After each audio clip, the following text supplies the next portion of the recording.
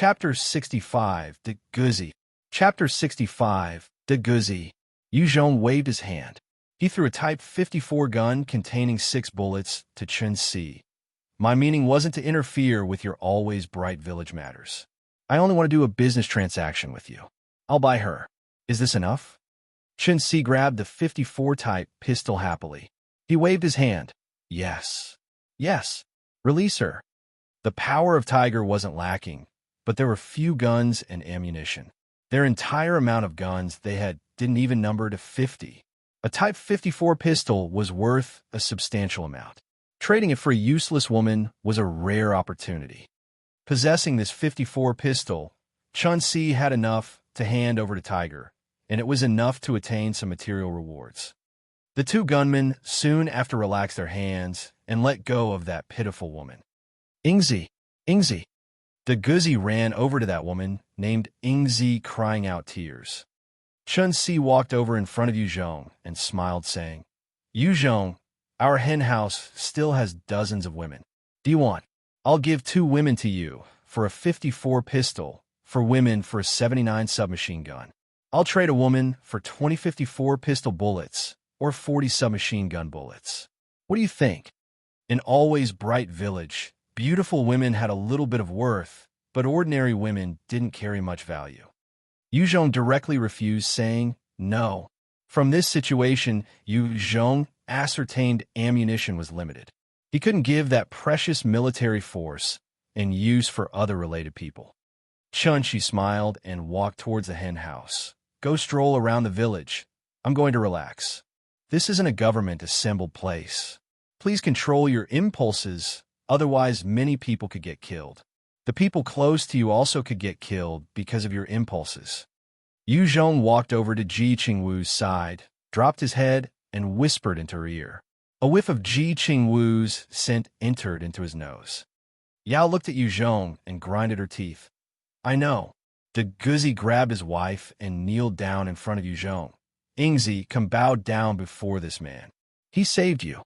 The Gouzi's age, although about a generation older than Yu Zhong. In this time, whoever has ability is the big brother. The Gouzi called all the gunmen in Always Bright Village older brother, as not to offend anyone. Ingzi kneeled before Yu Zhong, eagerly bowing her head. Thank you, big brother you. The hen house was the hell of Always Bright Village. Almost every day a woman couldn't bear the torment and died. That wasn't a place people could stay. Ingzi sincerely appreciated Yu Zhong. Yu Zhong cast an eye at Ingzi. She was approximately 30+ years old. Her body was ordinary with an average appearance. Her complexion was somewhat yellow, just an ordinary village woman. Yu Zhong said, Get up. The Gouzi helped Ingzi stand up. Yu Zhong withdrew a biscuit from his pocket and gave it to the Gouzi. How about you take me around the village? The Gouzi received the biscuit. His face smiled from end to end, continuously expressing thanks. Thank you, big brother. Thank you, big brother.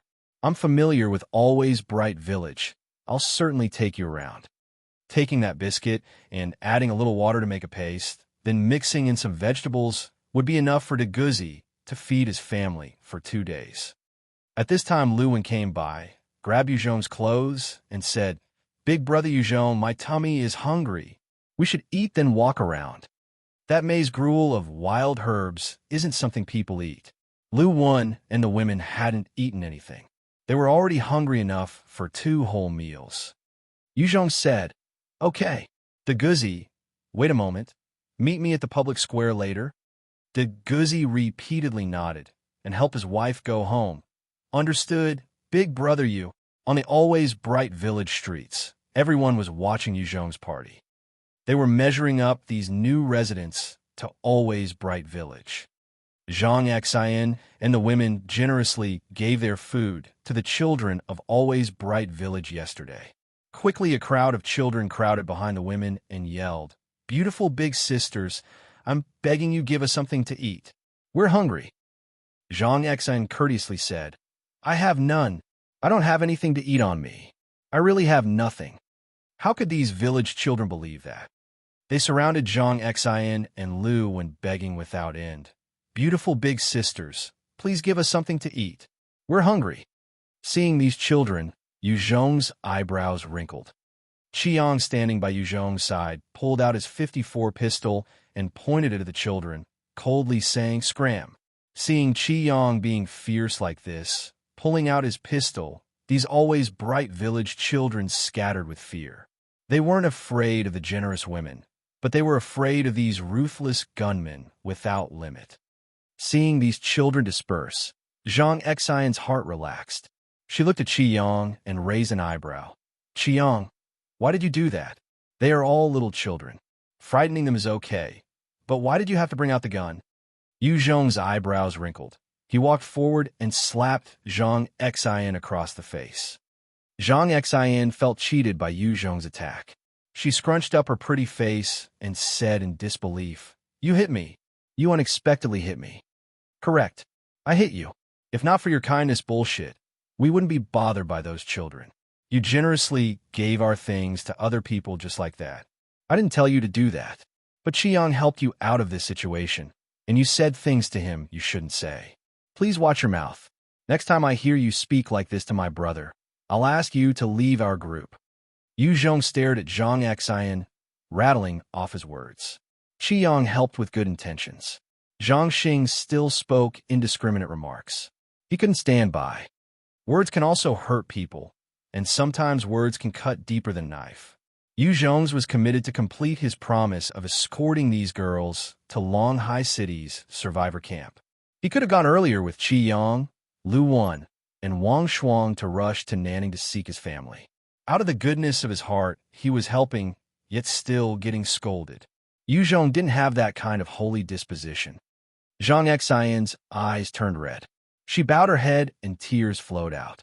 Although she couldn't compare with the beautiful Yuan Ying and Chun Yao, she still had a better-than-average face. In college, quite a few men pursued her, but this was the first time she had ever endured being hit by a man. Without paying attention to the crying Zhang Xiang, Yu Zhong walked over to the Dongfeng truck. Wang Shuang, Qiang, Lu Wan, Guiyu, and Wang Lan followed closely behind Yu Zhong. Chapter 66, Survivor Instinct. Chapter 66, Survivor Instinct. The other women also followed behind Yu Zhong, Ji Qingwu, and Qiang. Seeing always bright village's situation, these women started to really understand this world's savageness, as well as the rarity of people like Yu Zhong. Zhang Li was the only woman who stayed behind and walked over to Zhang Xiang's side, saying, "Zhang Xiang, Yu Zhong and them are already not bad. They have already been good to us. Don't nitpick like this later on. I know what you said wasn't wrong. But the present is different from the past. Order has already collapsed. Zombies are everywhere. Look, no one here has enough to eat. They kill someone over a steam bun. Yu Zhong and Qiang risk their lives searching for goods so that we won't be hungry for a day. You aren't satisfied and complain, saying it's not enough. Think about it." Finished speaking, Zhang Li also headed towards Yu Zhong's direction. She didn't feel the least bit safe away from Yu Zhong's side in this village. "Wait for me." Zhang Xiang saw she was the only one left behind. Her heart became dreadful. Not daring to stay there and cry, she hastily chased them.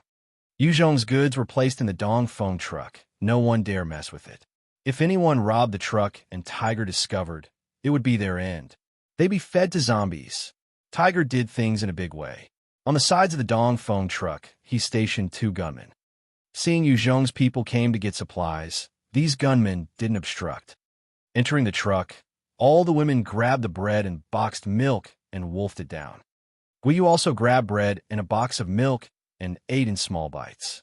This is the best breakfast she had eaten in Always Bright Village. On account of Tiger's restrictions, Guiyu and Wang Lan could eat until they were full, but the majority of what they ate was steamed buns and wild vegetables. There wasn't any of the things they wanted to eat. Only Tiger's women were able to occasionally taste meat dishes. As far as milk, that was a luxury good. Only the 4 big chiefs and a few leaders could drink it. The women couldn't partake. Guiyu in one bite ate bread and another drank milk. Her heart brimmed with satisfaction. I never thought bread and a box of cancer-causing milk could make me this satisfied. Guiyu thought with sorrow in her heart. Before the end of the world, Guiyu wouldn't even glance at this trash bread. She absolutely wouldn't drink anything but imported organic milk. Right now, bread and a box of milk made her feel extremely satisfied. She could only lament the environment was able to change mankind. Guo Yu ate bread and drank milk and measured up Yu Zhong at the same time. I need to take advantage of this man and put him firmly in my hands. Guo Yu was extremely afraid of once again falling back into the hands of the four chiefs of Always Bright Village. She needed to find a strong person to rely on and find shelter. Yu Zhong was able to grab Tiger's attention, and he also had the skill to find so much food. Obviously, Yu Zhong was her ideal strongman. As far as love, she saw a beautiful woman thrown to the zombies to die by Tiger. When that beautiful woman's husband was begging for shelter before Tiger, Guo Yu already gave up on expecting love. The situation had changed mankind. The originally innocent and only sometimes rebellious and bold Guo Yu started having schemes. Yu Zhong took inventory of the goods on the Dongfeng truck. Shortly after finishing, he said to the women, "Starting today, we need to implement a food distribution system. You can't eat as you please like in the past." On the road, due to the supplies being sufficient, Yu Zhong didn't restrict the women's food and drink supplies. This was the first time implementing rations. The women's hearts had some conflict and doubt, but Yu Zhong just finished reprimanding Zhang Xiang. The other women didn't dare disobey Yu Zhong and became silent. Just at that time, Ji Qingwu opened her mouth and asked, "Why?" Among the women, only Ji Qingwu, Lu Wan, and Chen Yao were able to speak equally with Yu Zhong. Yu Zhong explained, "We've used up a lot of supplies on the road, yet we haven't searched for any supplies. Right now, we have to give Tiger half of our supplies. The shortest time we will stay at Always Bright Village is 3 days. After leaving Always Bright Village, we still have to reach Longhai City without knowing how it will take, and we also don't know what will happen on the road. I want sufficient supplies to respond to events that could occur." Yu Zhong knew Ji Qingwu was also helping the other women ask. For that reason, he answered extremely clearly. 2 Dongfeng trucks have a lot of supplies, and Tiger wanted to take one. Yu Zhong and the rest would be left with one. Their party had more than 10 people. If they didn't have food rations and still let everyone pig out, he was afraid the supplies wouldn't last long. Receiving Yu Zhong's explanation, their hearts slowly relaxed. Several supplies were also hiding in Yu Zhong's storage ring, but that was his emergency stash. He would only use it as a last resort. Yu Zhong said, "From today, during our stay in Always Bright Village, we will cook food. The fighting force will receive 3 bowls of rice each meal, 2 slices of lunch meat, and a piece of ham sausage. The labor force will receive 2 bowls of rice each meal and half a piece of ham sausage. The non-laborers will receive 1 bowl of rice each meal." On the Dongfeng truck, they arranged several pouches of rice and used a rice cooker to measure out an amount that would be enough to eat similar to the packaged food. This time, Ji Qingwu didn't speak again. She knew the current situation wasn't very good. If there was no leftover food to respond to dire situations, as soon as a situation occurred, there would be trouble. For instance, if they had to stay in Always Bright Village without any supplies stored up, the consequences would be unbearable. Ji Qingwu didn't voice any opposition, and the other women didn't dare say anything. That's how this matter went down. Quickly, the Gouzi came to the public square. Seeing the group eating bread and drinking milk, he choked down his saliva. He extremely respectfully said, "Brother Yu, I'm here." Yu Zhong casually threw his bread package and milk box into the trash can and said, "Okay, let's go." The Gouzi tenaciously started at the black trash bag at Yu Zhong's side. He said to Yu Zhong, "Big brother Yu, can you give this to me?" "Okay, but what are you going to do with it?" Yu Zhong gave the trash bag to the Gouzi and asked him, not understanding. The other women also strangely looked over at the Gouzi. The Gouzi's face proudly showed his survival instinct. Those packages still have some crumbs in them. The milk boxes can be cut open and could still have milk remaining. Hearing the Gouzi's words, these women all had a burst of sadness. Yu Zhong curiously asked, "The Gouzi, aren't you in Farm Village? How are you lacking food?" Chapter 67. Entangled. Chapter 67. Entangled. In the city, ordinary families have several days or even 10 days' worth of food storage. Always Bright Village is a rural village. They should have stockpiled even more. Yu Zhong had heard the villages around them. The families normally saved a full year's supplies. The Gouzi bitterly laughed. Our village does agricultural tourism, specializing in hosting outside travelers. In the village, there are some privately raised pigs, chicken, and fish. However, every family had a little saved. The day the whole world suddenly spawned zombies, they bit several people. Everyone either fled or went into hiding. Later on, Big Brother Tiger and the rest came. They cleared out village zombies, but the provisions, pigs, and chickens of the village were all snatched away by them. When we ran, no one carried much food. There was no method to do so. We were only able to dig up some vegetables and grass to live a meager existence. Yu Zhong pointed at the surrounding farmland. Why not seed there? You only need to plant a few seeds. After a couple months, you can collect some food. There were only women and children searching for vegetables on the fields outside the village. There weren't any people cultivating the land. Continuing on like this was out of the question. Only relying on reserves, even if they have a mountain stored up, eventually they will starve. If there wasn't anyone assigned to plowing, just the food problem was enough to make people have an endless headache. The Gouzi bitterly laughed. Big Brother Tiger bought seed from the nearby supplier, but those seeds were planted a while ago. They've yet to germinate. Yu Zhong's heart sank.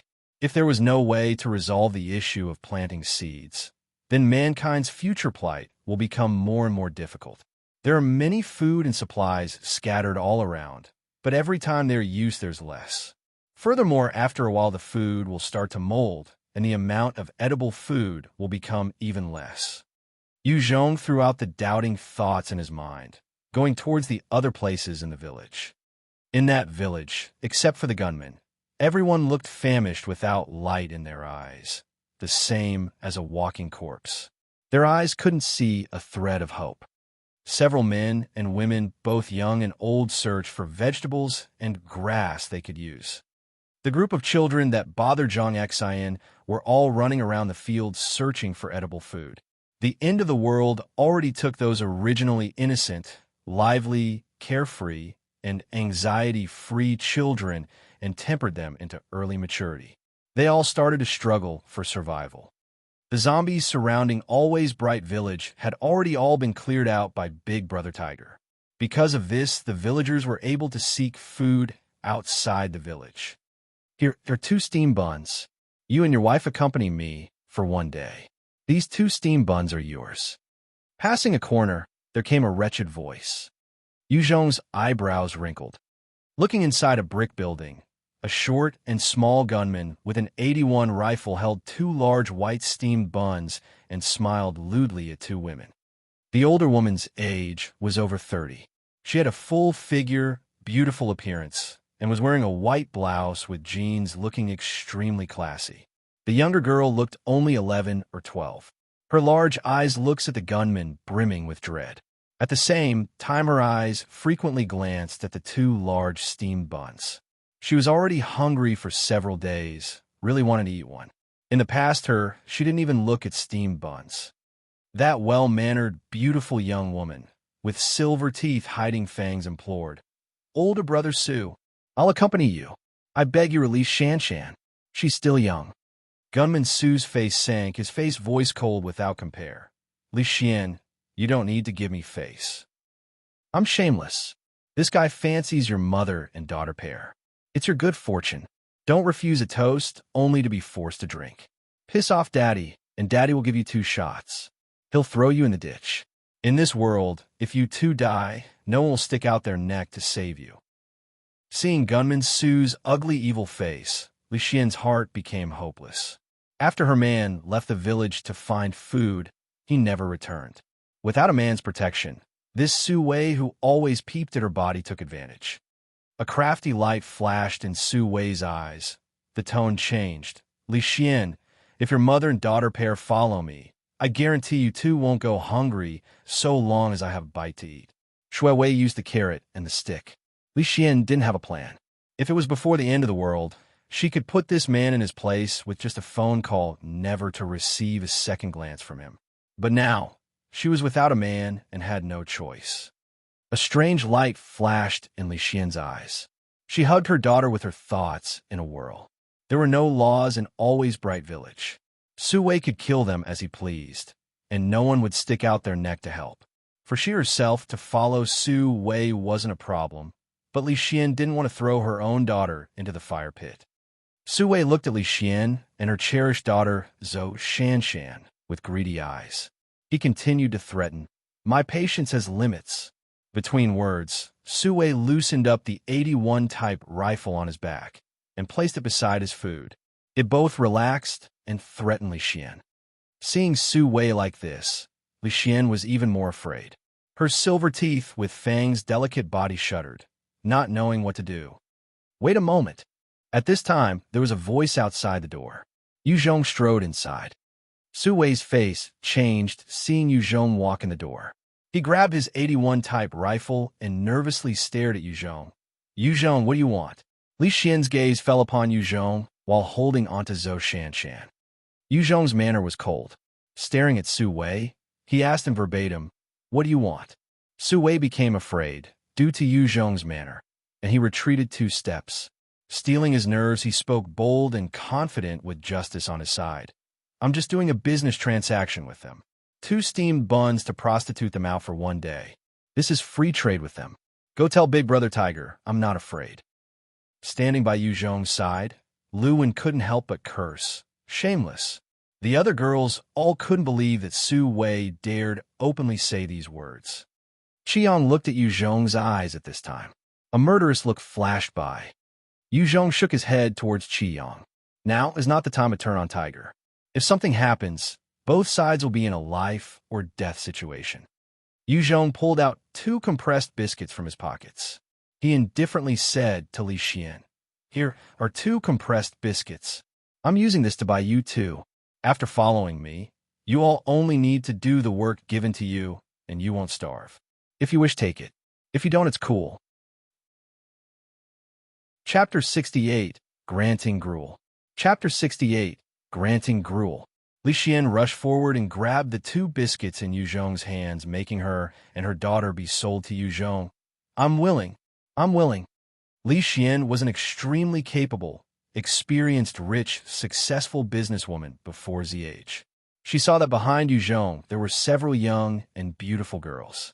They also didn't have the appearance of bitterness. She knew Yu Zhong at least still maintained a shred of humanity during his age. Seeing the prized meat almost in his hand, wanting to fly away, Su Wei's eyes flashed enmity. Seeing the eyes of White Bones standing at Yu Zhong's side, he put down his fierce words. Then he gloomily walked away. "Yu Zhong, your ruthlessness, I'll remember." As soon as Su Wei walked away, Zhou Shanshan ate her compressed biscuit in small bites.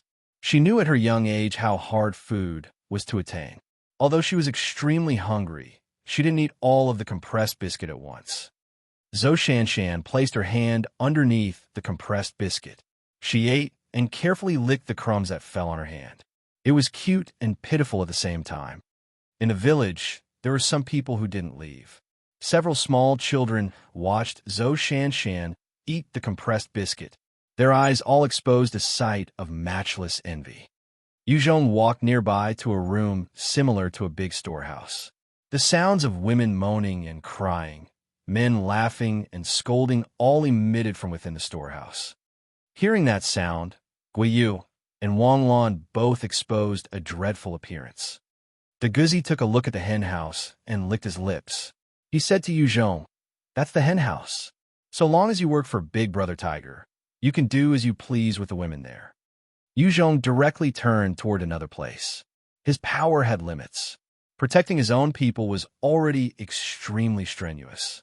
He didn't know what took place in there. Otherwise, he worried he couldn't stand it, and he would become impulsive.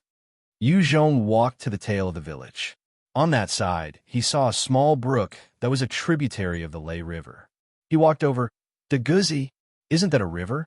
Why don't you go over there and catch some fish to eat? The brook has fish and shrimp. The villagers only need to use their brains." Catching some food to eat shouldn't be a problem. Why does everyone look famished? Are they not hungry? The Gouzi laughed. Big brother, people have thought of this. But the river spawned dozens of pythons after the zombies appear. If anyone goes near that river, the pythons will jump on the shore and eat them. Already dozens of people have died in the mouths of pythons. Up until now, unless they don't want to live, who dares go near that river? Big Brother Tiger also wanted to kill those pythons in the past. After 4 people died, they gave up on sieging the dozens of pythons.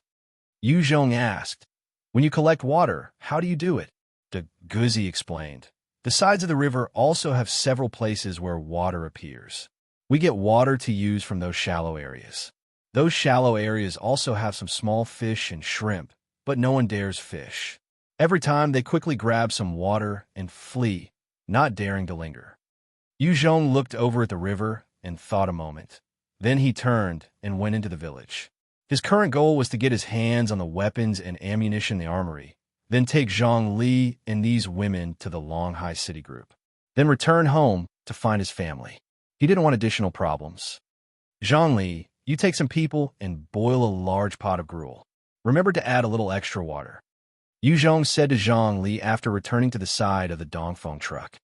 Finished speaking, Yu Zhong said over to the Gouzi, "Go tell the children under 16 years old they can come over here to eat 1 bowl of watered-down gruel each meal. You and your wife can also come eat a bowl. Remember to remind them to bring their own bowls." The Gouzi heard the words, looking stupefied, then his became covered with a happy expression towards Yu Zhong, unceasingly expressing thanks. "Thank you. Big brother, thank you. I'll bring the people of the village to thank you. You really are a good man." Finished speaking, the Gouzi rushed into the village. The majority of the team members didn't have an opinion about Yu Zhong's decision. Along the way, they saw the children of the village were extremely poor. They were like war refugees that fled to another country. Like a gust of wind, quickly the children of the village all caught the news and came, and they crowded the area. Qiang looked at those children coldly. "Line up. If you don't line up, or if you jump the line, then you can't receive gruel. Everyone can only have 1 bowl, no seconds. If you are discovered getting seconds, then you can't come next time." Hearing Qi Yang's words, the children quickly lined up neat and orderly. No one dared jump the line. Everyone carefully drank after receiving a bowl of gruel. The cruel world made them start to treasure every grain of food. "Mama, drink." A boy around 13 years old ran over to his famished mother after having 2 drinks. He gave her his leftovers. Xiao also drank. Her eyes became red, and she hugged her thoughtful son. She carefully drank with tears pouring forth. This rich sight plucked at the onlooker's heartstrings. Chen-Si led several gunmen eating steamed buns. Looking at this sight, he sneered. "How foolish. That much rice is enough to spend on several good-looking women. He actually used it for those little demons. How foolish." The gunman at Chen-Si's side immediately buttered him up. "It really is. Yu Zhong had a lot of skill, but his mental ability is severely lacking compared to Big Brother Chen." Chen-Si let out a big laugh. "Ha. A gunman by Chen-Si's side looked Chen-Si in the eyes with a flash of disdain. He gave Yu Zhong a complicated look. Chen-Si saw that gunman's expression. His face sunk, and he coldly said, "Xiao Ming, do you dislike my words?" Xiao Ming was young, and he had not lost his blood. He still had traces of conscience, and he couldn't help but say, "Big brother C, Yu Zhong is doing a good thing. This type of thing, although you wouldn't do it, don't ridicule the people who do." Chen-Si's face grew dark. He cynically said, "Xiao Ming, I never thought you were such a noble man. Since you're so noble, how about you give him your food? You're so noble. Why do you hang around us and play with women?" A gunman said, "He's a hypocrite." Exactly. He is a hypocrite. He's pretending to have a big wolf tail." The rest of the gunmen caused a commotion one by one, isolating Xiao Ming. They already had a displeasing eye towards this unsuited partner. Chapter 69. Xiao Ming. Chapter 69. Xiao Ming, his face turning red, tightly squeezing his fists, and gritting his teeth. Xiao Ming silently endured his comrades' isolation and abuse. He entered Tiger's influence without any goals other than to eat and not die. His conscience wasn't destroyed. As far as the hen house, he also went with the other men to be with the women.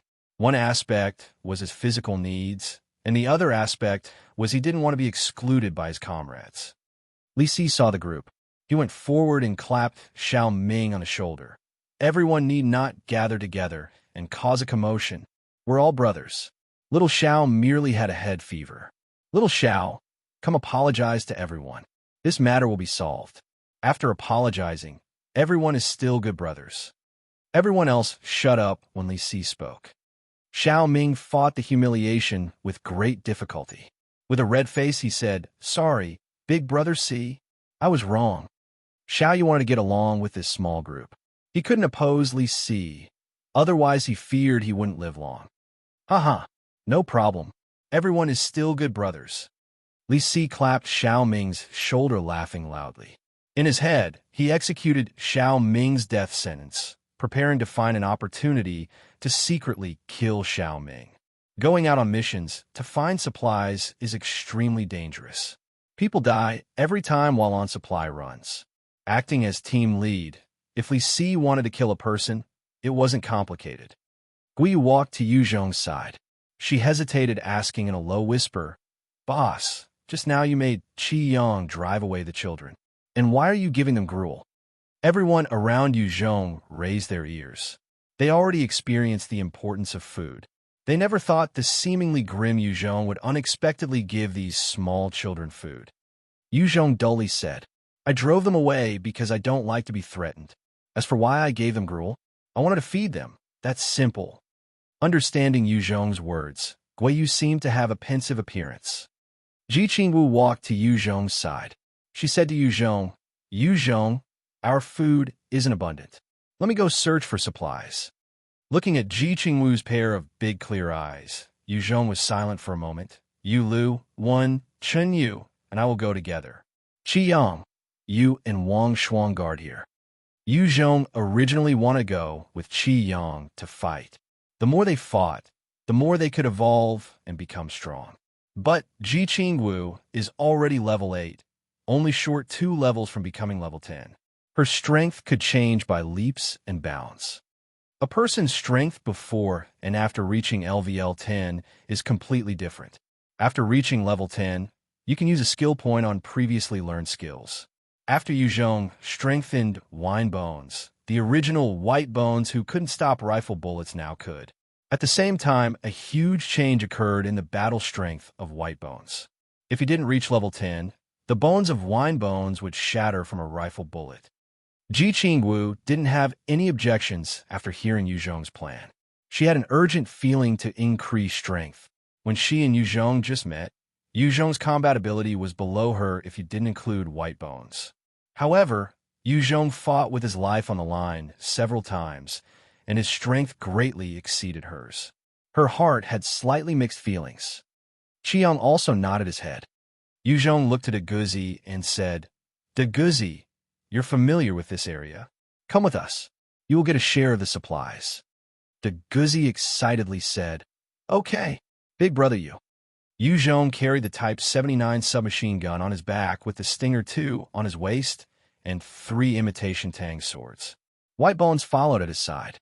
He looked like a person with tyrannical power. Although there was layer upon layer of danger outside, De Gouzi was extremely willing to give it a shot by going with a strong person like this. Arrangement set, he made people inform Tiger. Yu Zhong lead his people to drive outside. With a big truck under De Gouzi's guidance, they entered a remote path. The vehicle didn't go far before a beautiful house appeared.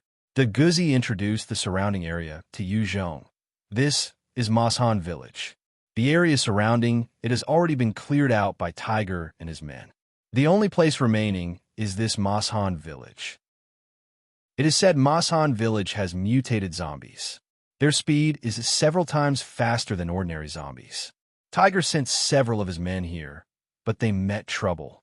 They haven't brought anyone back to this place. Yu Zhong looked at the lonely, quiet environment and said, I know. Stop the truck. Chen Yao immediately stopped the truck. Yu Zhong jumped down from the truck and took a look around. The Gouzi also climbed down from the truck. Confused, he said, Big brother Yu, we aren't entering the village.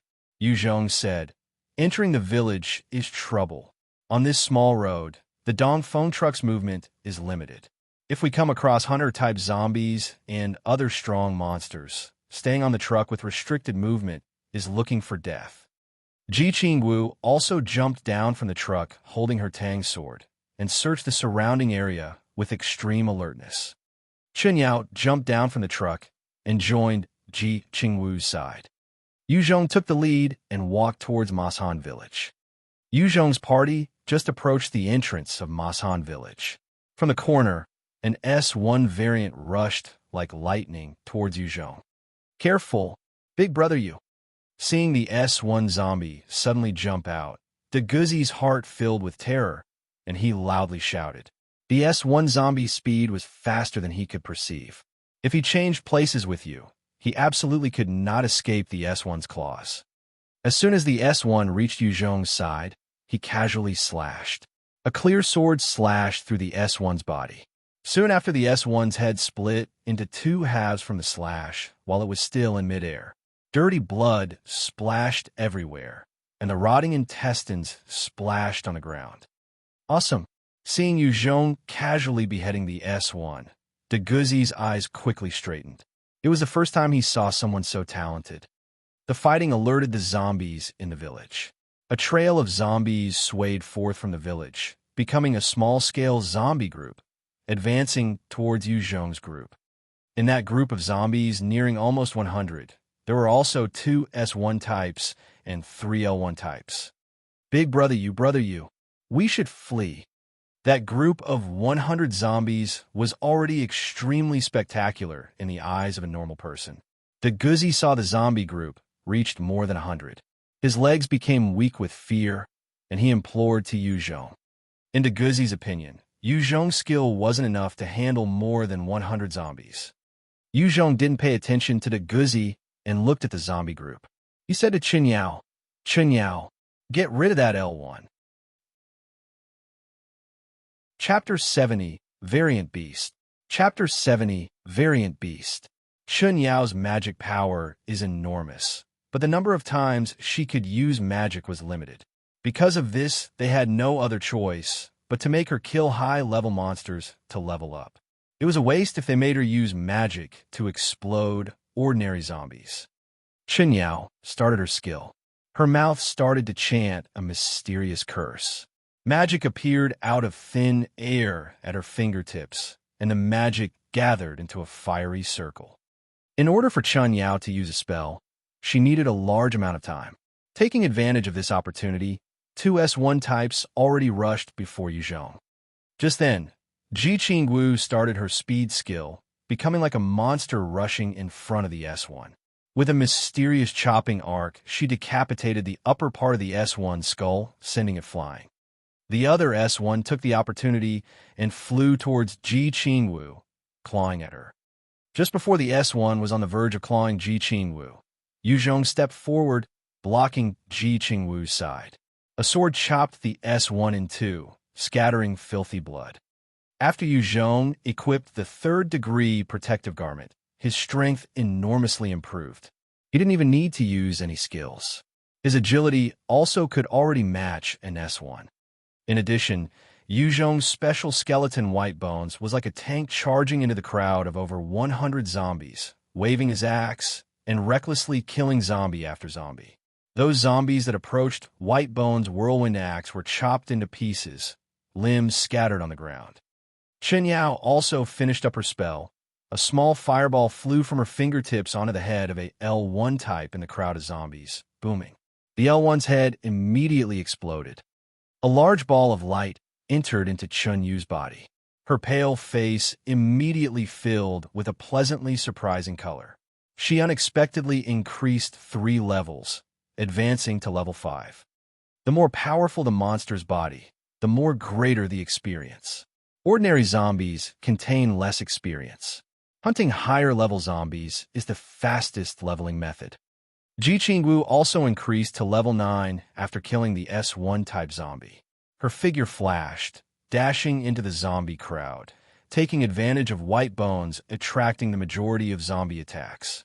She waved the Tang sword, each cut beheading a zombie in the group like a Valkyrie of slaughter. The two L1 types in the group of zombies were also beheaded by Ji Qingwu. Before Zage, Ji Qingwu was a fencing expert. After Zage started, her skill grew even stronger. In the past, when she faced an L1, she had trouble because she didn't have a strong weapon. After getting the imitation Tang sword, the clumsy moving L1 was no match for her. Yu Zhong also strolled at Ji Qingwu's side, occasionally beheading ordinary zombies.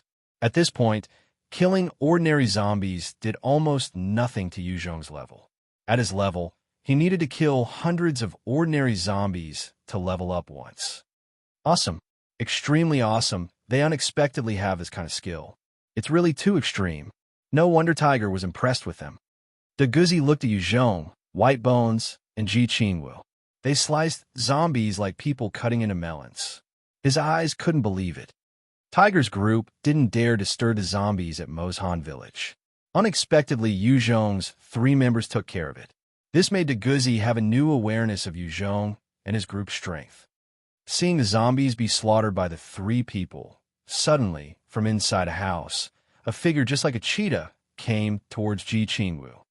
At that time, Ji Qingwu was caught up in killing zombies inside the zombie crowd, with absolutely no way to avoid the figure that was faster than an S1. Standing at Ji Qingwu's side, Yu Zhong sent a zombie that was standing beside Ji Qingwu fly with a kick. Then he slashed at the zombie that went towards her.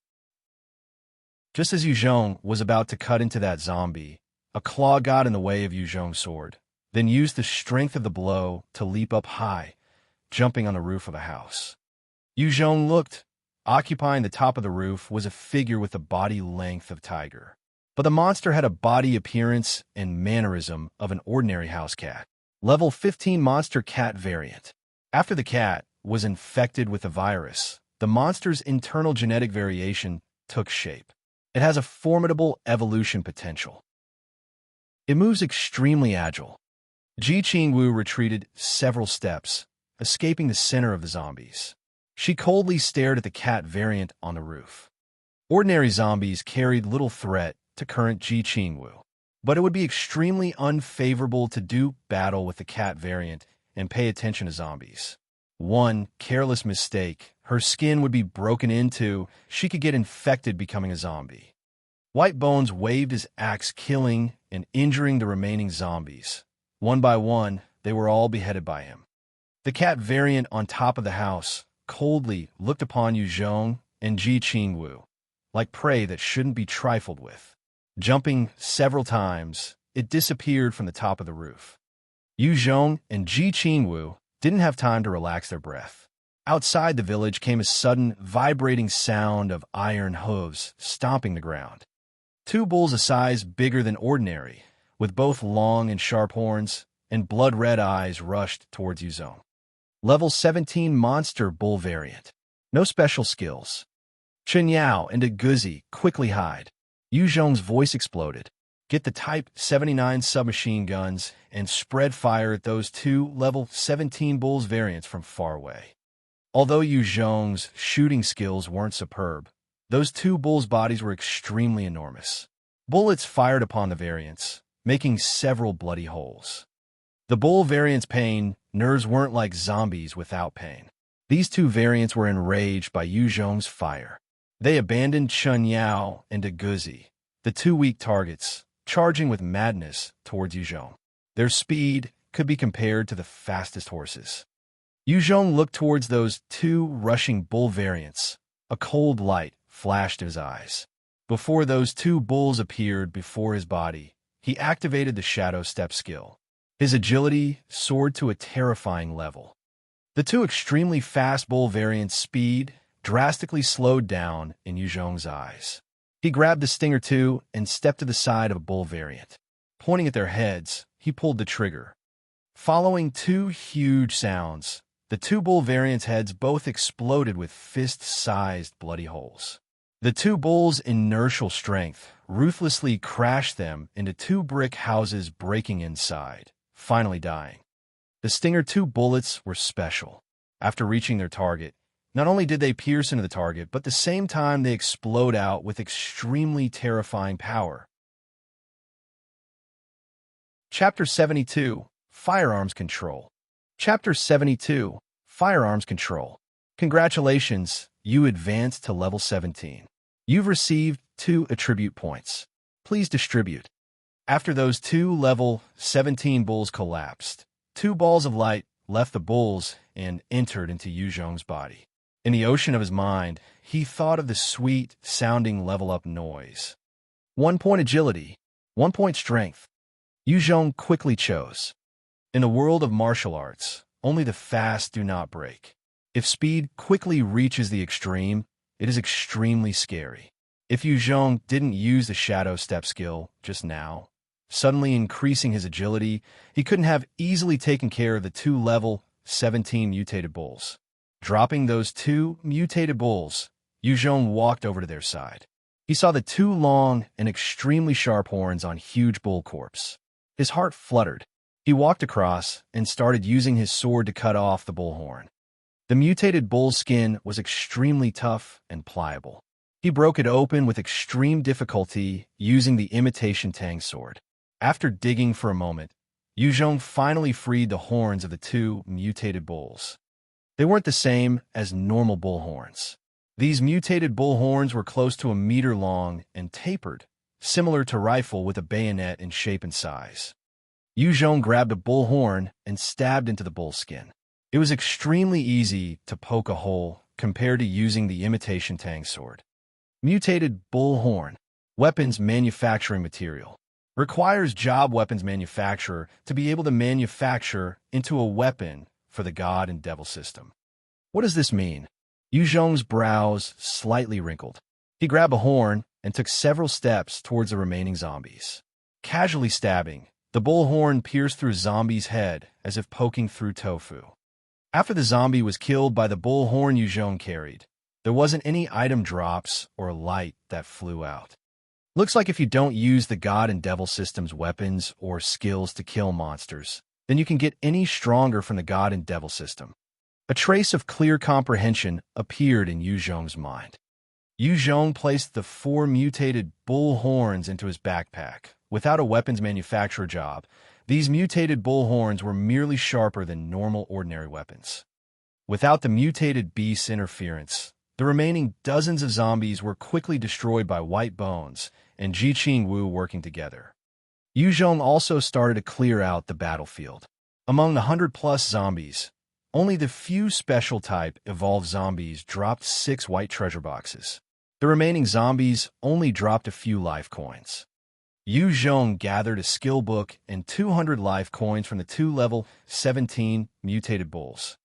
Level 2 skill book, Firearms Control. Skill description. This skill is passive. After learning the skill, you at the very minimum will attain firearms skill comparable to a rigorously trained soldier. If you're already extremely skilled at handling firearms, after studying the skill, it is able to make your weapons control increase to a new height. Looking at the Firearms Control skill book, Yu Zhong's eyes flashed a hint of glow. Without saying another word, he used the skill book. What a good skill! This skill is exactly what I needed. When Yu Zhong was originally picking his job, a part of him wanted to pick soldier for the gun control skill. Later, after See the Dark Knight was a better fit for him, he chose that. Unexpectedly, this type of skill book appeared before him. He definitely had to learn it. In Yu Zhong's sea of his consciousness, a black radiance flashed, condensing into a gun-type rune. When the rune was forming, a feeling firearms control rushed into Yu Zhong's body. He playfully grabbed his Type 79 submachine gun, like he had already held this type of submachine gun for several years. At any time, he could break it down and reassemble it. Seeing the outside had become tranquil, Gouzi and Xiao walked out from the house together. Seeing all the zombie remains on the ground, Gouzi felt like throwing up. This wasn't the first time he had seen a sight of so many beheaded zombies. Chen Yao didn't have a big reaction. She had followed Yu Zhong and seen an even larger amount of corpses before. Chen Yao had already seen the sight of a ground filled with zombies several times. Yu Zhong looked at the Gouzi. He said, "The Gouzi, follow me to transport the goods. In this village, I'll let you have 1/5 of whatever goods you put on the truck." The Gouzi's eyes flashed with an incomparable liveliness. His loud voice, full of pleasantness, responded, "Yes, big brother you." Originally, the Gouzi joined, hoping to get a reward of 3 steamed buns. Now Yu Zhong let him have 1/5 of the goods he transported, bringing into play his zeal. The Gouzi wished he could pull out his heart and give it to Yu Zhong to show loyalty. Yu Zhong took white bones and carefully inspected each house. This village already produced extremely strong mutated monsters like the mutated bull and the mutated cat. Mozhan village suffered a situation of severe infection. The village was occupied by advanced zombies and mutated beasts. Because no survivors were left, the goods were extremely abundant. Bag after bag of rice, jerky, sausage, potatoes, beverages, everything you could imagine. Yu Zhong also found a solar energy-powered notebook in a small luxurious villa. After the Dongfeng truck was packed completely full, Yu Zhong's party left Mozhan village. They returned. Yu Zhong's party drove the truck back to Always Bright Village. The Always Bright Village immediately surged forth. Practically all the people of the village came and circled around. How awesome! It's completely full. So many goods. Where did they get all from? The eyes of Always Bright Village's survivors all stared at the Dongfeng truck, full of admiration and envy. The surrounding gunmen's eyes all quickly turned red seeing the truck's goods. Right now, goods were extremely scarce. A steamed bun was enough to buy a woman for the night. What kind of idea that truck represented? The gunmen under Tiger's control wanted to take that truck's goods. With good luck, they would only lose a few brothers to get the supplies. With bad luck, leaving empty-handed was nothing new. Merely 4 people left with Yu Zhong. One everyone knew as the worthless de Gouzi, yet they were able to get so many supplies.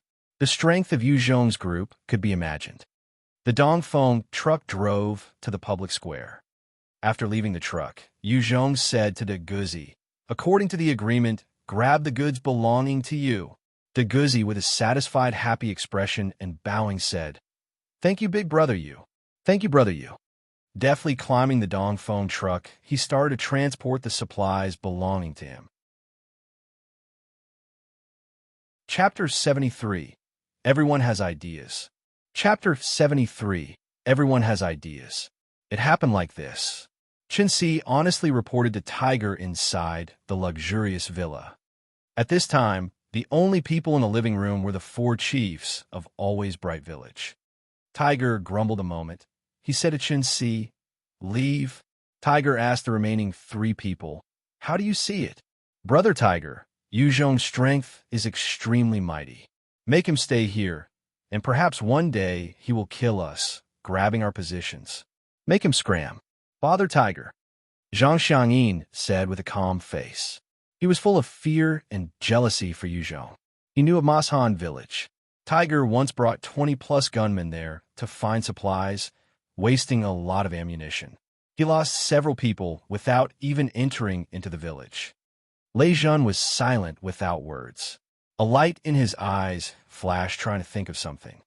Chen Yin contemplated a moment, finally slowly saying, "Yu Zhong's strength is very mighty. But his heart isn't in this place. He won't threaten us." Tiger maintained his composure, saying, "I know. Little Xiang, prepare. Tomorrow take several people to Mozhan village to search for supplies." A whole village's supplies couldn't fit on one truck. Zhang Xiang shouted, "Thank you, brother Tiger. A village that's already cleared out of zombies is like a big fat piece of meat upon invaders. You only have to drive a car over, and you'll be able to bring a whole car's worth of supplies back. An extremely fatty assignment." Zhang Xiang was given a fatty mission. The 4 people discussed the matter a moment. Zhang Xiang and Chen Yin immediately left the villa. "Brother Tiger, why did you give Zhang Xiang that fat mission?" How about letting me go? Lin Jun couldn't help but ask after Zhang Xiang left. Lin Jun and Tiger's relationship was much closer than the relationship Tiger had with Chunyan and Zhang Xiang. Lin Jun was Tiger's most trusted aide. Tiger slightly smiled. I gave them the Mozhan village gold mine. When it comes to the weapons arsenal, they won't think to receive a profit. Lin Jun flashed a smile. Brother Tiger is brilliant. The world already changed. In the present world, the mighty fist is the leader. Grabbing weapons and ammunition is the same as controlling a large military force and grabbing power. Tiger was able to become the boss of Always Bright Village because he controlled many men, many guns, and many bullets. If Lin Jun had half the strength of Yu Zhong, it would be good. Tiger looked at Lin Jun, his face forming a smile. His heart slightly lamented. Tiger had high aims. The world was a mess, and he peered upon the whole world. Yu Zhong's strength is tyrannical. He also lacks a trace of fear. Tiger still wanted to recruit him and monopolize you under his banner. Otherwise, he wouldn't have given away the beautiful Lolita Guiyu, who is a treasure to normal people. Fuck, that bastard still resists me. I want to pocket the whole arsenal treasure. Returning to his own room, it appears he only knows how to kill. Without any schemes, Zhang Xiang's face became ashen. His fists clenched. His eyes flashed an indignant blaze. Zhang Xiang uneasily pushed down the anger in his heart. Consoling himself, he said, Zhang Xiang, you still need to endure. Right now isn't the time. Think of a way to take down Tiger. There's always a chance.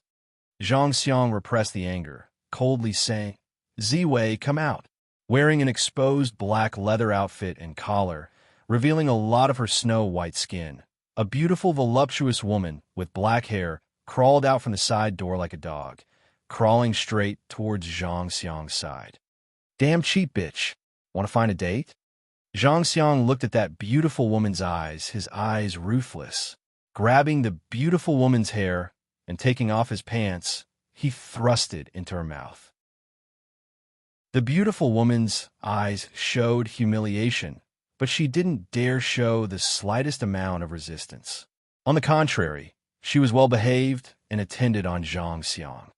On the other side, in the square, Always Bright Village's survivors extremely jealously looked upon Yu Zhong's fully loaded return, filled with envy.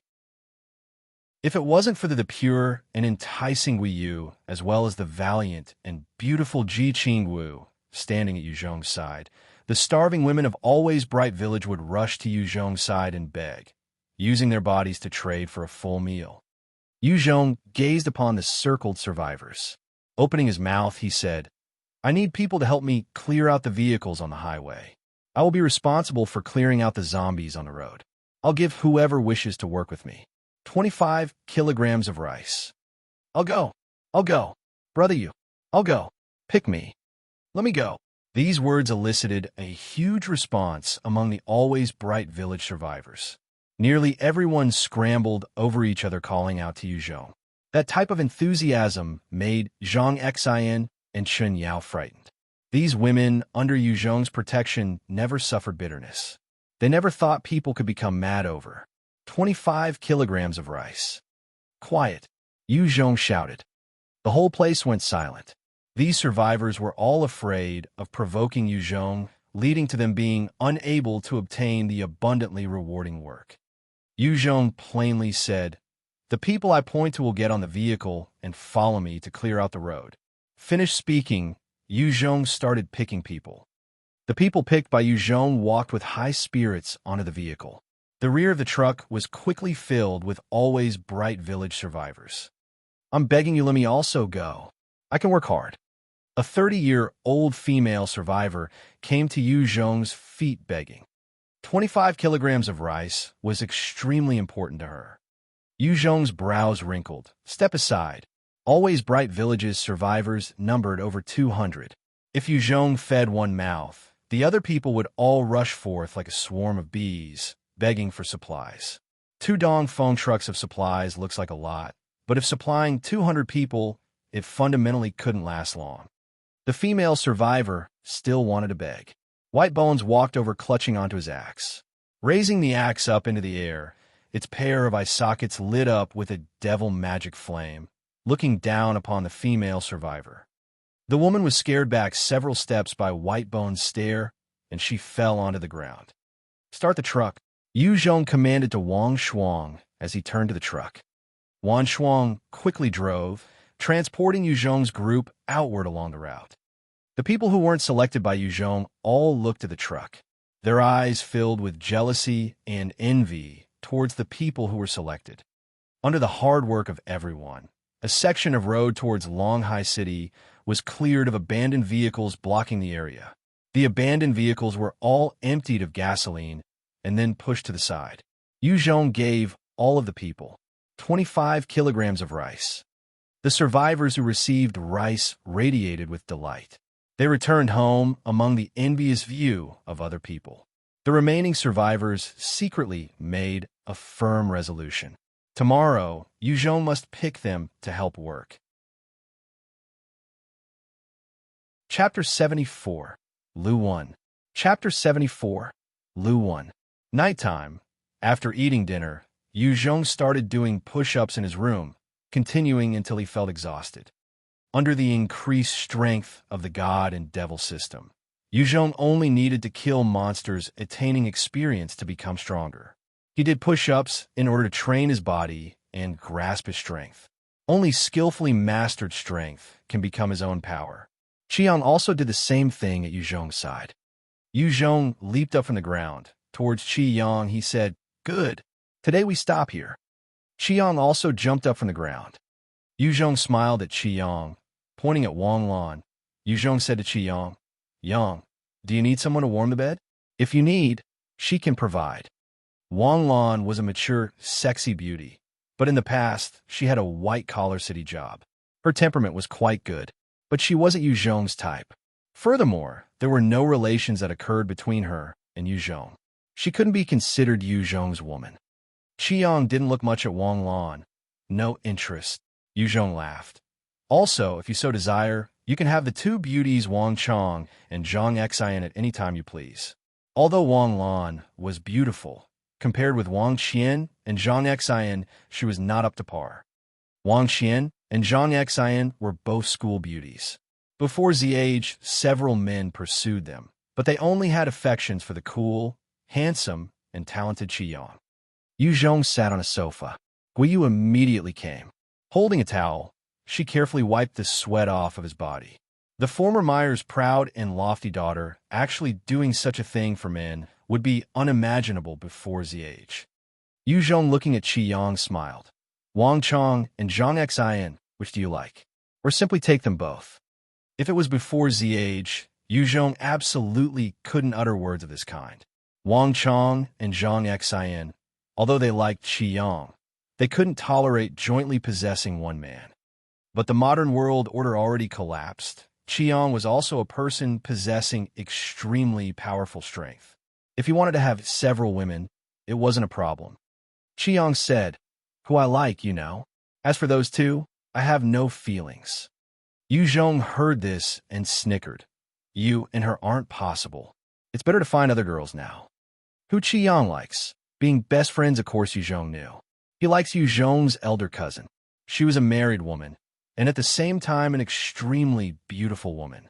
After Xiang met that woman several times, he was deeply attracted by her. His heart wasn't able to forget her. Towards his best friend, Xiang had nothing to hide. "I know it's not possible. I also greatly wish to forget her as much as possible, but I still can't forget right now." Xiang stood up and walked outside. "Okay, I'll go." Yu Zhong shook his head. He looked at Lu Wen, who was laying on the bed, playing with the laptop. Lying on the bed, using the notebook Yu Zhong found today, playing computer games on the side, there was a box of papayas. Two exquisitely small, white legs continuously kicked, looking worry and anxiety-free, extremely cute. Yu Zhong smiled and went into the bathing room. Yu Zhong just entered the bathing room. Lu Wen stood up from the bed. Staring at Guiyu, who was preparing to enter the bathing room to attend on Yu Zhong, she said, "Where are you thinking of going?" Guiyu submissively and quietly said, "I'm attending master."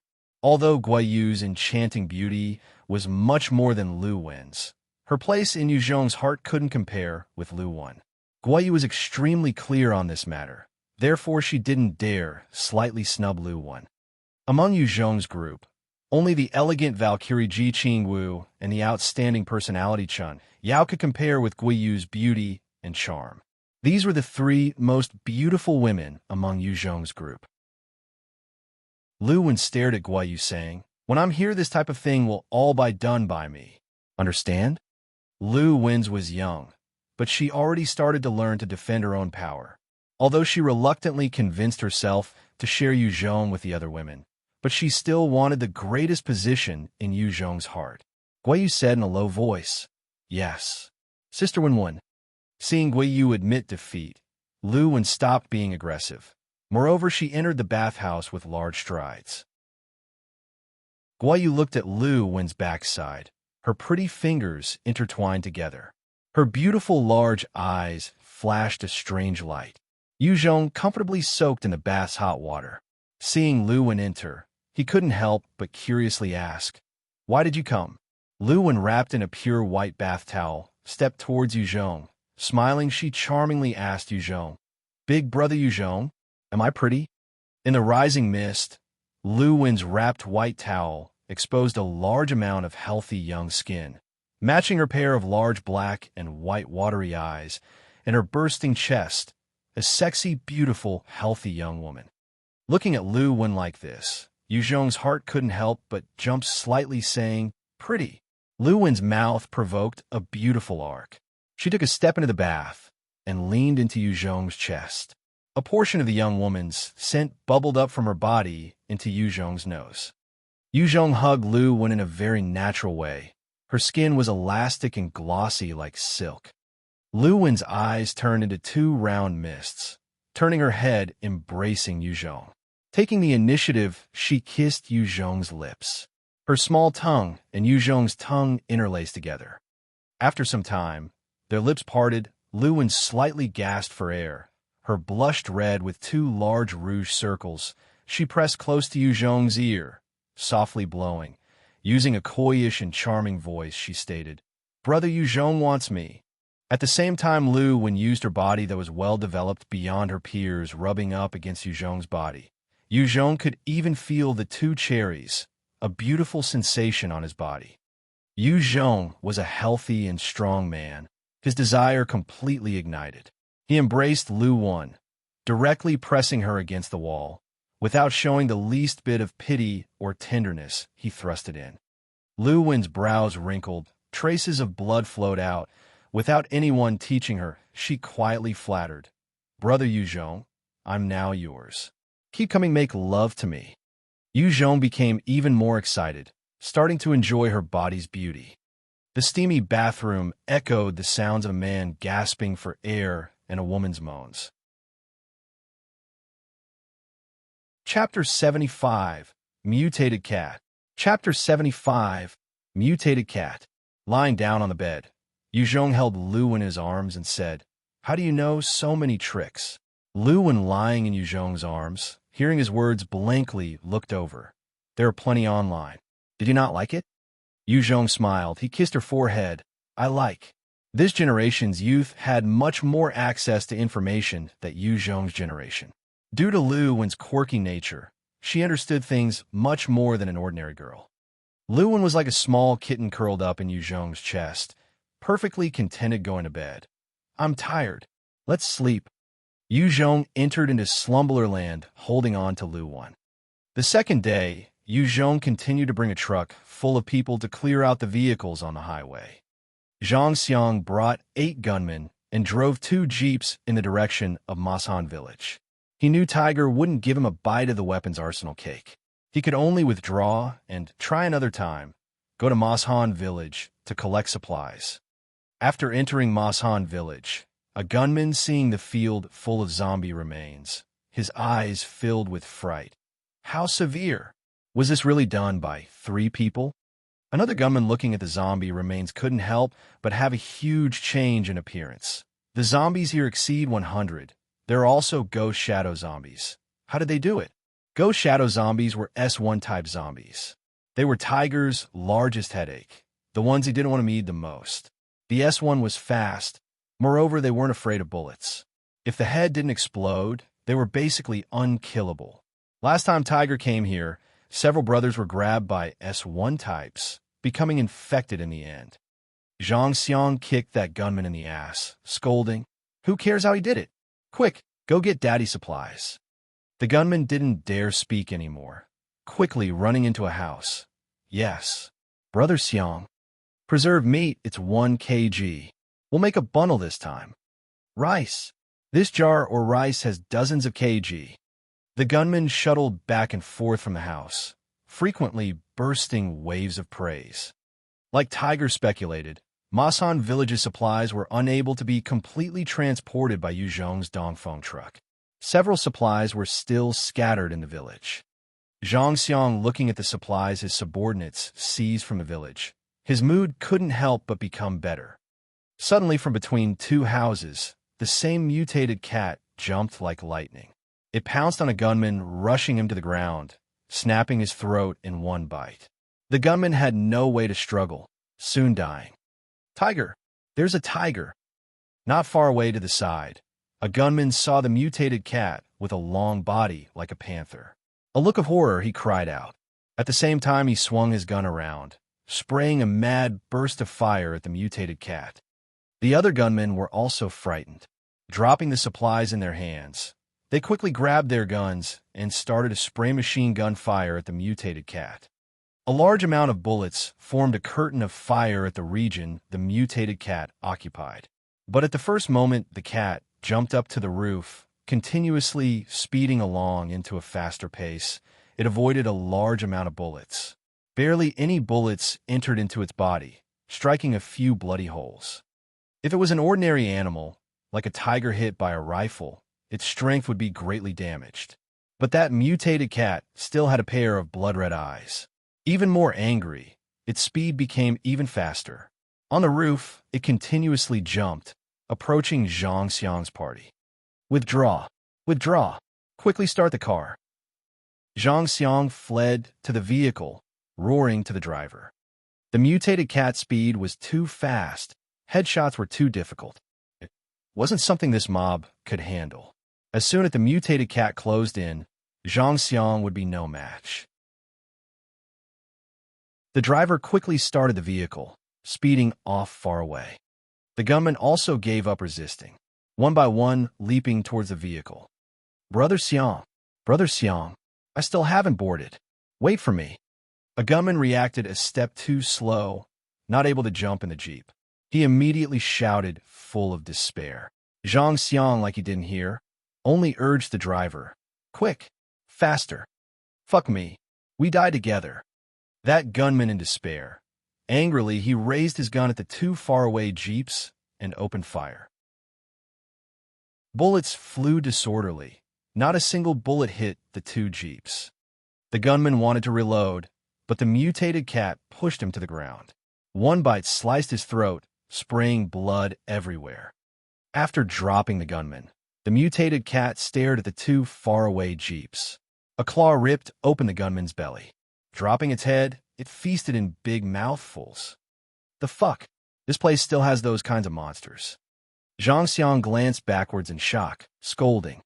This time he lost two brothers. His power once again was greatly weakened. It made him extremely pained. After Zage, whoever was strong, whoever had the stronger weapons force, was the boss. Zhang Xiang lost two gunmen this time, tremendously affecting his strength.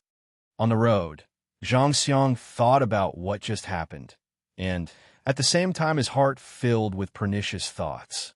"Ought to kill Yu Zhong. It was him.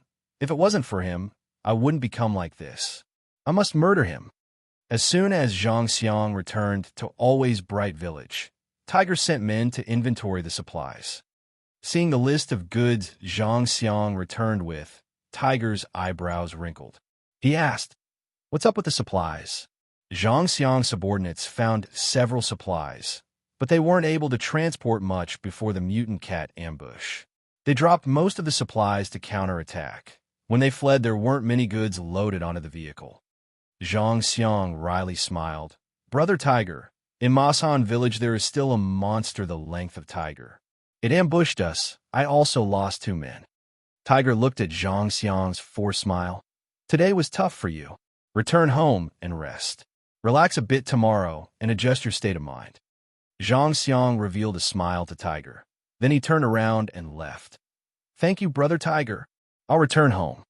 After Zhang Xiang returned home, his face sank, becoming unsightly.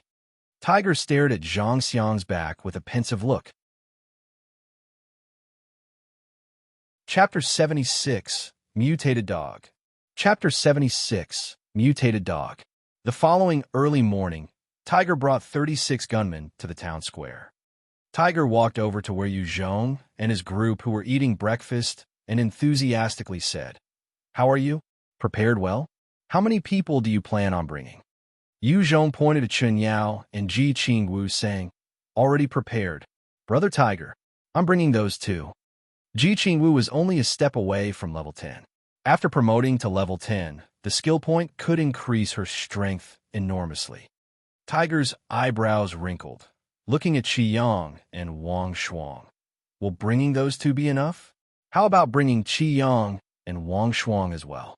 In Tiger's thinking, men are always stronger than women. He doubted Ji Qingwu and Chun Yao's strength. Realistically, in Z age, women like Ji Qingwu who dared fight with zombies up close were very few, especially given that very few men possessed this type of bravery. Yu Zhong said, Don't worry. If we 3 aren't good, then Qiyang and then the rest won't be any use if they come. Good. Then let's set off. Finished speaking, Tiger led Yu Zhong out. The motorcade turned entering into a small village. Then a small road along the village turned into a small mountain surrounded by forest. After entering the mountain, the road twisted and curved. A small-scale military camp appeared before their eyes. Looking at the small military camp, Yu Zhong's eyes flashed a playful glow. So it's here. If it weren't for people guiding, it would be basically impossible to find. Yu Zhong definitely did not want to let go of the arms of the small-scale military camp. No matter if it was dealing with people, zombies, or mutant monsters, having that firepower would have enormous usefulness. Tiger commanded the motorcade to stop after just seeing the shadow of the military camp. Tiger came to Yu Zhong's side. Brother Yu Zhong, the camp is over there. We aren't able to approach. The ears of their domestic animals are alert. If we pass by, they could rush over. Follow me, Yu Zhong said to Ji Qingwu and Chun Yao, one hand holding the Stinger 2, one hand holding the imitation Tang sword. At his side followed the special skeleton White Bones, and they carefully snuck towards the direction of the base. Ji Qingwu and Chun Yao closely followed behind Yu Zhong. While marching forward, Yu Zhong suddenly asked, Chun Yao, did you already learn the skill plant manipulation? Originally, Ji Qingwu grabbed the LVL 3 skill book, Plant Manipulation. Yu Zhong knew Ji Qingwu took the close combat route. She could only take the precious LVL 3 skill book and make her best friend Chun Yao learn it, giving Chun Yao one more survival skill. In God and Devil World, magic strength is a power that invokes fear, but the casting conditions are harsh. Because of this, without a type of survival skill, it would be very difficult to survive without a team. It required other supplementary skills to do. Chun Yao nodded. Yes. Yu Zhong saw when the skill book came out. Chun Yao didn't want to hide this fact. Yu Zhong said in a low voice, What level has your plant manipulation skill reached? Chun Yao hesitated a moment. She opened her mouth and said, I can manipulate ordinary grass of a meadow to rapidly grow, entangling enemies. Normal people would be unable to break free. Chun Yao's strength was too low. Even if plant manipulation is a LVL 3 skill, she couldn't bring in a play that skills extremely large power. If Yu Zhong's power level was high, the plant manipulation absolutely was a fearful ability. Yu Zhong slightly nodded, no longer speaking. The 4 people carefully snuck to the military camp to ambush. Yu Zhong lay on his stomach in the meadow before the military camp, gazing upon the military camp from afar. He saw in small military base a couple dozen zombies. They were wearing military clothes and carrying guns, standing blankly without moving. Mutant dog. Yu Zhong spied from far away. He searched for the mutant dog's footprints. Yu Zhong wanted to clearly see the mutant dog's strength and then make a plan. If that mutant dog was a LVL 30+ monster, Yu Zhong wouldn't hesitate to select retreat. He wasn't arrogant enough to think they could handle more than 4 LVL 30 monsters. Yu Zhong lay on the ground, continuously looking all around. He attempted to discover a clue, but he didn't acquire any traces. Suddenly, behind Yu Zhong sounded a burst of rifle fire and a car engine noise. Not good. Quickly go, they are behind. The color of Yu Zhong's face changed, and he strode quickly towards the rear like a meteor. Chen Yao and Ji Qingwu closely followed behind Yu Zhong. Running all the way, Yu Zhong sized up the surroundings. Suddenly from his side, an entirely black mutant dog, strong as a liger, shot out like an arrow from the underbrush. It opened up its bloody mouth wide, like a sacrificial bull biting at Yu Zhong. Yu Zhong was going to be crushed by the dog. White Bones, who was closely following at Yu Zhong's side, shot ahead like an arrow, blocking in front of Yu Zhong. The mutant dog rushed onto White Bones' body, ruthlessly biting, unexpectedly breaking White Bones' right shoulder, sending bone pieces flying. Rifle bullets couldn't penetrate White Bones' body after it went through skeletal strengthening. Unexpectedly, it was crushed by one bite of the mutant dog. The huge force of the mutant dog's bite could be seen. If Yu Zhong was bitten, even with the protective clothing, he would suffer heavy damage. As White Bones was getting its shoulder bitten, Yu Zhong raised his Stinger II, firing 3 shots towards the mutated dog. The 3 bullets banged into the mutated dog's skull. The mutated dog's skull exploded 3 fist-sized bloody holes. Powerless, it collapsed to the ground. A large experience orb flooded into Yu Zhong's body. A skill book, 2 white boxes, and 100 life coins appear by the mutant dog's body. Yu Zhong quickly scooped these things into his backpack. Then he looked at White Bones. In order to save Yu Zhong, White Bones' right shoulder was broken by the mutant dog. So long as White Bones' skull wasn't destroyed, it could recover the dropped bone pieces. But if the bone was completely destroyed by someone, it couldn't restore the bone crumblings back into its skeleton body. White Bones walked over to the mutant dog. Using its hand to dig into the mutant dog's skull, it activated a bone exploit skill. In one pull, the mutant dog's vertebrae was extracted by White Bones. White Bones continually pierced into every portion of the mutant dog's body. A channel of black light flashed. The bones were completely absorbed by White Bones. Its body unexpectedly became a size bigger. Congratulations! Your special skeleton successfully used bone exploit skill absorbing mutated dog skeleton, strength 10. A bizarre voice directly rang in Yu Zhong's sea of thoughts. Chapter 77. Chapter 77. After absorbing the mutated dog skeleton, an armor started to spread on White Bones' body into a thin layer, wrapping up its whole body. Yu Zhong didn't stop, quickly advancing forward. After White Bones' evolution completed, it again shadowed behind Yu Zhong. When Yu Zhong appeared in front of the motorcade, a miserable bloody scene entered his sight. Disemboweled bodies and severed human corpses were everywhere. 3 huge mutated dogs the size of ligers were jumping towards the remaining 12 gunmen, hunting the humans. The 12 remaining gunmen's faces were written with shock. They basically had no method to grasp the trajectory of the mutant dog's movements. A jeep was overturned on the road, blocking the road. In the distance, a Hummer was wildly escaping towards them. Tiger was holding a Type 79 submachine and unceasingly fired at the 3 mutated dogs. He yelled, "Don't panic. Everyone don't panic. Hold fast. Fire. Whoever dares to run, Daddy will shoot you." LVL, 20 mutant dogs.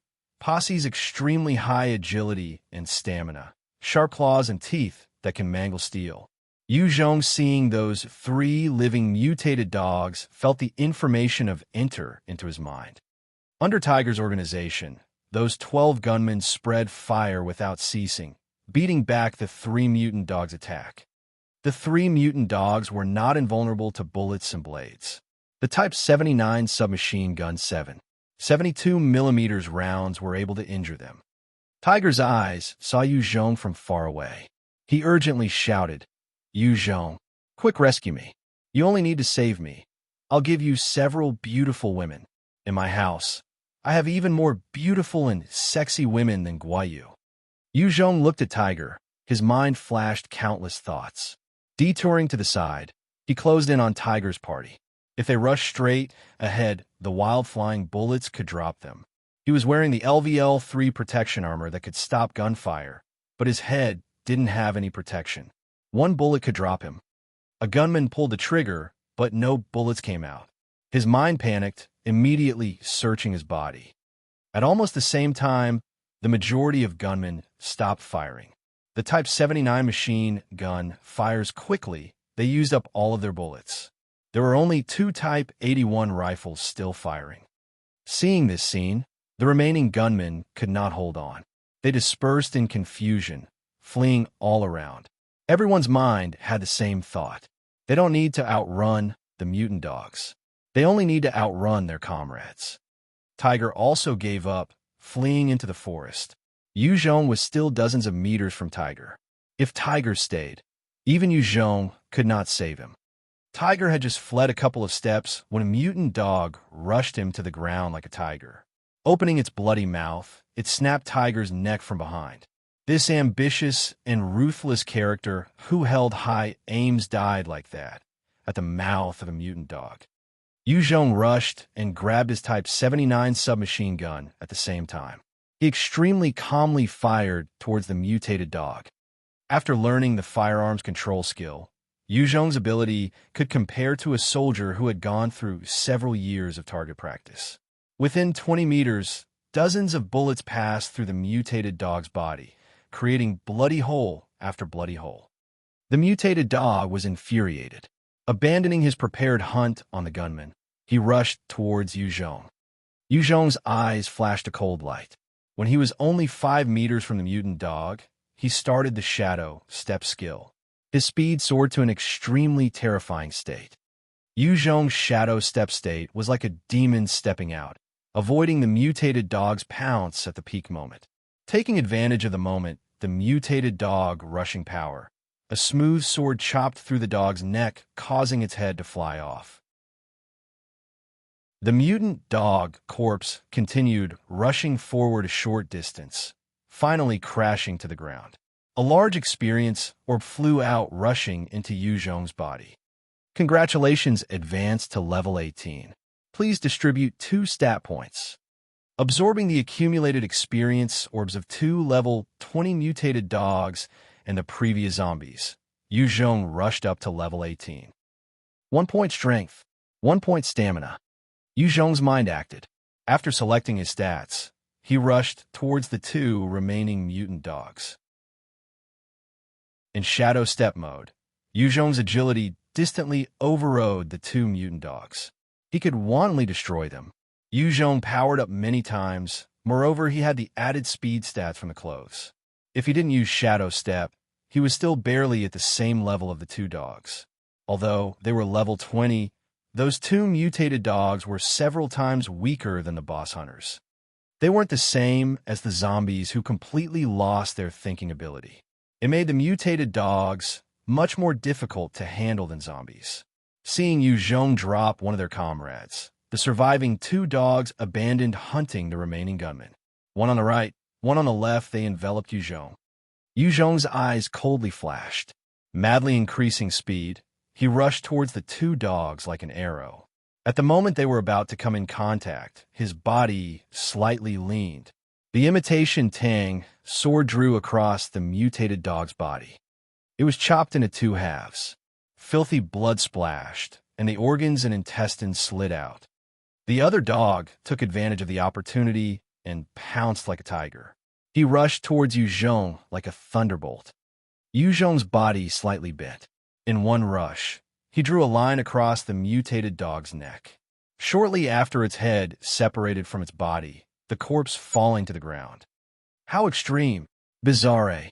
How can he be so strong? The surviving gunmen looked at Yu Zhong, who had solely killed 3 mutated dogs, their eyes full of fright and worship. The 3 mutated dogs terrified them. However, they knew that of 26 gunmen, 20 were killed, and they still couldn't drop a single dog. Yu Zhong alone suddenly killed 3. His power is obvious. The 3 dogs dropped 1 skill book, a green box, 3 white boxes, and 300 life coins. Yu Zhong strode over and put those god and devil world items into his bag. Chapter 78, Chaos. Chapter 78, Chaos. Ji Qingwu and Chen Yao finally caught up after Yu Zhong totally beheaded the 4 mutated dogs.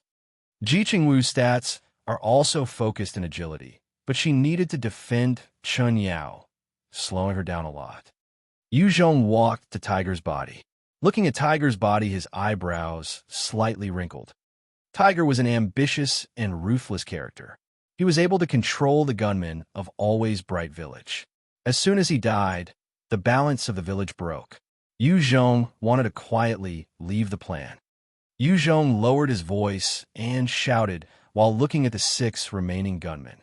From now on, you are incorporated into me. You're now my direct subordinates. You need to completely listen to my commands. Understand? The 6 gunmen looked at each other in a state of confusion. They never thought Tiger would die, and now Yu Zhong wanted to incorporate them. A gunman worked up some courage to go against Yu Zhong. You aren't Always Bright Village's boss. On what grounds can you incorporate us? As soon as the gunman finished speaking, White Bones, who was standing by Yu Zhong, shot forward like an arrow. Waving its axe like a whirlwind, it chopped through the gunman's skull, causing the head to go flying, soaring into the sky, blood spraying everywhere. The 5 gunmen were startled, nervously grasping their assault rifles, not daring to act the slightest bit rash, even so much that they didn't dare point their guns at Yu Zhong. Seeing the gunman beheaded by Yu Zhong, Chen Yao's eyebrows wrinkled, and she looked over at Ji Qingwu. Ji Qingwu shook her head towards Chen Yao. Yu Zhong coldly stared at the gunman, saying, "To refuse me is death. You all can choose. Come under my command, listen to my orders, or die right here." "Obey, obey. I obey your commands. Yu Zhong, I wish to be your subordinate." "Brother Yu, I wish to be your subordinate." The remaining 5 gunmen competed with each other's exclamations. Tiger, the man they followed, already died. They also thought they would pass away. Being able to follow a strong man like Yu Zhong is a stroke of good luck in ZH. "Start the car. We are returning to Always Bright Village." Yu Zhong quickly got on the vehicle and commanded a gunman to drive. The vehicle that was toppled by the mutated dog was already pushed out of the way by White Bones. 2 jeeps and a Dongfeng truck made up the motorcade, setting off towards Always Bright Village's direction. Boss! Boss! Tiger died! Tiger died!" A person under Zhang Xiang entered his room screaming. At that time in the room, 3 beautiful women wearing black open leather outfits were kneeling on the ground like dogs, trying their hearts out to attend on Zhang Xiang. "What? Tiger died!" Zhang Xiang was originally indignant for being disturbed from training beautiful women. After understanding his subordinate's words, his face changed. He kicked a beautiful woman kneeling in front of him, continuing to ask, "Chen Yuan, are you certain? You personally saw it." Chen Yuan spoke and looked at the beautiful woman wearing black leather at the same time. "I'm certain. I personally saw. Those mutant dogs circled around our rear and started attacking. We fled to forest. The last thing I saw was a mutant dog pouncing on Tiger's body, biting his neck." Chen Yuan was a person under Tiger's command that had been bribed by Zhang Xiang. Zhang Xiang's face became happy. Clapping Chen Yuan's shoulder, he said, "Good, good, you did well." Chen Yuan waited a moment for the matter to pass by. "These 3 women, I'll give to you." Chen Yuan happily said, "Thank you, big brother. Thank you, big brother." Finished speaking, Zhang Xiang quickly left the place, gathered his 7 henchmen, and completely equipped them. They quickly rushed to the small Western-style house where Lin Jun lived. Lin Jun was working out. He saw Zhang Xiang bringing men rushing close. Raising a brow, he asked, Zhang Xiang, what happened? Lin Jun's two henchmen both raised their guns and aimed at Zhang Xiang. Zhang Xiang's eyes became red. Crying, he said, Big brother Lei, Chun Yin betrayed Tiger. He and Yu Zhong allied to kill Tiger. This is according to Chun Yuan, who went with Tiger. He risked his life to come back and tell me. We're going to hide him. Big brother Lei, you need to get revenge for Tiger. Lin Jun understood the news, immediately shouting in anger. What? Chun Yin dared betray Tiger? Lin Jun stared at Chun Yuan, coldly asking, Chun Yuan, speak to me. Is what Zhang Xiang said true?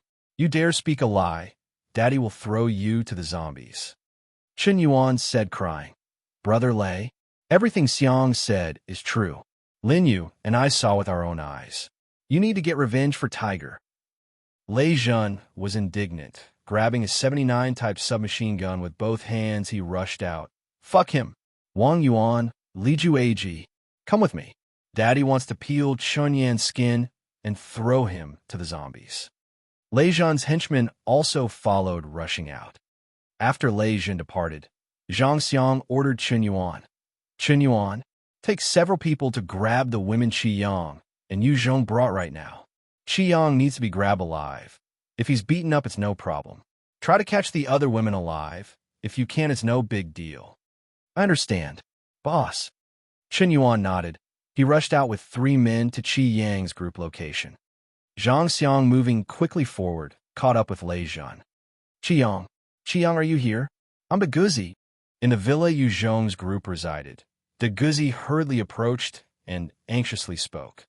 Xiang came out from the villa saying, What happened to Gouzi? Xiang knew the Gouzi was Yu Zhong's eyes in Always Bright Village. They didn't have any foundation in Always Bright Village. The local Gouzi was their sole source of intelligence. The Gouzi eagerly said, Tiger died. This is information I received from a friend. Qi Yang's eyes became solemn.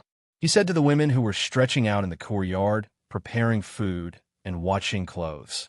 Wang Qian and Zhang Xiang immediately closed the gate. Everyone hide in the house.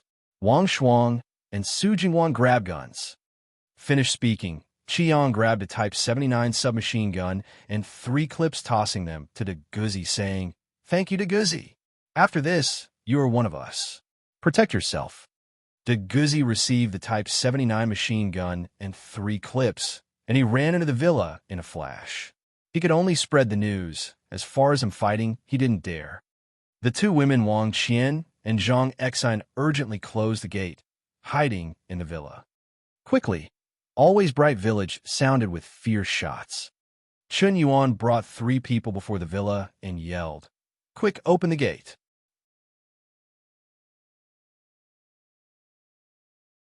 Chapter 79, Rushing to Fight. Chapter 79, Rushing to Fight. Chun Yuan faced the gate and yelled, Everyone inside, listen. Everyone come out for me. Brother Xiang wants to see you all. If you don't come out on your own, then don't blame me for my rudeness. Qiang coldly said, Scram. No one can enter this gate before Yu Zhong returns. Chun Yuan indignantly said to the 3 men under his command, Smash it. Chun Yuan's 3 men spread a burst of fire towards the gate's lock, exploding it with a boom. Then a kick opened it up. Qiang, grasping his Type 79 submachine gun, lay down in a corner. When the gate burst open, he calmly pulled the trigger. His gun spit out bullets like a flaming tongue on the door. The 2 armed men were mowed down defenseless onto the ground. One of the men was killed on sight. The other was shot through the leg. Qi Yang's job was changed to soldier. He also had the job skill firearms control. His shooting skill could compare to soldiers who had gone through rigorous training. Chun Yuan was startled. Crouching down, he rolled nearby to the side. The other gunman flashed over to the other side of the gate. It hurts. Help. The gunman shot through the leg yelled an intensely severe cry, painfully struggling on the ground. Fuck him. Too ferocious. Chun Yuan scolded. Looking at the villa, he somehow didn't know what to do. The gunmen of Always Bright Village were a mob of people that had never gone through strict military training. They were ordinary people holding guns. Chen Yuan didn't know how to attack Qi Yang's guarded position without any heavy weapons. The two sides became deadlocked. On the other side, Zhang Xiang and Lin Jun combined their two great powers together, and they headed towards Chun Yan's force to attack. A touch off guard, Chun Yan's force suffered heavy losses, losing 4 brothers. Chun Yan, Chun Si, and 2 other gunmen retreated to a small Western-style house to defend. Zhang Xiang commanded the attack and scolded in his mind at the same time. Fuck him. That rubbish Chun Yuan. How come he hasn't brought people? Compared to Chun Yan, Zhang Xiang was even more afraid of Yuzhong. He therefore took this opportunity to seize power of Always Bright Village. He already considered every aspect entirely. He only needed to grab Qi Yang and Lu Wan. Then he could force Yuzhong's submission. With the exception of Tiger, Lin Jun and Chun Yin weren't worth consideration by Yuzhong. Tiger brought along the strongest gunman at his side every time he went out. Zhang Xiang didn't dare act the slightest bit rash. He could only honestly become Tiger's dog. Due to Tiger's ruthlessness, he wouldn't even submit if you killed his women. No one could suppress Tiger's wild ambitions. From far away, a vehicle came with the sound of a roaring engine as the two were fiercely fighting. Zhang Xiang's face changed. He didn't calculate Yuzhong could return so fast. Yuzhong came back so fast. According to Zhang Xiang's estimate, Yuzhong should have taken a long time to battle the 4 mutated dogs. In this time, he could completely capture Always Bright Village. He didn't need to be afraid of Yuzhong's threats, because at that time, he would have hostages. Yuzhong returned. Fuck him. Unexpectedly killing Brother Tiger. I need to get revenge for Brother Tiger. Lin Jun's eyes turned blood red, snarling. He hastened his 5 henchmen to the village opening. Tiger gave Lin Jun great kindness, never slighting him. Lin Jun was hell-bent on paying back everything for Tiger. Zhang Xiang glanced at the hot-headed Lin Jun, sneering in his mind, Idiot! Come with me. Considering for a moment, Zhang Xiang brought the 8 men under his command towards Yuzhong's residence. We have a situation. Stop the car, get out, and prepare for battle. Completely kill everyone facing us with a gun. His eyebrows wrinkled, and he gave commands to the driver. From far away, Yuzhong understood the intense gunfire noises. The driver quickly stopped the vehicle. 5 gunmen, Yuzhong and Ji Qingwu, all got out of the vehicle. The 2 jeeps couldn't stop bullets. By directly rushing in, they would certainly become a great target. Yuzhong also couldn't bring his skills into play on the vehicle. Yuzhong's eyes flashed a fierce light. He issued a terrifying command to White Bones. Go for me, with the exception of the people traveling with me. Kill everyone carrying a gun. Yuzhong's sworn followers and women were all in Always Bright Village. He was already extremely angry. His thoughts became murderous. Receiving Yuzhong's command, White Bones' eyes flashed with fiery soul magic, rushing towards Always Bright Village like a whirlwind. Yuzhong pointed at a tall and thin gunman among the 5, who looked about 25 or 26 years old, saying, Lu Yin, I'm making you the leader of this small squad. This small squad will follow your commands. After entering the village, anyone who points a gun at us, plunders, rapes women, pillages supplies, will all be killed by us. I'll go first and clear out those bastards. Lu Yin was happy in his heart. Standing up straight, he said, Yes, brother Yu, I guarantee mission completion. The 2 women, Ji Qingwu and Chun Yao's, were soft-hearted. Before his age, those were good qualities.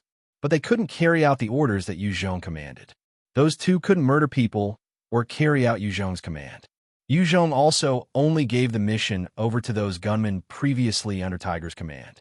As far as their reliability, Yuzhong didn't think much about it. After all, they had no one else. Yuzhong's figure flashed, following behind White Bones. Open fire! White Bones had just approached Always Bright Village. Lin Jun roared at those under his command.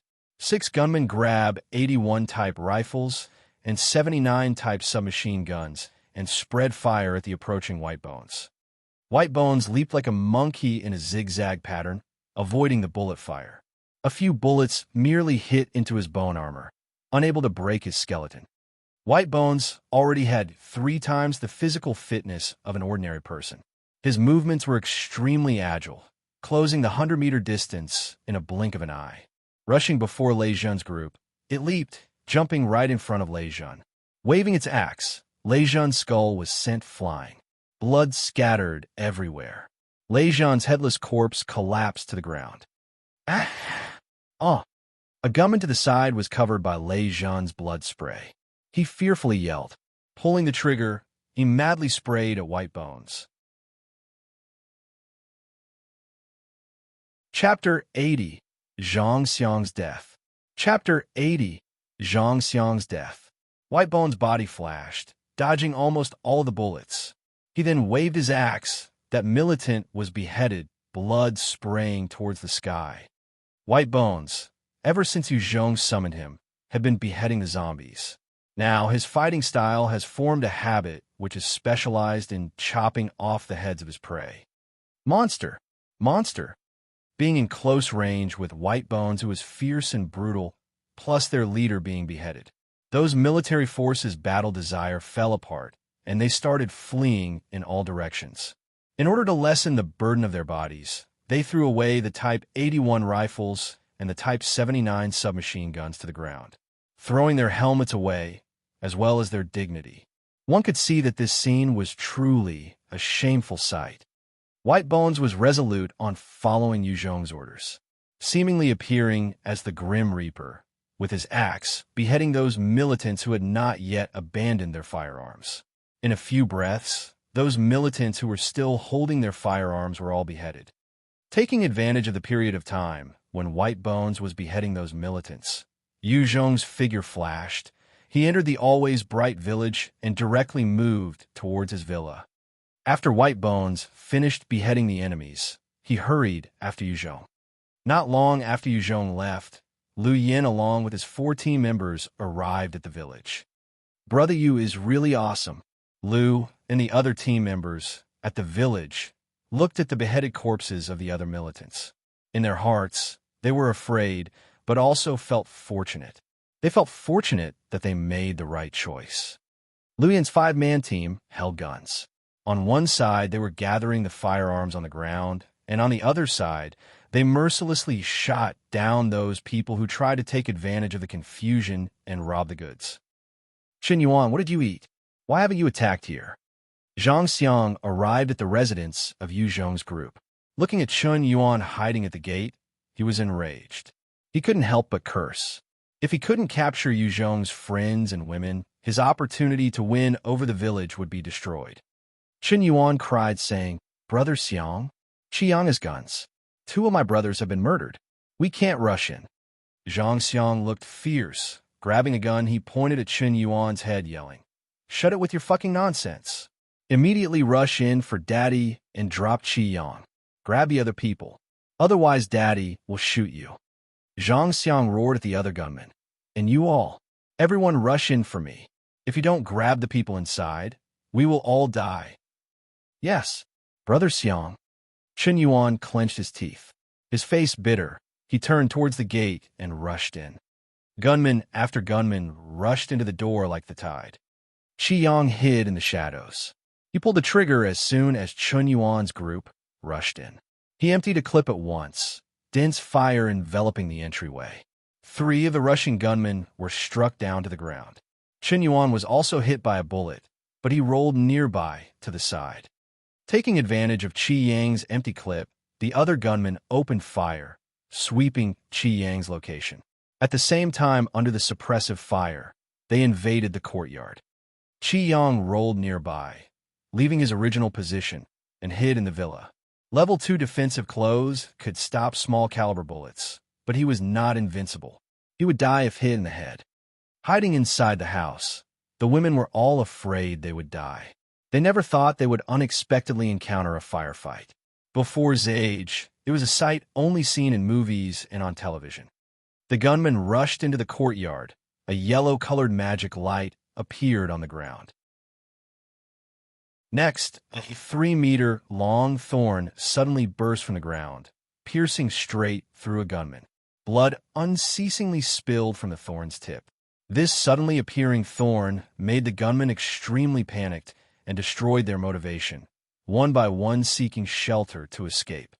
Xiang took advantage with a burst of fire. After 2 gunmen were dropped, he immediately rolled nearby. Xiang had just rolled to the side when a concentration of bullets hit his original position, striking the wall, filling it with bullet holes. Zhang Xiang gnashed his teeth, thinking, "Damn, I never thought Xiang was so severe." Xiang's job was soldier. With the firearms control skill, his shooting level far exceeded the mob controlled by Zhang Xiang. The troops Zhang Xiang brought were forced to cease their advance due to an ammunition shortage. The amount of bullets each person fired wasn't less than 100. As far as accuracy, they basically had none. "Rush in. Drop him," Zhang Xiang snarled. He jumped out from the cover and rushed inside the villa. Further delay was unfavorable. They still had 5 people. They had the numbers advantage. If they delayed, it would be trouble. "Who do you want to drop?" From Zhang Xiang's rear passed an icy voice. Zhang Xiang's heart chilled, and he immediately rolled nearby. The next moment, concentrated bullet fire dropped on the 5 gunmen, piercing through 2 of them and dropping them to the floor. Yu Zhong entered the courtyard holding a Type 79 machine gun in one hand and an imitation Tang sword in the other. He dashed into the gunman like a cheetah. One slash, a gunman's head responded by flying to the ground. White bones also appeared like a shadow at Yu Zhong's side. An axe sent the last gunman's head flying. In the whole courtyard, only Zhang Xiang was left. Zhang Xiang's face was panicked. Kneeling on the ground, he begged to Yu Zhong, "Don't kill me. Yu Zhong, don't kill me. I wish to surrender. I wish to surrender and be your dog. Don't kill me. I'll give all the beautiful women to you. I'm begging you, don't kill me." Although Zhang Xiang appeared cruel and arrogant before, but his true nature was one extremely afraid of death. He begged for mercy from Yu Zhong as soon as something went wrong. Yu Zhong coldly looked at Zhang Xiang. His hand waved the imitation Tang sword, one slice sending Zhang Xiang's head flying. Zhang Xiang's head tumbled, rolling on the ground. His eyes were filled with fright and fear. The amount of pressure Zhang Xiang's group gave Qiang wasn't small. Carrying weapons, the amount of danger was much greater to Qiang than ordinary zombies could ever be. Yu Zhong said, "I will handle the matter. You stay and guard here. Apart from us, don't let anyone else enter." Qiang said, "Yes." After he finished speaking, Yu Zhong quickly rushed out. Always Bright Village's 4 chiefs represented the village's greatest 4 powers. Tiger's military force was destroyed among the 3 mutated dogs. Lin Jun and Zhang Xiang's power was destroyed by Yu Zhong's hand. Now, the only thing remaining was Chun Yan's military strength. Chapter 81. Overwhelming Destruction. Chapter 81. Overwhelming Destruction. Yu Zhong discovered Liu Yan's party in a private house. At that time, there were 5 unarmed men crouching beside Liu Yan. "Brother Yu, you came." Seeing Yu Zhong and White Bones, he approached and welcomed them. Pointing to the 5 men, he said, they were Lei Jun and Tiger's men. "What should we do with them?" The 5 men were all looking a little afraid at Yu Zhong and White Bones' figures. Among them, some had seen White Bones' killing spree of horror. Yu Zhong looked at the 5 men, coldly saying, "From now on, you are all my subordinates. You must unconditionally obey my orders. If you don't obey, then you will simply die. Now grab some guns and do battle with me. Understand?" Yu Zhong only needed to follow behind the unit. He didn't need to worry about them defecting. If they defected, he would ruthlessly kill and behead them. But right now, Yu Zhong lacked manpower. He could only use the people he could grab. The 5 men relaxed a little in their hearts. They went to the side and grabbed their weapons. Yes, Brother Yu. Being able to stay alive was the greatest wish of the 5 men. In the midst of this chaos, staying alive is the #1 priority. They didn't care who was most effective. Not everyone was willing to risk their life for Tiger. They relied on Tiger and Lei Jun in order to stay alive. Staying alive is much better than dying. Always Bright Village's 4 chiefs represented the village's greatest 4 powers. Tiger's military force was destroyed among the 3 mutated dogs. Lin Jun and Zhang Xiang's power was destroyed by Yu Zhong's hand. Now the only thing remaining was Chun Yan's military strength. Lu Yan, take your men to guard Tiger's villa. Ji Qingwu and Chun Yao, you go defend Zhang Xiang's villa. Don't let the people fool around. Everyone else come with me. Yu Zhong quickly gave out the distributions. After Lu Yan's small group passed the trial, they managed to gain a little trust. Yu Zhong placed the ones he could trust the most to stable situations. The uncertain gunman he kept by his side. He was confident he could eliminate the unreliable gunman at any time. Under his subordinate's guidance, Yu Zhong quickly found Chun Yan's sheltered villa. Yu Zhong arrived at the sheltered villa's exterior. He didn't ask for anyone to surrender. He commanded White Bones, go kill everyone holding a gun. The 4 chiefs in Always Bright Village all possessed huge influence. Yu Zhong had basically no influence in the village. If Chun Yan came down on him, it would be hard to handle. It would be better to take advantage of this situation and kill him, completely wiping out all of the village chiefs. Like this, the whole village wouldn't have enough power to disobey him. Yu Zhong didn't want to create any conflicts with Tiger and his people in the past. This was for Qi Yang, Lu Wan, and everyone else's safety. It did not represent an approval of Tiger's methods. He didn't mind taking advantage of this opportunity to get rid of Zhang Xiang and others. White Bones immediately sped towards Chun Yan's sheltered villa. Chun Yan was an incredibly bright person. As soon as he saw Yu Zhong's special skeleton White Bones, his face turned white. Guessing the whole story. Skeleton? Yu Zhong returned? He wants to kill me.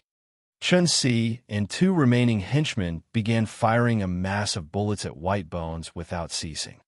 White Bones moved like thunder within a hail of bullets. Even if hit by several bullets, there was no way to break his bones. Like a killing god, he quickly dashed into the villa. Waving the axe, a gunman was decapitated by White Bones. Chun Si switched to clip just in time. Soon after he closed the distance between him and White Bones, spraying fire in a burst of madness. Damned bastard. Go die. White Bones, being extremely nimble, jumped to the side, avoiding Chun Si's fire. With ease the axe waved, the air pressure made a screaming sound, sending Chun Si's skull flying. Chun Yan turned wanting to flee. White Bones' axe connected, chopping Chun Yan in 2. Blood and intestines littered the ground. Don't kill me. Don't kill me. Another gunman peed his pants, tossed his Type 81 rifle, and held up his hands. White Bones' eyes stared at the gunman, glowing with fiery soul magic. Its image flashed, dexterously jumping into Chun Yan's villa. With the axe, he destroyed all the doors in the villa, checking to see if there were any armed enemies inside. Come with me. Hearing the gunfire in the villa die down, Yu Zhong brought the 5 new subordinates to Chun Yan's villa. After entering Chun Yan's villa, he saw the terrifying scene of Chun Yan chopped in half at the waist. The 5 subordinates at Yu Zhong were celebrating without end in their hearts. Without surrendering, they would have already become corpses in the ground. The gunmen let go by White Bones were crouching on the ground, holding up both hands, not daring any strange movements. Yu Zhong looked at the 5 people, coldly saying, "Go search for supplies. Take any survivors into custody and bring them out. Don't get handsy, clear." "Yes, brother Yu." The 5 men's hearts shivered, responding loudly. Then they entered the villa and started searching. The 5 women brought out in custody by Yu Zhong's new subordinates all looked at Yu Zhong with fright. They didn't know what would become of their fate. Yu Zhong looked at the 5 women, discovering the 5 women were all pretty good-looking. Everyone was no less than Wang Lan. An armed personnel excitedly reported to Yu Zhong, "Brother Yu, on the 2nd floor, 2nd room on the right, we discovered a large amount of rice, flour, alcohol, and other staple foods. That place is the place where Chun Yan stashed things. In ZH, goods and food were the most important." Yu Zhong instructed, "Leave 2 people here to protect the supplies. Bring the others with me." "Yes, brother Yu." Two armed personnel responded and then guarded the location. Yuzhong wasn't worried they would flee.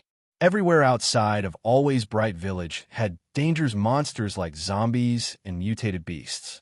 If those gunmen raided the goods and left, they wouldn't live long. Over there is the hen house. What's going on there? Yuzhong hadn't left Changyan's villa long ago, and he saw the hen house's door was open. Three men were hastily going inside. Yuzhong's brows wrinkled, leading a group of people towards the hen house. As soon as Yuzhong arrived at the hen house, he smelled a fishy stench. He stepped inside and saw an astonishing sight. There was a layer of yellow straw spread inside the approximately 100 square meter room. A dozen malnourished and sickly-looking women. They looked withered and numb, lying or sitting on the ground. There wasn't a thread of anger. They were like dead people. 7 men surrounded 2 pretty women who still had a little liveliness in them, doing that type of thing. The hen house echoed a sound of men lewdly laughing and gasping for air while the women wept. Chapter 82, Celebrity. Chapter 82, Celebrity. Damn it. Looking at this scene, Yu's eyes flashed with killing intent, going forward a single step, putting a sword above the man's head, beheading him. Blood sprayed out from the man's neck, splashing down from his body towards the woman and his surroundings. Splashed by that man's hot blood, the 2 males were immediately scared witless, without even having the time to wear their pants, at once kneeled on the ground and pleaded, "Day mercy! Day mercy!" All the remaining 4 men were also scared, and their condition became awful, kneeling on the ground towards you, pleaded, "Big brother, mercy! Big brother, mercy!" Yuzhong, with a cold voice, ordered those 3 subordinates that came with him. I said, "The men who take advantage of the situation and defile the women, all must die. Shoot them down." "Yes, brother Yu." The 3 subordinates responded. They straightforward used the guns and burst fire on those 6 men who were kneeling on the ground. Those 6 men covered by dozens of concentrated bullets, they all fell to the ground. Yuzhong looked around the room at those tormented human shapes of the women. His heart was extremely hard. This is Z-Age, a maddening Z-Age. The darkness of human hearts was due to the loss of institutional constraints. The future hopelessness started expanding without limits. I would rather be a peaceful and secure dog than a human in chaos. Yuzhong had heard these words before, but he had never before truly felt the weight of those words. After Yuzhong entered college, his temper quieted a little, reading several books. Among them were several Nationalist Party senior officials' memoirs. He recalled they contained some feudalistic superstitious. Looking at their self-glorification, you can clearly see the societal circumstances at that time. A high-ranking officer recollected, after his troops were scattered by incessant fighting between warlords, those soldiers murdered, pillaged, and raped without any qualms. In order to stop them, the high-ranking officer was forced to put them all to the gun. The blackness in mankind's heart can be seen as soon as people lose the restrictions of order. It has so much madness and perversion. Yuzhong plainly said, "Leave one person here defending. No one can enter without my command." "Yes," a subordinate replied. "Yuzhong, are you Yuzhong? Help me, help me." At Yuzhong's side, as he decided to leave, an endlessly weak voice came from the ground. Yuzhong turned his head to look. Although fair-skinned, the woman whose body was covered in gonorrhea was begging him. Yuzhong walked a few steps towards the woman and asked, "Who are you?" The woman was weak without compare. Her eyes flowing with remorseful tears, feebly said, "I am Lin Manny." Lin Manny, since that night after she escaped from the school bus, as a fugitive hiding along the way, escaped from Leijiang City. Then she was discovered by Tiger's group going out to look for supplies and brought back to Always Bright Village. Lin Manny's appearance could be considered pretty good. A couple of days ago, after she carelessly provoked Tiger, she was sent to the hen house, suffering insult. Yuzhong called over a subordinate and gave him 2 pieces of candy. "Come over here. Carefully take care of this woman." "Yes, brother Yu." The subordinate somewhat slowly walked over. Looking at Lin Manny, a little awkward, he went to the woman on the ground. Yu Zhong looked at the subordinate. Understanding a little, he said, "The past is settled. I won't investigate. You only have to look after her. Don't let her die, and it's okay. She's only my former classmate." The majority of women in the hen house had all been visited by those gunmen. If Yu Zhong wished to get revenge for those women, he would have to kill those gunmen. From his point of view, Yu Zhong couldn't do it. Yu Zhong's subordinate relaxed and said, "Brother, you don't worry. I absolutely can take good care of her." Yu Zhong nodded, stood up, and took large strides outside. Lin Manny was certainly not one of his people. He could only do this small step for her. If she needs anything else, he couldn't delay over this woman who formally chose to leave his side. Gazing at the sight of Yu Zhong leaving, Lin Manny's eyes flowed 2 pairs of quiet tears. Remorseful and weak with gratitude, she said, "Thank you." Lin Manny endlessly regretted choosing to flee Lijiang City at that time together with Xiao Zhan. If she stayed at Yu Zhong's side, she wouldn't have encountered this type of disaster. Yu Zhong's subordinates bowed down. From his chest pocket, he pulled out a military canteen and piece of candy and gave it to Lin Manny.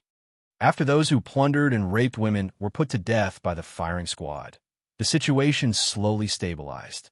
After all, the majority of people were timid, hiding in their homes and not going outside. The rioters were a small portion. "Brother Yu, these are Tiger's private women." When Yu Zhong led the people to Tiger's villa, Liu Yan excitedly brought a crowd of women to Yu Zhong and gave a report. There were 11 women in the group, each one with appearance and stature above average. One of them had a voluptuous figure and delicate face that carried a hint of pride and charm. Among the group of women, she appeared to be a crane and flock of chickens, completely remarkable. Yu Zhong looked at the woman, eyebrows wrinkling. "Who is that woman? How does she seem a little familiar?" Liu Yan excitedly said to Yu Zhong, "Brother Yu, that woman is the big celebrity Lei Yuqing, the big star actor who was once popular north and south of the Yangtze River. She was also Tiger's most cherished woman." Amidst Lei Yuqing's charm, she also looked somewhat arrogantly at Yu Zhong. She was an extremely beautiful and classy woman. She carried that big celebrity status, which increased her charm even more. In addition, she had skillful ways with men. Originally, however, she held Tiger's infatuation. The majority of time, he pampered her alone. She also had confidence to be able to craze Yu Zhong into her boy toy. Among Tiger's women, only Lei Yuqing alone with status, appearance, figure, charm combined could contend with Wei Yu's appearance and temperament. Wei Yu clearly is the type men like. She has a mature, flirtatious behavior, rare, outstanding temperament, and socialness. Lei Yuqing, seeing Yu Zhong sizing her up, immediately smiled, perking up her ample peaks, showing off her most beautiful side. In Always Bright Village, she already experienced Z-age cruelty. Only with the Strong's blessing could she have a better life. Whether it was Tiger or Yu Zhong, she didn't care. Yu Zhong only looked at Lei Yuqing once and didn't look at her a second time. He plainly said to Liu Yan, "I know. Leave 2 people to look after them. Wait for arrangements."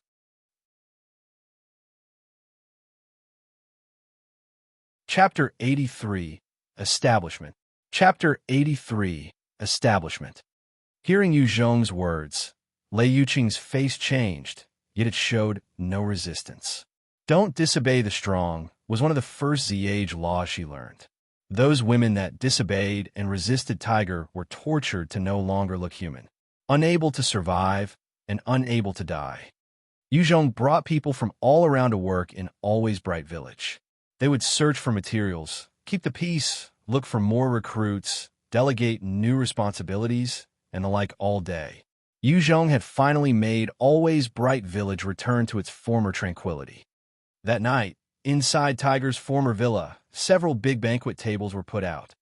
At the banquet, Yu Zhong sat with survivors of Lijiang City, who he brought to the Always Bright Village, and planned to recruit several subordinates for promotion. The banquet was held privately in the courtyard inside the villa. Gathered were Yu Zhong, Wang Shuang, Lu Wen, Qi Yang, Ji Qingwu, De Gouzi, Liu Yan, Ming. Whereas, Gui was standing behind Yu Zhong to act as Yu's exclusive waitress. De Gouzi, Liu Yin, and Xiao Ming were promoted by Yu Zhong to squad leader. Each squad leader would manage 2 militants. Wang Shuang was also appointed as a squad leader by Yu, giving him 2 militants as his subordinates. Whereas, Qiang was a commander-in-chief with 5 militants as his subordinates. In the villa banquet, delicious baikiji, fried chicken with river snails, broth-steamed grass carp, stir-fried river shrimps, sautéed wild herbs, white steamed buns, and cooked white rice were arranged. Prior to Zh, these vegetable and meats were common and ordinary. Now, though, this feast was regarded as extremely sumptuous. It could have even exceeded the decadence of abalone and edible bird's nest before Zh. There weren't many chickens and ducks in Always Bright Village, no more than 20. In other words, even Yu Zhong couldn't eat this type of feast every day. Everyone was wolfing down food in the banquet room without stopping to speak. Ji Qingwu and Chun Yao, the 2 women who accompanied Yu Zhong taking risks and fighting alongside him, were normally reserved, but this was their first time eating non-canned meat after Zh. They both lost a little restraint and took big mouthfuls. Needless to say, to Gouzi, Liu Yin, and Xiao Ming all knew how hard chicken and fish were come by in Zh. They all took this opportunity to gorge themselves. They feared there would be few opportunities to eat like this again anytime soon. In the courtyard banquet, there was only rice and fried vegetables. Everyone's bowl also had a piece of lunch meat and a slice of chicken. Zhang Xiang fiddled with her bowl of rice. Unhappily, she said, "Why are they able to eat baikiji while we get lunch meat? And only a single piece." Wang Feng's brows wrinkled and sarcastically said, "Go be barefoot. The people sitting over there all have the strength of zombies. We are privileged to have this meat. Could be you still want to go eat that corn gruel and wild herbs?" When Wang Feng said corned gruel and wild herbs, every person couldn't help but look towards the last seat of the banquet. Li Manny sat at that position. She was bathed clean and wearing clean clothes, but still looked a bit haggard. She had her head down and didn't respond to the others' glances.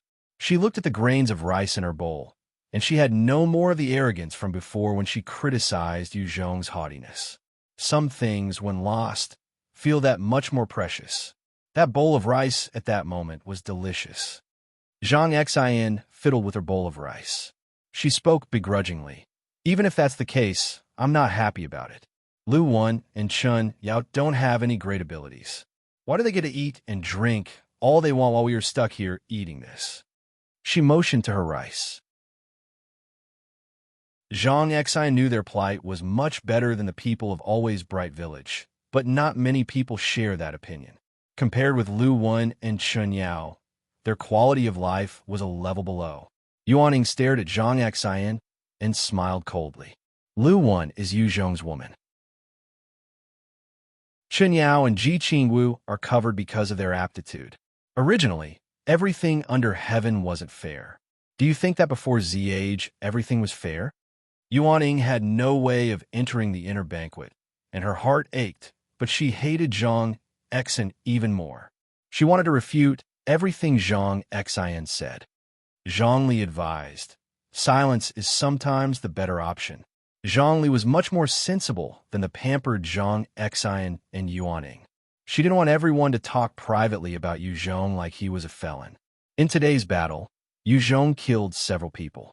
Everyone changes. Yu Zhong could turn into a tyrant like Tiger. Under Zhang Li's advice, the 2 women gave each other a glance, not saying anything else. Zhang Xian ate and silently stared in the direction of the dining hall, seeking Yu Zhong's image. Yu Zhong ate and quietly considered future plans. In the past, Yu Zhong had never been the head boss.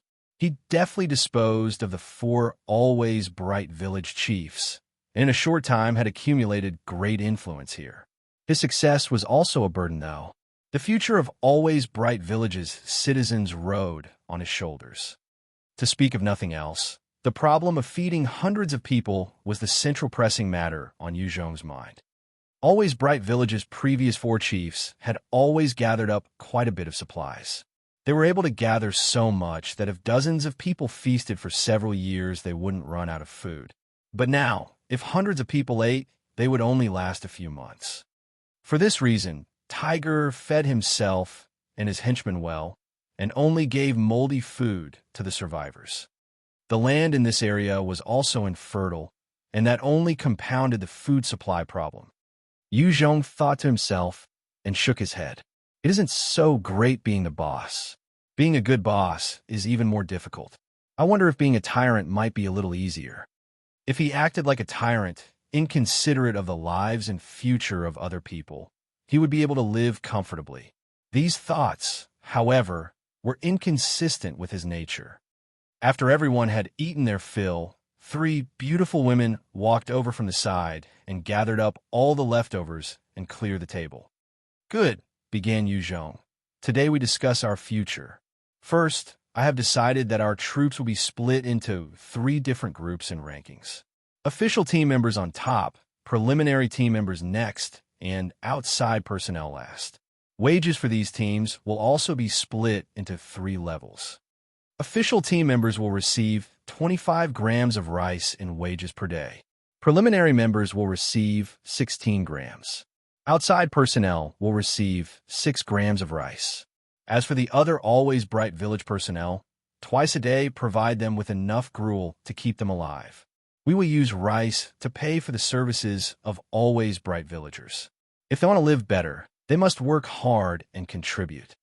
Right then, food was the most valuable thing in Always Bright Village. Yu Zhong figured that he could use the rice and other goods he found in the houses of the 4 chiefs as payment for other goods and services. Chapter 84, Agility Solidification. Chapter 84, Agility Solidification. Yu Zhong gave the most lucrative assignments to the people he could trust. Lu will be responsible for the safeguard and distribution of goods. The Gouzi, you will assist her. The Gouzi beamed with joy and clapped his chest, pledging, Yes, brother Yu, I will certainly defend the resources for you. This time, the Gouzi's intelligence paid off. Yu Zhong must reward him. If not for the Gouzi's intel, several of the people that Yu Zhong rescued from Leijiang City would have died. Goods and supplies allocations was indeed a lucrative post. When the Gouzi obtained that appointment, the whole village looked highly upon him, not daring to offend him. Xiang is responsible for the 1st combat unit. Primary duty is to search for supplies. Ji Qingwu is responsible for the 2nd combat unit. Wang Shuang is responsible for the 3rd combat unit. Lu Yang is responsible for the 4th combat unit. Xiao Ming is responsible for the 5th combat unit. Units tomorrow go out and enlist team members. Newly recruited members belong to the outside personnel. After killing 5 ordinary zombies, outside personnel can promote to preliminary members. After preliminary members kill 20 ordinary zombies, they can be promoted to official team members. Each unit captain will be official team members and enjoy official team member treatment. Apart from all of you, the other current personnel will temporarily be preliminary members. After they accumulate sufficient achievements, they will be promoted. Yu Zhong looked in the direction of Chen Yao. Go and organize an interior affairs department, Chen Yao. Find and select a few subordinates. You'll be responsible for miscellaneous matters. Yu Zhong recognized that Chen Yao was more suited to organizational and management duties and lacked the innate combat capabilities of someone like Ji Qingwu. Furthermore, Qingwu wasn't comfortable with Chen Yao participating in dangerous combat. Chen Yao would be more valuable to Yu Zhong off the battlefield than on it. Chen Yao looked at Yu Zhong and asked, Yu Zhong, where will you stay? Could it be you aren't going to the Longhai city base? As soon as she spoke, everyone's eyes rested on Yu Zhong. This matter was related to all of their futures. They all wanted to hear Yu Zhong's reply. Yu Zhong boldly stated, a certain one go to the Longhai city survivor base and continue exploring it. But before then, I must help settle down the hundreds of people in Always Bright Village. I cannot leave until my work here is done. It had been almost a month since ZH began. Yu Zhong still hadn't formed any long-term plans. He wasn't thinking about migrating the always bright villagers to Longhai City Survivor Base, even if they could take care of them. He was more interested in taking his people to search for friends and family. In the face of catastrophic disaster, powerful regimes and powerful organizations are the things everyone relies on. The government is that powerful regime. Chen Yao firmly stared at Yu Zhong and said, "Please, arrange me into the second combat unit. I want to use my ability to battle." With ZH, the world had changed. Talented and powerful people were more likely to survive now. Chen Yao had already come to see this reality. In ZH, one could only rely on power. So be it. Yu Zhong nodded reluctantly. He respected Chen Yao's choice. After all, Chen Yao and Ji Qingwu both followed him through the enormous dangers in Lei Jianshi. This left the matter of miscellaneous affairs unattended to, though. Guayu, who was standing at Yu Zhong's side, offered her services. "I'll be responsible for the miscellaneous tasks. I can work hard." Guayu, in this cruel age, was determined to get as close to Yu Zhong as possible, and to do this she schemed to do everything she could to get into his graces. This opportunity to become responsible for miscellaneous affairs was the first step in her plans. Yu Zhong looked at Guiyu a moment and finally nodded. "Good. I'll give you this responsibility. I'll give you 6 outside personnel. Work hard and do not fail me. You will be a temporary preliminary member. If you work hard, you can promote to an official member." Guayu's big bright eyes slightly curved, and she smiled sweetly. "Yes, master." Wang Shuang couldn't help but notice Guiyu's beauty and gave her several glances. Lu Wen pursed her mouth and whispered, "Little fox." At Yu Zhong's command, an extremely simple organizational structure appeared in Always Bright Village. But this was only a stopping point, and he had no plans to turn the village into any kind of kingdom. He stayed here only to establish simple order and help the survivors live on and maintain some of their dignity. Returning his thoughts to the matter at hand, Yu Zhong instructed Guiyu to search for people capable of wielding weapons, machinery and vehicle maintenance, remodeling, and blacksmithing. She was to find them and bring them to Yu Zhong. You had become strong enough that dealing with a small-scale zombie group would be no trouble, but a large-scale problem would still require additional firepower. Armaments were still important. Guiyu nodded. "Yes. Let's call it day," said Yu Zhong. Everyone returned and get some rest. One after another, everyone got up to leave. Yu Zhong returned to the villa and cleaned himself up. Situated comfortably on his bed, he began to look through his storage ring at the spoils he won from the battle with the mutated dogs. He found 2 skill books, 1 blue treasure box, and 5 white treasure boxes. Grade 3 skill, Agility, Solidification. Passive skill, he read aloud. Learning this skill can increase agility by 10 points permanently. Grade 3 skill, Study of Force Manipulation. Active skill. Using this skill consumes 4 points of spirit power and 4 points of stamina. After using the skill, every 10 seconds, 2 points of stamina and 2 points of spirit power will be consumed. Study of Force gives the ability to control inanimate objects and manipulate them. The amount of weight and size that can be controlled depended on the user's spirit power and physical stamina. Grade 3 Treasure, Fireball Ring. Spirit plus 6. Available skill, Small Fireball Technique. Can use once every day. Yu Zhong looked at those 3 skill books, and a smear of worry flashed through his eyes. "It is a pity I can only learn 3 active skills right now," he thought to himself. Perhaps this force manipulation would be good for Qiyang. Without hesitation, Yu immediately chose the Agility Solidification skill and learned it. He also equipped the Fireball Ring. After you learned the Agility Solidification skill, a new rune appeared in his sea of knowledge. That rune flashed and shot out black rays of light, continuously strengthening Yu's body. Chapter 85, Powerful S2. Chapter 85, Powerful S2. On the second day, early in the morning, Yu Zhong quickly led a party including Qiyang, Lu Yin, and Wang Shuang out to the arsenal. Ji Qingwu remained to guard the household this time. When they were in eyeshot of the arsenal, they stopped and got out of their vehicles.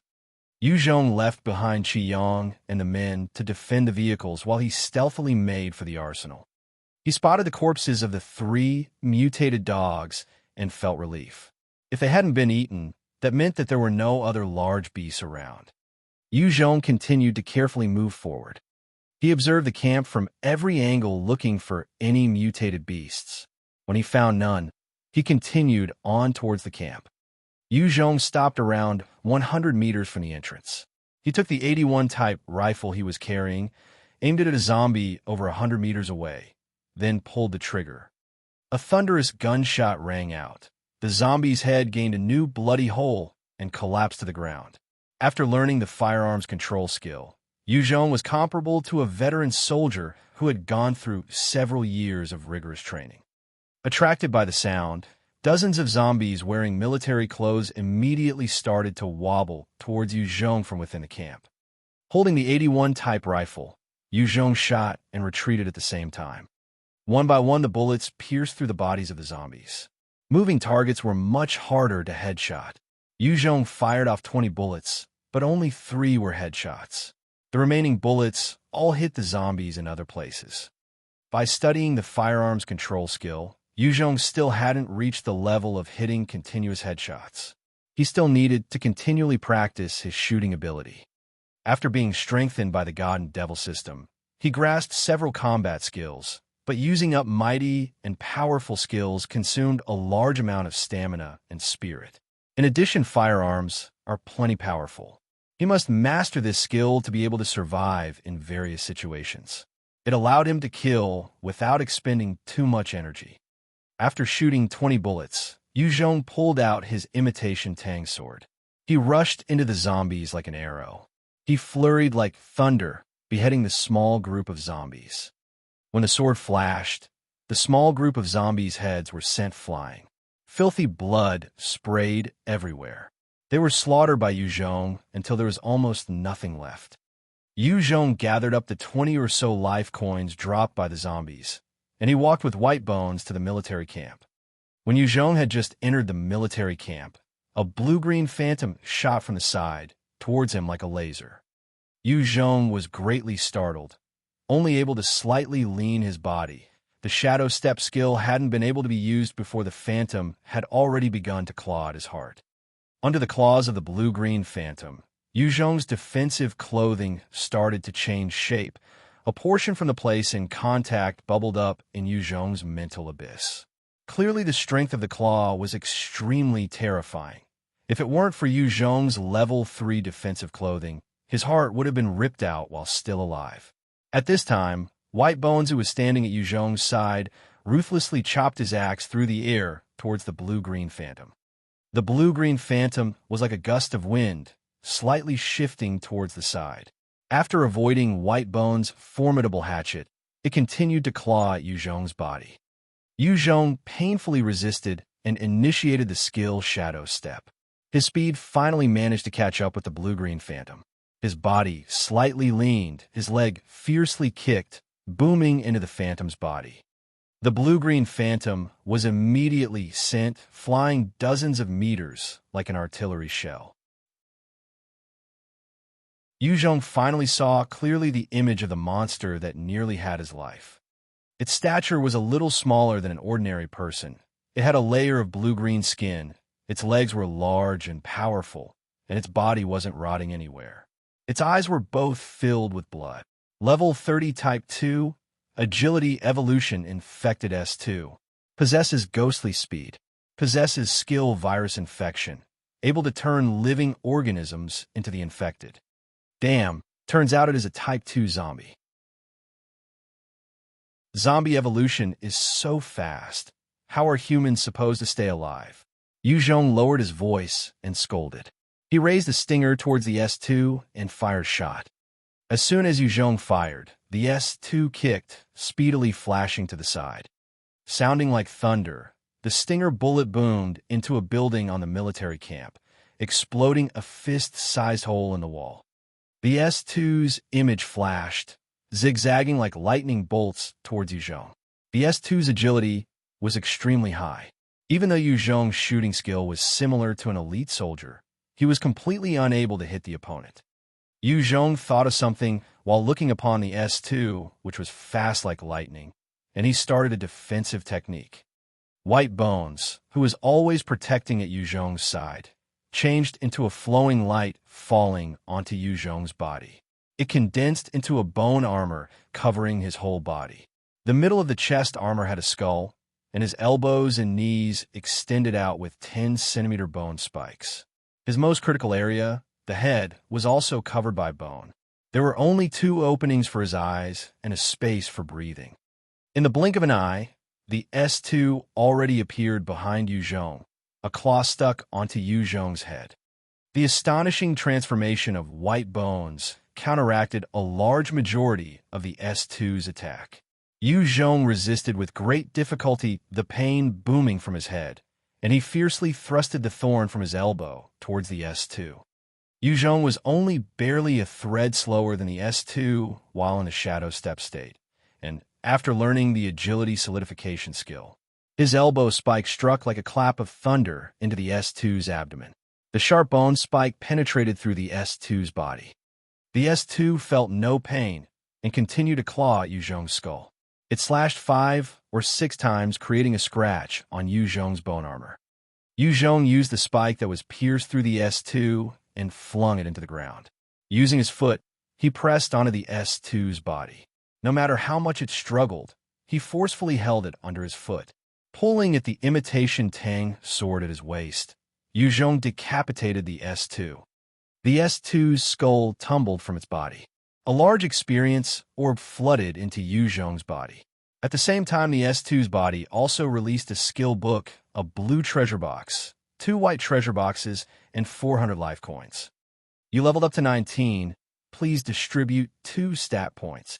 You leveled up to 20, please distribute 2 stat points and 1 skill point. The sweet level up noise sounded in Yu Zhong's mind.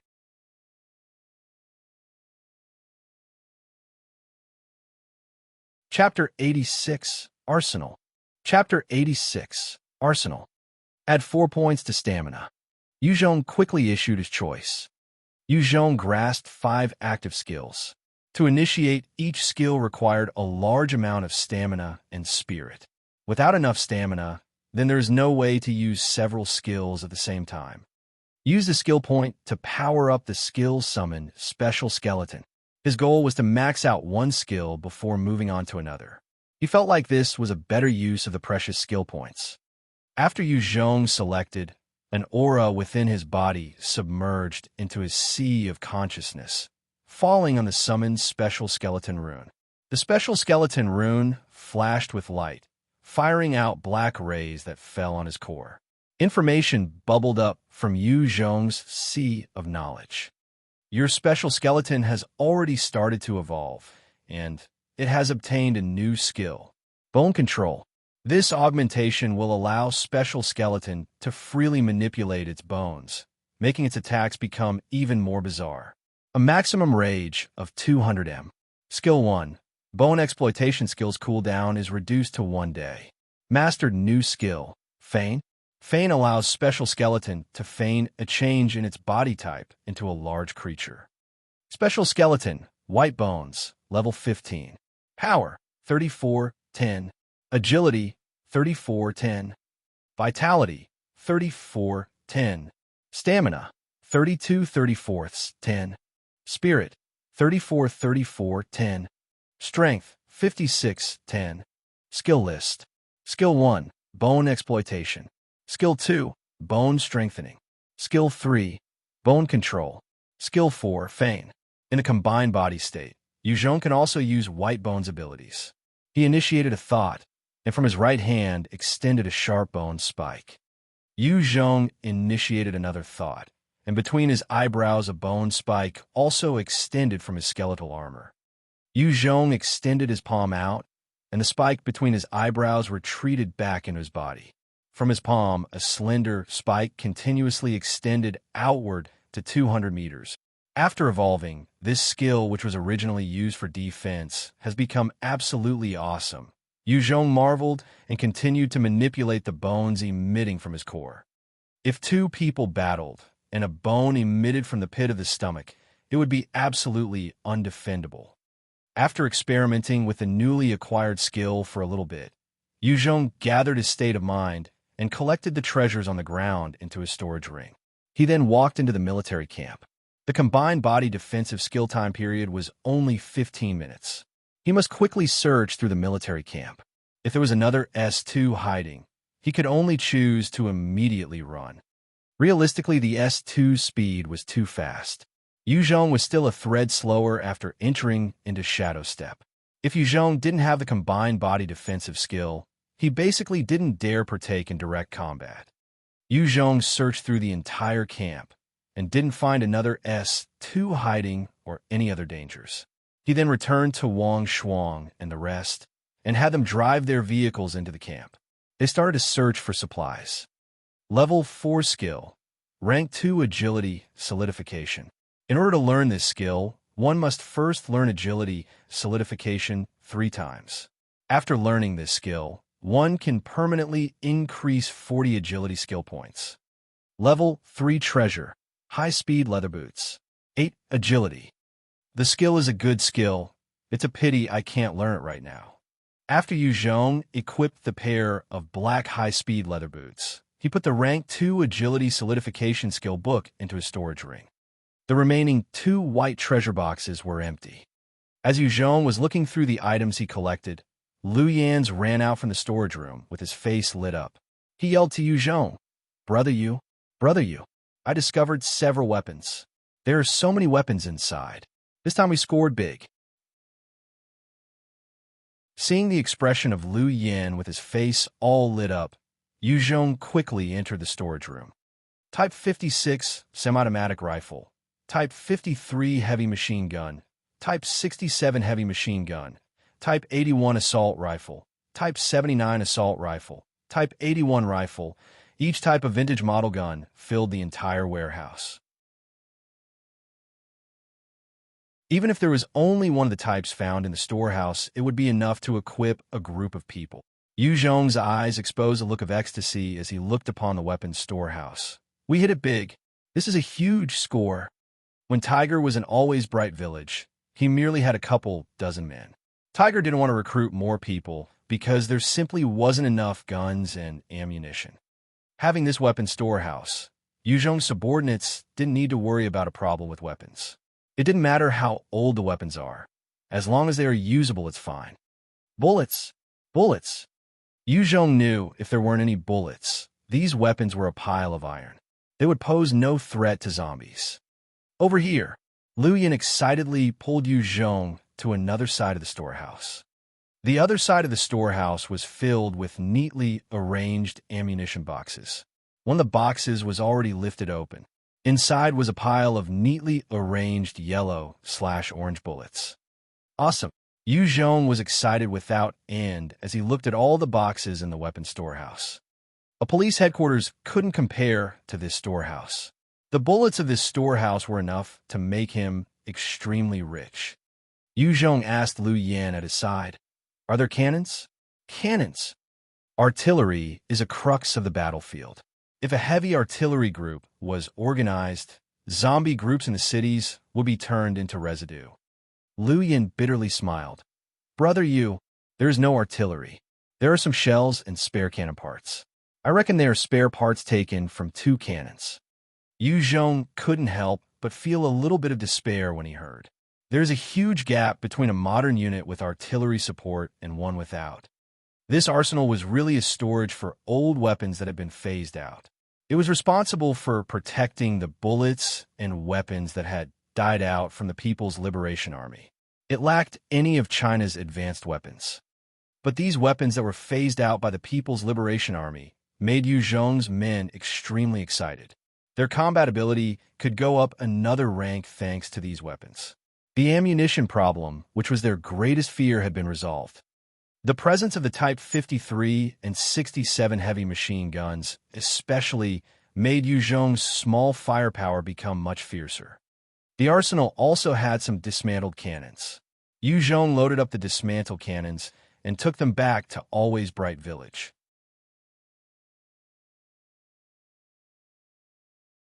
Chapter 87. Recruiting Survivors.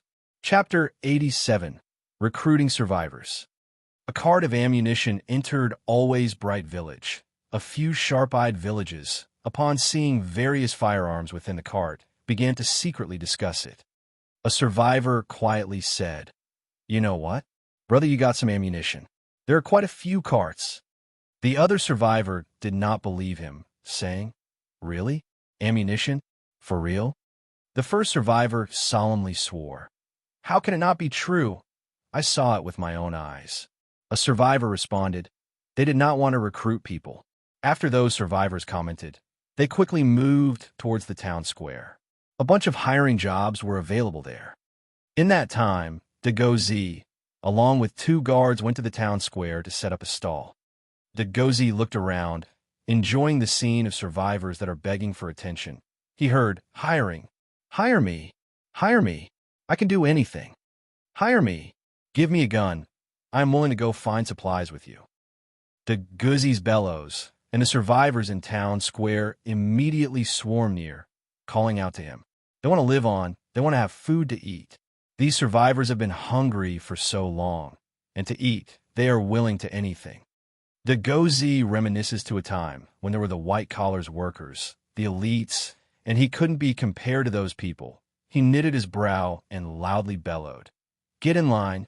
Line up and come one at a time.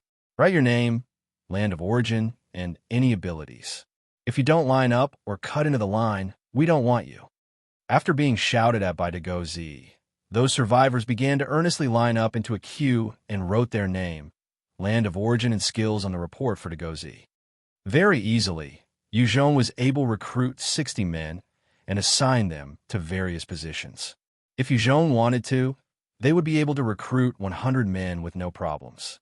As long as there is grain, he could casually pick any of the hundreds of villagers of Always Bright Village. Of the 60 people recruited, 50 were men. They were assigned to different fighting squads. The other 10 women were assigned to be Guayu and Lin Manny subordinates. Lin Manny was chosen by Guayu to be her assistant. She once worked with the student association, so she has experience in organizing staff for work. After going through so much, Lin Manny also began to mature. She wants to become a useful person through hard work. She doesn't want to be abandoned by anyone anymore. "What is your name?" Within a villa in the Always Bright Village, Yu Zhong looks at a medium-built body with a yellow complexion, approximately 27 to 28 years old youth. "Brother Yu, my name is Lei. I used to be a car mechanic." The youth's complexion turned yellow as he looked at Yu Zhong. The ruler of Always Bright Village used to be Tiger. However, he would kill people if they just said something that opposed him. But after facing the wrath of Yu Zhong, he did not dare be reckless. This Lei that Guiyu recruited is what Yu Zhong needed, a mechanic. Like a blacksmith, a man with complex talents are hard to find in Always Bright Village. Yu Zhong asks, "What kind of vehicles can you fix? Can you fix large trucks?" Lei quotes a string of car names. "I can fix Hummers, Jeeps, BMWs, Volkswagen. I should be able to do trucks as well." After he finished, Lei carefully adds, "But if you want me to fix a car now, I can't solve big problems, because I don't have any mechanics equipment." After a silence, Yu Zhong asks, "If I give you the blueprints and parts, can you construct a turret?" Lei was shocked by Yu Zhong's request. He shook his head again and again. "No, I have never touched that before. I do not know how to make that." Yu Zhong eyed Lei, then said, "You are qualified. You are now temporarily part of the non-essential personnel. After I find the tools for you to fix cars and you have proven your ability, I will promote to be part of the preparation team. If you do well, I will promote you to the official team. Now you go ahead. In the fastest time, get a copy of the plan for the modified Dongfeng truck and give it to me." After Lei left, Yu Zhong laid on the sofa and closed his eyes. During this time, Ji Qingwu and Qi Yang led expeditions for supplies. As long as they don't run into S2-type mutated undeads, They should have enough strength to deal with a small group of undead. Wang Shuang, Xiao Ming, and Lu Yang was responsible for security, guarding, and shooting. These three groups didn't have the strength to keep holding the line. Dealing with the zombie swarms is too exhausting. Their shooting technique is not good, so they still need more practice. Grain. There's still not enough grain. Yu Zhong closed his eyes. Grain is always in his head. Now what Always Bright Village lacks the most is grain. If the seeds that are sowed do not germinate, there is little grain to eat. Even after eating less, Yu Zhong has barely enough to feed his subordinates. Moreover, some porridge is sent to the survivors of the village, so they would not starve to death. It was at this time, along with the fragrant breeze, a pair of small, soft hands were resting on Yu Zhong's shoulders, giving him a massage. Guo Yu, with a gentle voice by Yu Zhong's ear, asks, "Master, what troubles you? Can you confide in me? Telling someone your troubles will reduce your stress. If you can, let me share in your troubles with you." Yu Zhong opened his eyes to see the childlike manner of the beautiful face of Guo Yu sitting by his side, massaging his shoulders.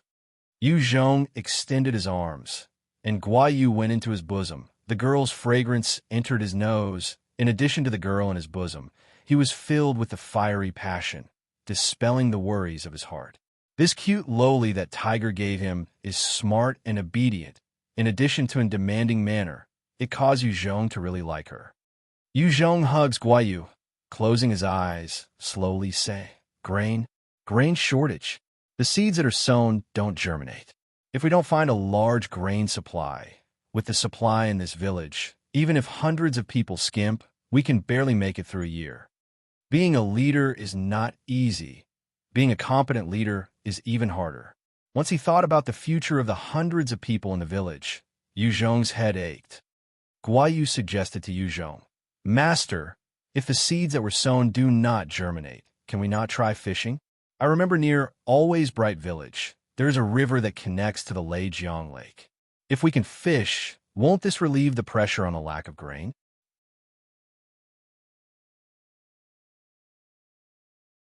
Chapter 88. Mutated River Snake. Chapter 88. Mutated River Snake. Yu Zhong casually said, "There's formidable mutated beasts there that can eat people. We don't have any way to fish there." Yu Zhong looked distracted as soon as the words left his mouth. Then he hugged Guo Yu and gave her 2 kisses on her cute little face. "Thank you. Little Yu, you've inspired me. There's mutated beasts guarding the area. I only need to clear them out." Yu Zhong didn't plan to stay long in Always Bright Village. He didn't think twice about it when the Gouzi said the brook had mutated beasts.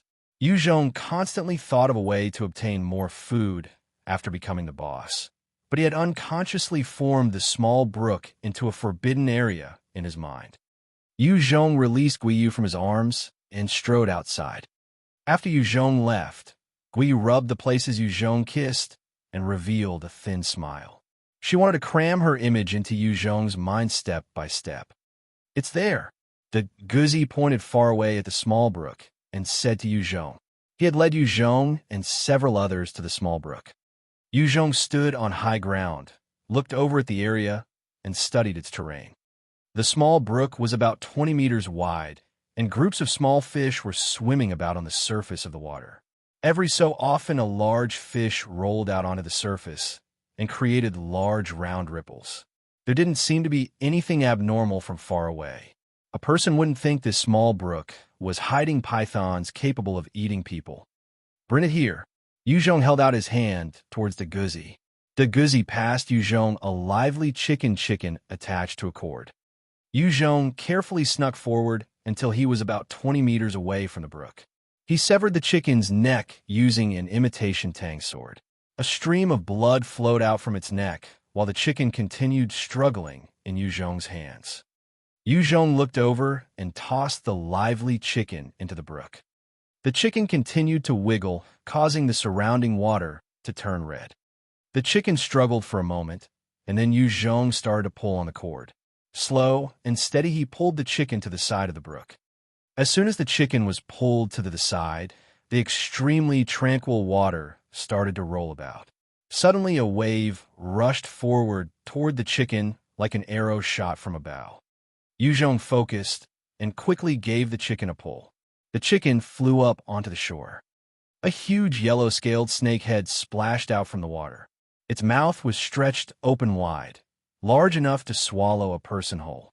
The python had exploded forth, stretching its mouth towards the chicken. Yu Zhong pulled the chicken bait and sent it flying towards his direction. The huge yellow-scaled python also swam forth from the water.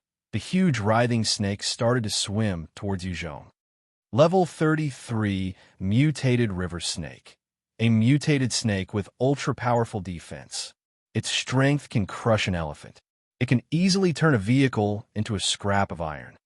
Yu Zhong looked at the information of the mutated river snake and gasped a breath of cold air. This was a level 33 mutated animal after all.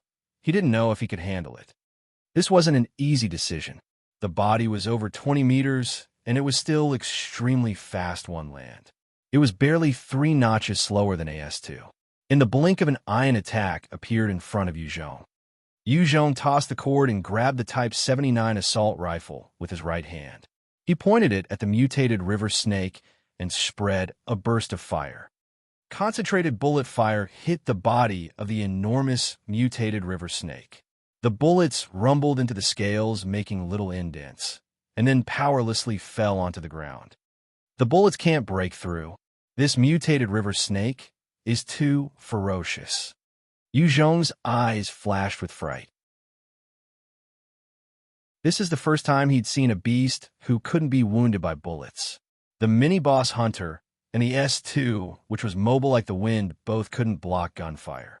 But this mutated river snake's scale armor could block bullets, and it made his heart set off bursts of terror. Although the bullets couldn't penetrate the snake's armor, they could still inflict endless pain. Its eyes flashed with a fierce light, and it stretched open its mouth. The mouth carried a stinky fish smell, and it went to bite towards Yu Zhong. Yu Zhong's eyes flashed with rays of light as he initiated the skill Shadow Step. He quickly took a step to the left and just dodged the snake bite in the nick of time. While dodging, Yu Zhong extracted the imitation Tang sword from his waist and ruthlessly chopped at the river snake's head. There were strange, thin scales on the mutated river snake scale armor that secreted a type of bizarre liquid. When Yu Zhong slashed at the snake, his sword slightly slid along the scales and only left a white scratch. The scale armor didn't even break. Yu Zhong's sword wasn't able to inflict heavy damage. Instead, it only infuriated the mutated river snake. The snake fiercely flung its head towards Yu Zhong like a small car. The speed of the snake wasn't slow, and its bulk was enormous. Yu Zhong had no way to avoid it, even in Shadow Step. Yu Zhong's mind was quick to action, and he started the combined body defensive skill. White bones turned into a stream of flowing light that covered Yu Zhong's exterior and then condensed into the astonishingly powerful defensive armor. And he placed his hands out front to block. The mutated river snake ruthlessly struck onto Yu Zhong's hands. Yu Zhong was suddenly hit like a bus. His chest tightened up, and his mouth filled with blood. Yu Zhong's whole body was sent flying. The mutated river snake quickly writhed towards Yu Zhong, chasing after him. It opened up its jaws and bit towards Yu Zhong while he was in midair. Expecting the attack, Yu Zhong acted. He extended out 2 bone spikes into the ground behind him, shifted his body in the air, and avoided certain death from the river snake's bite. But the 2 spikes were still struck and cracked by the river snake, and Yu Zhong flopped out of the air. As Yu Zhong was falling, he immediately turned toward the river snake and pointed his finger. A magical fireball appeared from his ring. The small fireball spell flew out, quickly booming onto the mutated river snake's skull. The explosion was deafening. The fireball struck the snake's head and scorched one of its eyes. It writhed in pain, but one small fireball wasn't able to snatch away its life. Yu Zhong's image flashed like a ghost in front of the snake. A bone spike shot out from behind and propelled Yu Zhong in the air towards the river snake's head. He pulled out the stinger and fired a series of 6 bullets at its brain. The 6 bullets pierced through the river snake's scale armor, cracking it apart one by one, and then they sank into its brain. Bloody fist-size holes appeared on its skull.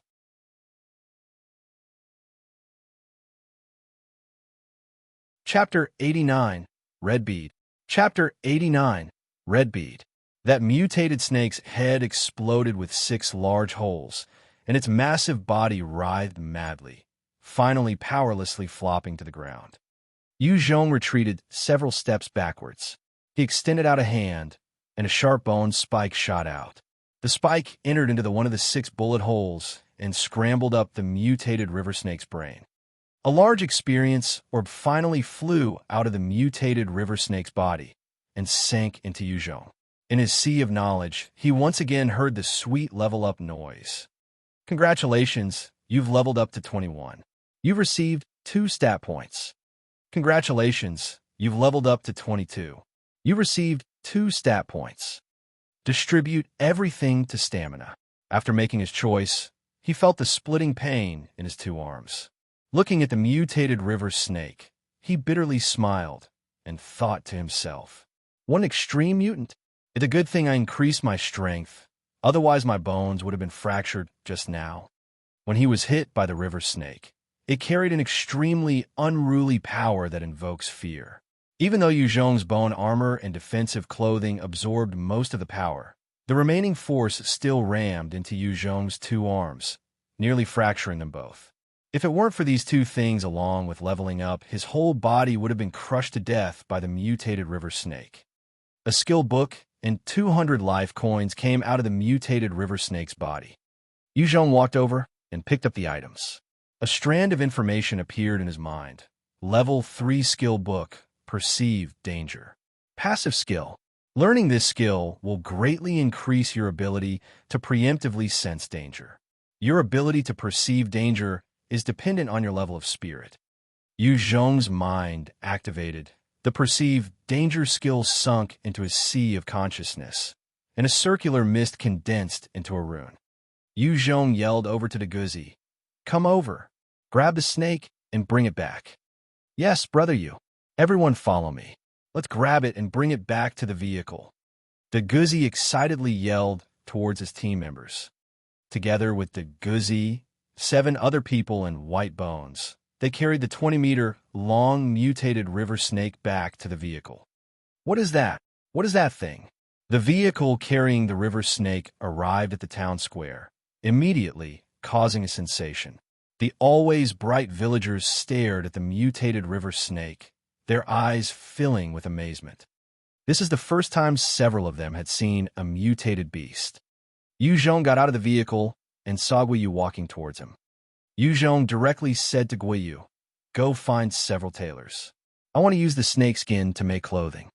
Guiyu stared at the 20-meter-long snake. Her eyes flashed with amazement. She nodded her head and said, "Master, I know. Right? This monster is a mutated beast. What do you plan on doing with the meat?" Yu Zhong's eyes focused. Staring at Guiyu, he lowly said, "What is your idea?" Guiyu used her 2 big, beautiful eyes and looked at Yu Zhong, saying, "I think you should find some people to taste the meat. First see if there are any harmful reactions. If there isn't any danger, then from today on we have another food source." These mutated beasts aren't like the wild animals without human intelligence. Their bodies could also take several shots and still be lively. Yu Zhong was always looking for food during Z Age, but he had subconsciously rejected the mutated beast meat. This was because he didn't know what the after effects of eating it would be. Yu Zhong looked at the beautiful and cute Guiyu. He patted her head, saying, "I know. I'll have you arrange it. Find 10 volunteers to come eat. Every volunteer will be rewarded 5 kilograms of rice. Furthermore, if the meat doesn't have any poison, reward them with 5 kilograms of snake meat. If this experiment is successful, then tonight you can come to the table." Receiving Yu Zhong's praise, Guiyu suddenly felt a burst of elation. A surge of pure joy burst out from her heart, revealing a sweet smile. "Thank you, Master." These past few days, Guiyu always served on Yu Zhong as he ate, and then she would finally eat her food after. Eating together with Guiyu represented Yu Zhong's recognition of her status and position. She was no longer a present that tiger gifted Yu Zhong. Furthermore, she was able to have a little bit of self-dignity. This is a result of her hard work and intelligence, and this aspect made her especially happy. Before the age, Guiyu's father gifted her Louis Vuitton bags worth 100,000 to make her happy. That blossoming smile of Guiyu was extremely beautiful, pure, and sexy. Looking at her, Yu Zhong felt a little moved in his heart. This little girl is truly lovely. Yu Zhong entered into Zhang Xiang's villa. Dozens of people had taken the mutated river snake's corpse and transported it inside. Yu Zhong waved his hands and ordered the dozens of subordinates to leave. He sized up the enormous 20-meter-long snake. Yu Zhong grabbed his imitation Tang sword and chopped at the mutated river snake's body. Even though the imitation Tang sword was wielded by Yu Zhong, who had leveled with enormous strength, just as before there was no way to break through the snake's skin. How formidable! Yu Zhong's eyes flashed with an intense heat. If this snake's skin was made into armor, his defensive power would increase to a new level. Yu Zhong started to chant, launching his skilled Devil Flame. A brilliant heat energy bubbled forth from the inside of his body. He focused, and the brilliant heat energy condensed on his finger and burst out. 5 burning flames jumped from his finger. Yu Zhong extended his finger towards the crown of the snake's head. The cauterizing heat immediately started to combust the snake's scale armor. Yu Zhong pierced his finger into the mutated river snake's scale armor. He pulled with his finger inside the snake's body, using the flame to rip a long opening. Yu Zhong used his Devil Flame skill to smoothly cut open the river snake's skin into 2 halves, revealing the meat inside. First, remove gallbladder. Yu Zhong looked at the 20-meter-long snake. Using his imitation Tang sword, he cut open the gallbladder. Inside, there was a small red glass bead had crystallized. Yu Zhong grabbed up the small red bead into his hand. He looked at the small red bead, and he suddenly had a desire to eat it. He involuntarily took the small red bead and tossed it into his mouth, swallowing it down. As soon as the bead entered into Yu Zhong's stomach, heat immediately started to spread in his body. The bead started to continuously change and strengthen him.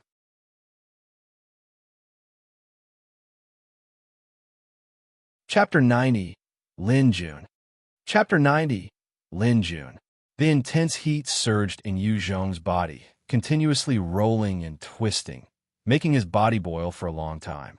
After a large sweat, it finally rested. You have received 8 vitality and 2 strength.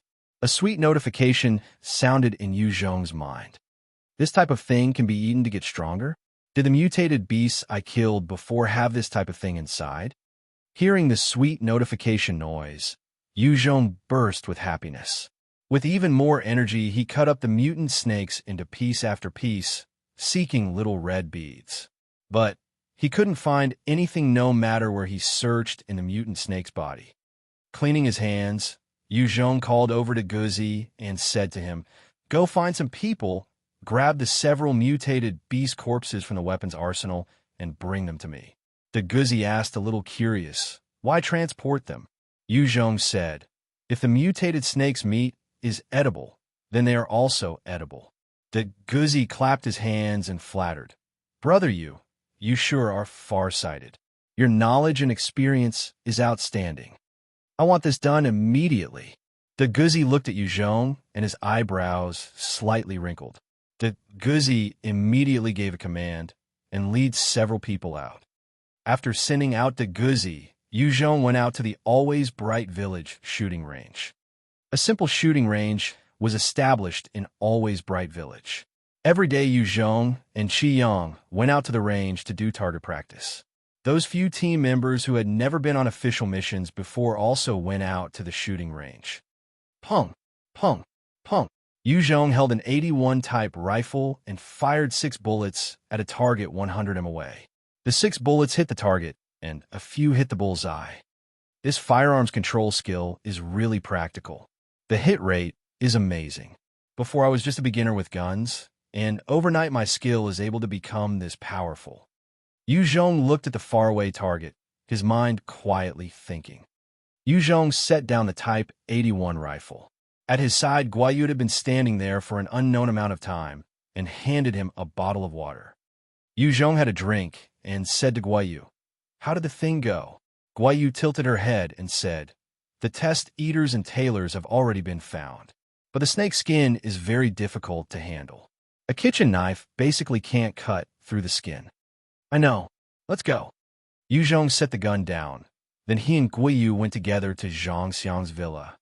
4 women and 8 men were standing in Zhang Xiang's villa at that time. Seeing Yu Zhong enter, they all respectfully saluted and yelled, "Brother Yu."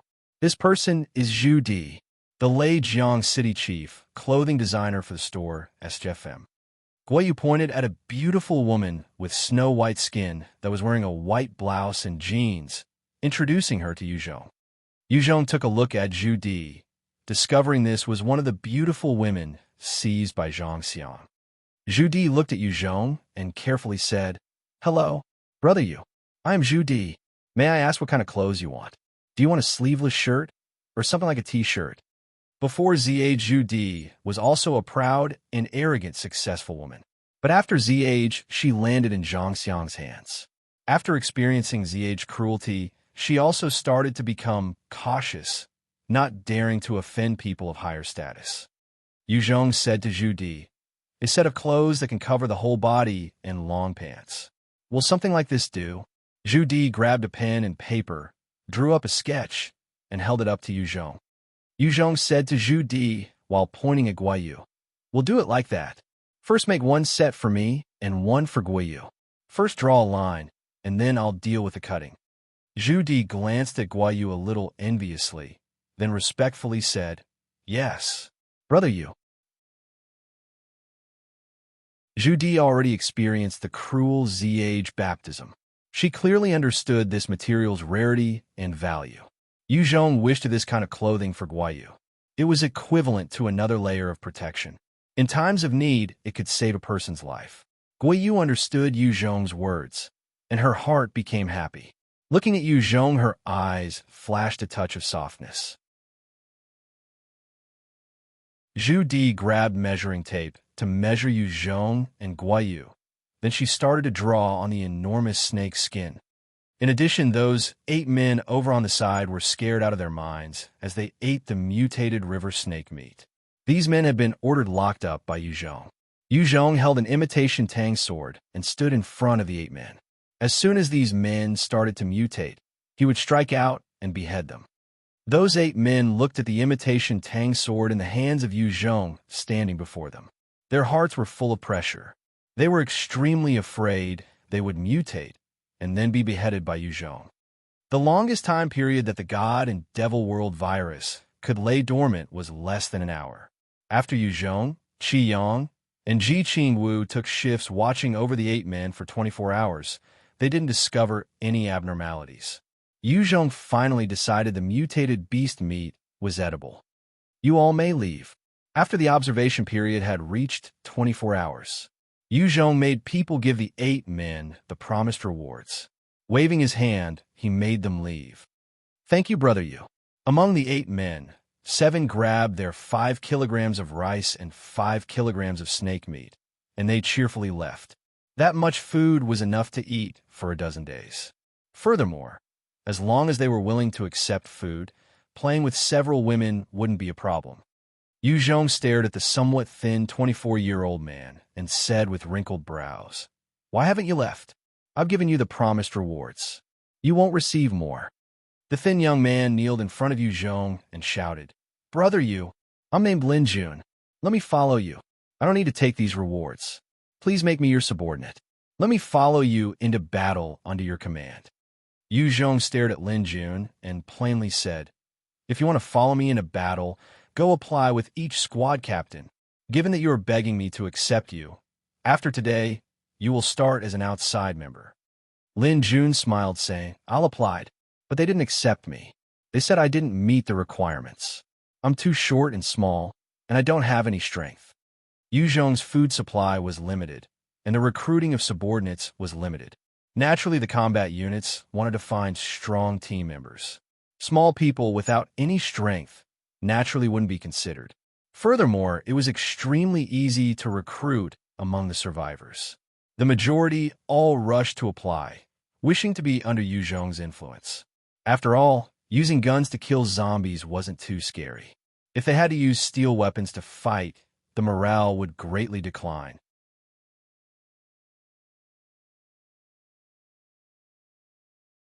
Chapter 91. Choice. Chapter 91. Choice. Yu Zhong stared at Lin Jun, getting right to the point. He asked, "Tell me what abilities you have." Lin Jun didn't hesitate. "I was a locksmith before his age. I can open up any lock in under a minute. I thought my abilities would be useful to you." Yu Zhong plainly said, "Whatever is locked can be opened." "What big words? Can you open up an iris skin lock?" Lin Jun became a little embarrassed and said, "No, I can only open up a few ordinary locks. For example, security doors, hotel doors, and ordinary civilian use locks." Yu Zhong's sight focused on Lin Jun. "All right, I'll accept you. You'll first start as an outside personnel. But are you clear on our rules?" Lin Jun excitedly said, "Clear. I know all the rules very clearly. Right now the world already started to change. If one can follow a formidable power, then it is very unlikely to starve to death.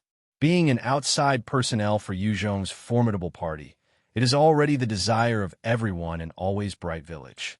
Yu Zhong searched over the mutated dog and cat corpses, but he couldn't find a glass bead. It made him a little disappointed.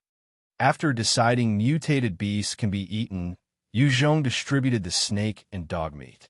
Even the other Always Bright Villager survivors would receive a bowl of meat soup.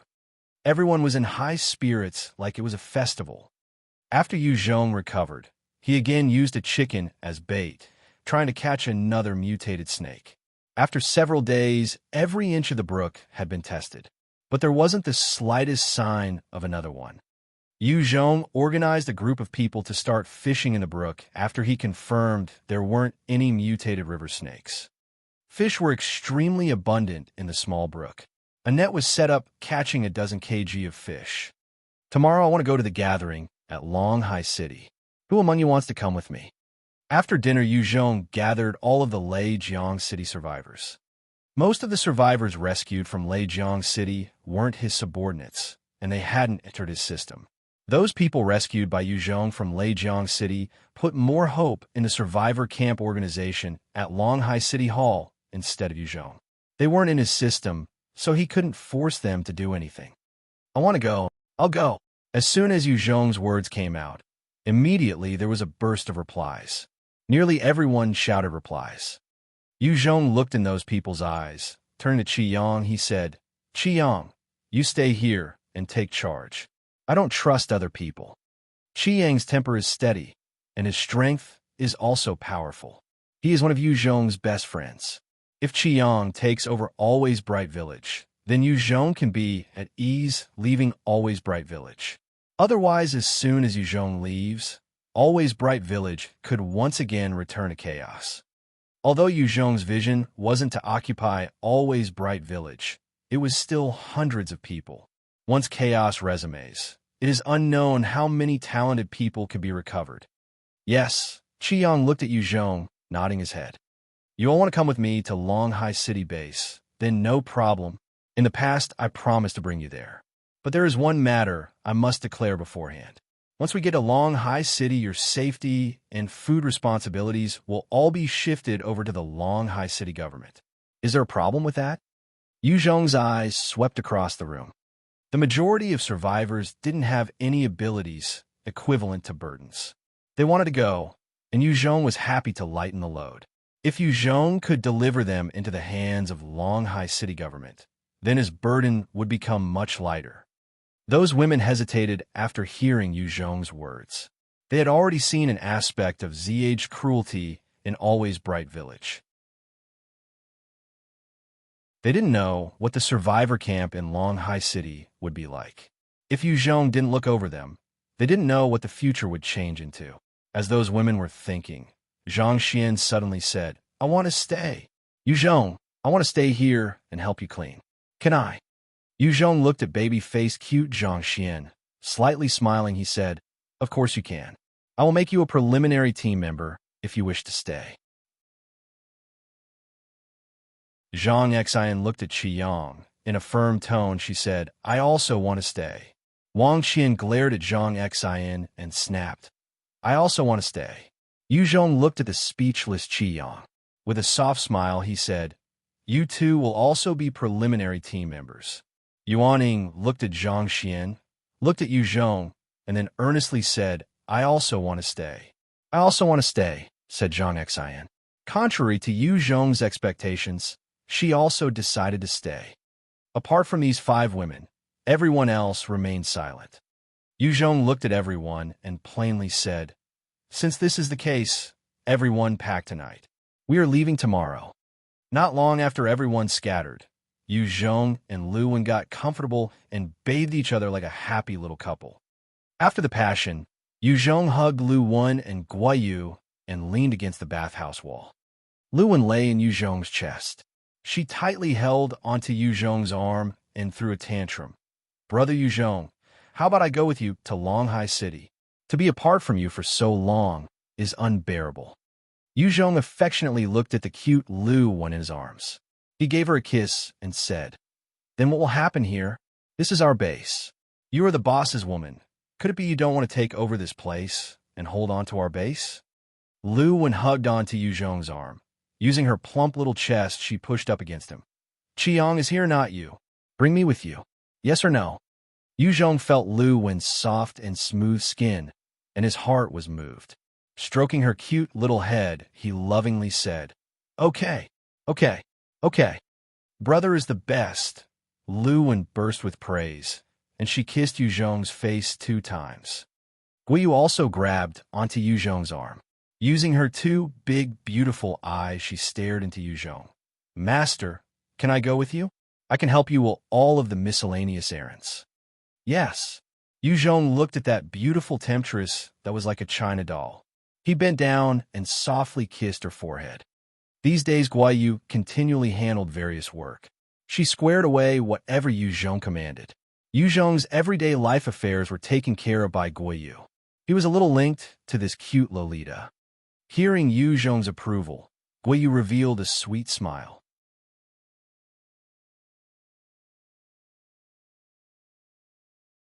Chapter 92, Wang Hai. Chapter 92, Wang Hai. On the highway to Longhai City, 2 Dongfeng trucks, 2 jeeps, and a Hummer formed a small motorcade and sped along the road. Save me! Save me! Suddenly, 8 men, dressed up in wide variety of clothes, rushed out from a side road. They were carrying various old model rifles and handguns. Behind them, 2 S1S closely pursued them like the wind without abandon. In the midst of the intense cry for help, a man lagging behind was clawed by an S1. A huge claw slash immediately appeared on his shoulder. His face turned pale. Using his full strength to break free from the S1, he madly rushed forward again. Yu Zhong gave a command to Wang Shuang, who was driving the car. Stop the vehicle! Kill them! Wang Shuang immediately stepped on the brakes and stopped the Hummer. The following vehicles stopped quickly behind them. 12 men carrying Type 79 assault rifles jumped down from the vehicles. Glaring like tigers, they pointed their guns at the 8 men carrying the various types of old weapons. The Gouzi commanded to the 8 fugitive men, Drop the weapons, then crouch down, otherwise we will open fire. Yu Zhong's protocol when encountering armed personnel was to first make them give up their weapons, then he will assist. Otherwise, letting other parties join his ranks was too dangerous. Seeing Yu Zhong's side carrying Type 79 assault rifles, the 8 men's eyes flashed with fear. They immediately threw their guns to the side, and they rushed into Yu Zhong's ranks, loudly yelling, Don't shoot. Please save us. Compared to the monster S1, being in the ranks of men felt much more safe. Yu Zhong got out of the vehicle. Holding an imitation Tang sword, his image flashed, appearing up and down in front of the 2 S1. The sword flashed across, and their heads were easily sent flying. The 2 headless S1 corpse fell to the ground. They burst forth with 20 life coins and a white box. How severe! The 8 survivors saw Yu Zhong easily behead them. The S1 who existed in the heavens was brought down to earth so easily, and their eyes flashed with fear. Yu Zhong tossed the white box and life coins into a backpack. He asked the 8 men before him, "Who are you all?" Although Yu Zhong had the storage ring, he still carried the backpack before others to deceive the public. The storage ring is a level 6 treasure. If other people knew, inevitably they would be jealous and cause unneeded trouble. Like a thug, the Gouzi fiercely said to the survivors, "This is our captain, you. You asked you something. Why haven't you quickly answered? If you aren't honest, I'll execute you." A young man with the stature of a leader quickly said, "We are a Longhai City survivor camp group searching for supplies. I am named Wang Hai. I am this small group's team lead. Thank you for rescuing us." Yu Zhong stared and said in a low voice at Wang Hai, "Wang Hai, I want to know the present situation of the Longhai City survivor camp. Tell me everything you know. I only want to know information on Longhai City. I'll give you your guns and people. But if I discover you cheated me, it will be your doom." "Yes." Wang Hai's heart shivered in fear. Then he told Yu Zhong everything he knew about the Longhai City survivor camp. The day ZH started, Longhai also heard the sound claiming to be the hand of God. The majority of people became zombies. The Longhai City survivor group also had 7 people become infected and turn into zombies.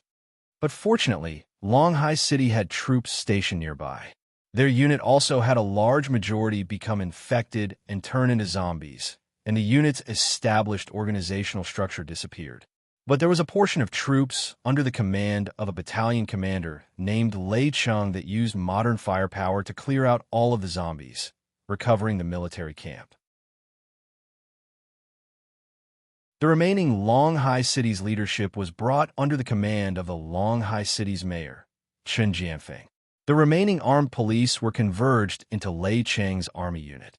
After converging, King Zhang Yun immediately organized manpower to attack the less populated district of Qingyuan County in Longhai City. Those mutants had just started. They were zombies that had yet to evolve.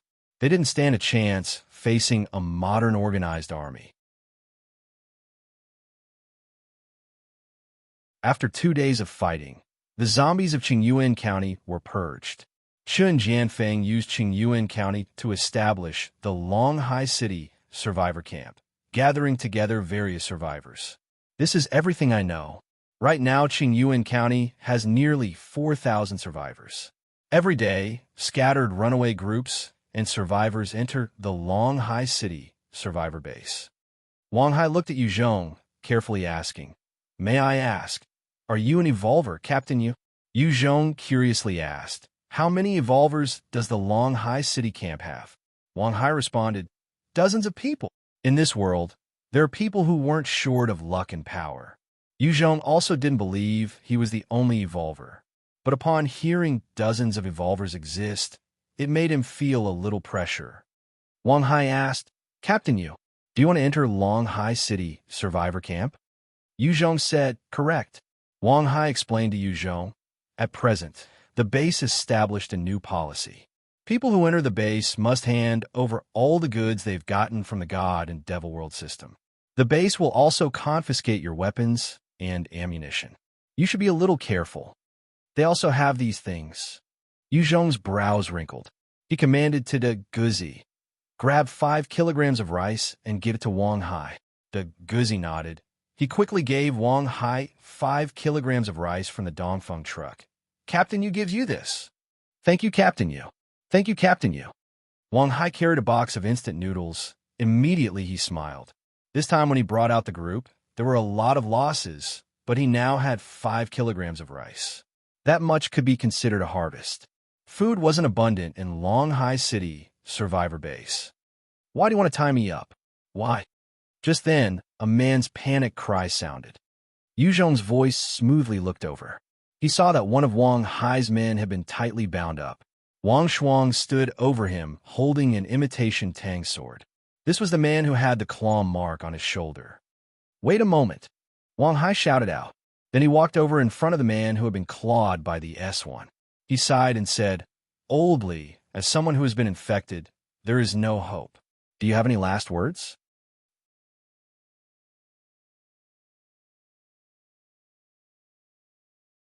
Chapter 93 Longhai City, Survivor Base. Chapter 93 Longhai City, Survivor Base. Looking at Wang Hai, Laoli was extremely moved, and his eyes became red. He said a little sadly, "Captain Wang, my death doesn't matter, but what about my wife and son?" Wang Hai slowly said, "These two, we will help you take care of them. You can rest easy." Wang Hai's remaining men saw this scene. Their hearts became burdened. Old Li is an honest man, and he is very popular in the group. No one wanted to see him die, but those infected will certainly die. This is law. Even those evolvers who are strengthened by the God and Devil World system will turn into zombies when infected. This virus is truly terrifying. Old Li closed his eyes. "Come, give me happiness." Wang Hai looked at Yu Zhong and said, "Captain Yu, can you let us resolve this ourselves?" Yu Zhong nodded, and Wang Shuang put away the imitation Tang sword. Wang Hai pointed his gun at Old Li's brain and said, "Old Li, go well." Pung! A gunshot. Old Li's head received a bloody hole, and then he collapsed to the ground. The Gouzi came over to Yu Zhong's side and asked, "Captain Yu, what do we do now? Are we still going to the Longhai City survivor camp?" If Yu Zhong's group gets their items confiscated by Longhai City base, then they will get trampled on like tigers who have their teeth pulled out.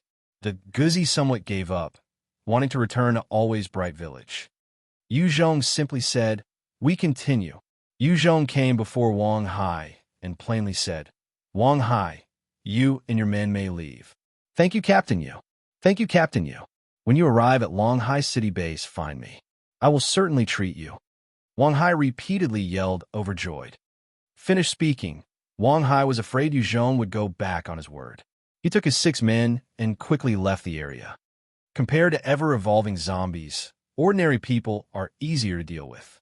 Because of this, several people started hunting fellow human beings, and they started snatching supplies.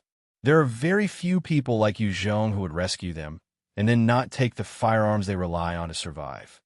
"Lin Jun, come over here." Yu Zhong pondered a moment and called over to the team member at his side. Lin Jun arrived at Yu Zhong's and asked a little bit excitedly, "Captain Yu, what are your orders?" Lin Jun didn't have many experiences at the side of Yu Zhong. He really wanted to display his worth. Yu Zhong stared at Lin Jun and asked, "You are familiar with the area around Longhai City. Do you know of a place we can hide our supplies?" Lin Jun's hometown is indeed a small county near Longhai City. He was relatively familiar with the area. This is one of the reasons Yu Zhong brought him along. He needed someone familiar with the area as a guide. Lin Jun knitted his brows in deep thought for a moment and finally said to Yu Zhong, "There is. I remember near Qingyuan, there is a small village named Shi Village with a cave. Shi Village had very few people, only a couple dozen. The land is barren without any supplies. There shouldn't be anyone going there."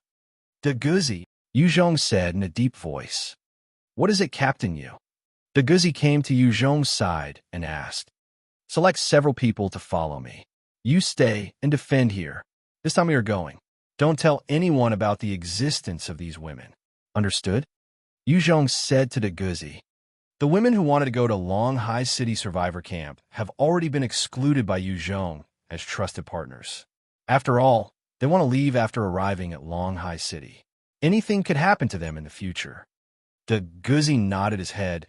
He selected several people to follow Yu Zhong. They drove out a Dongfeng truck loaded with survival goods and weapons. "Where is Yu Zhong going?" Seeing Yu Zhong go out, Chen Yao couldn't help but ask. The Gouzi looked at Chen Yao and coldly said, "Chen Yao, should you be asking about Captain Yu's whereabouts?" The Gouzi looked down upon those saved by Yu Zhong that had chosen to leave. Chen Yao stared blankly. She never thought De Gouzi would speak like this to her. De Gouzi had always been courteous to the people following Yu Zhong in Always Bright Village. He had never been this cold. Chen Yao's eyebrows wrinkled, and she couldn't help but say, "What's with the attitude? I'm concerned about Yu Zhong, so I asked." The Gouzi dully said, After we get to Longhai City Survivor Base, you aren't one of our people. It's best you don't ask about Captain Yu's business." Chen Yao still wanted to say something, but Ji Qingwu pulled her close, shaking her head, saying, "Yao Yao, we already became outsiders. We decided to leave Always Bright Village and go to the Longhai City Survivor Base. It is logical for them to act like this towards us. After all, this matter is about their safety." After hearing Ji Qingwu's words, all sorts of feelings welled up in Chen Yao's heart. It was somewhat bitter. Part of her wanted to stay at Yu Zhong's side, but she also wanted to return to the government's protection in an orderly society. Under rule of government and in societal order, she is a princess, but with Yu Zhong she is just another ordinary pretty girl. She also didn't have feelings for Yu Zhong, so naturally, she chose the Longhai City Survivor Base. Ji Qingwu looked at the conflicted Chen Yao without speaking. She would rather stay at Yu Zhong's side, but Chen Yao is her best friend. Ji Qingwu's family has also served Chen Yao's family for generations. Ji Qingwu's grandfather is the personal bodyguard of Chen Yao's grandfather. Since their generation, the Ji family has been a subordinate power to the Chen family. Officially and personally, Ji Qingwu must be with Chen Yao. Under the guidance of Lin Jun, Yu Zhong easily found the cave. He took all the goods on the Dongfeng truck and stored them there. Then he returned to the motorcade. Continually moving along the highway, Yu Zhong's group quickly arrived at the entrance to the survivor base in Qingyuan County. Qingyuan County is a small town located not far to the west of Longhai City. Before Z-Age, it had well-preserved ancient walls and buildings, which was a selling point for the tourist industry. Yu Zhong saw the walls of the Qingyuan township from far away. Those walls had great use for defending against zombies and mutated beasts when combined with modern weaponry. "Stop!" Yu Zhong's group just arrived before the gates. Four heavily armed soldiers immediately rushed over and yelled. Yu Zhong got out of their vehicles one by one. As soon as Yu Zhong's group got out of their vehicles, they were confiscated by the soldiers. Several government personnel walked over. Among them, one person came to Yu Zhong's side and said, "I am responsible for receiving survivors. I'm named Chen Jiguang. You all may carry your personal items and enter the Longhai City survivor camp. Cash, gold, and diamonds can be exchanged here for food stamps."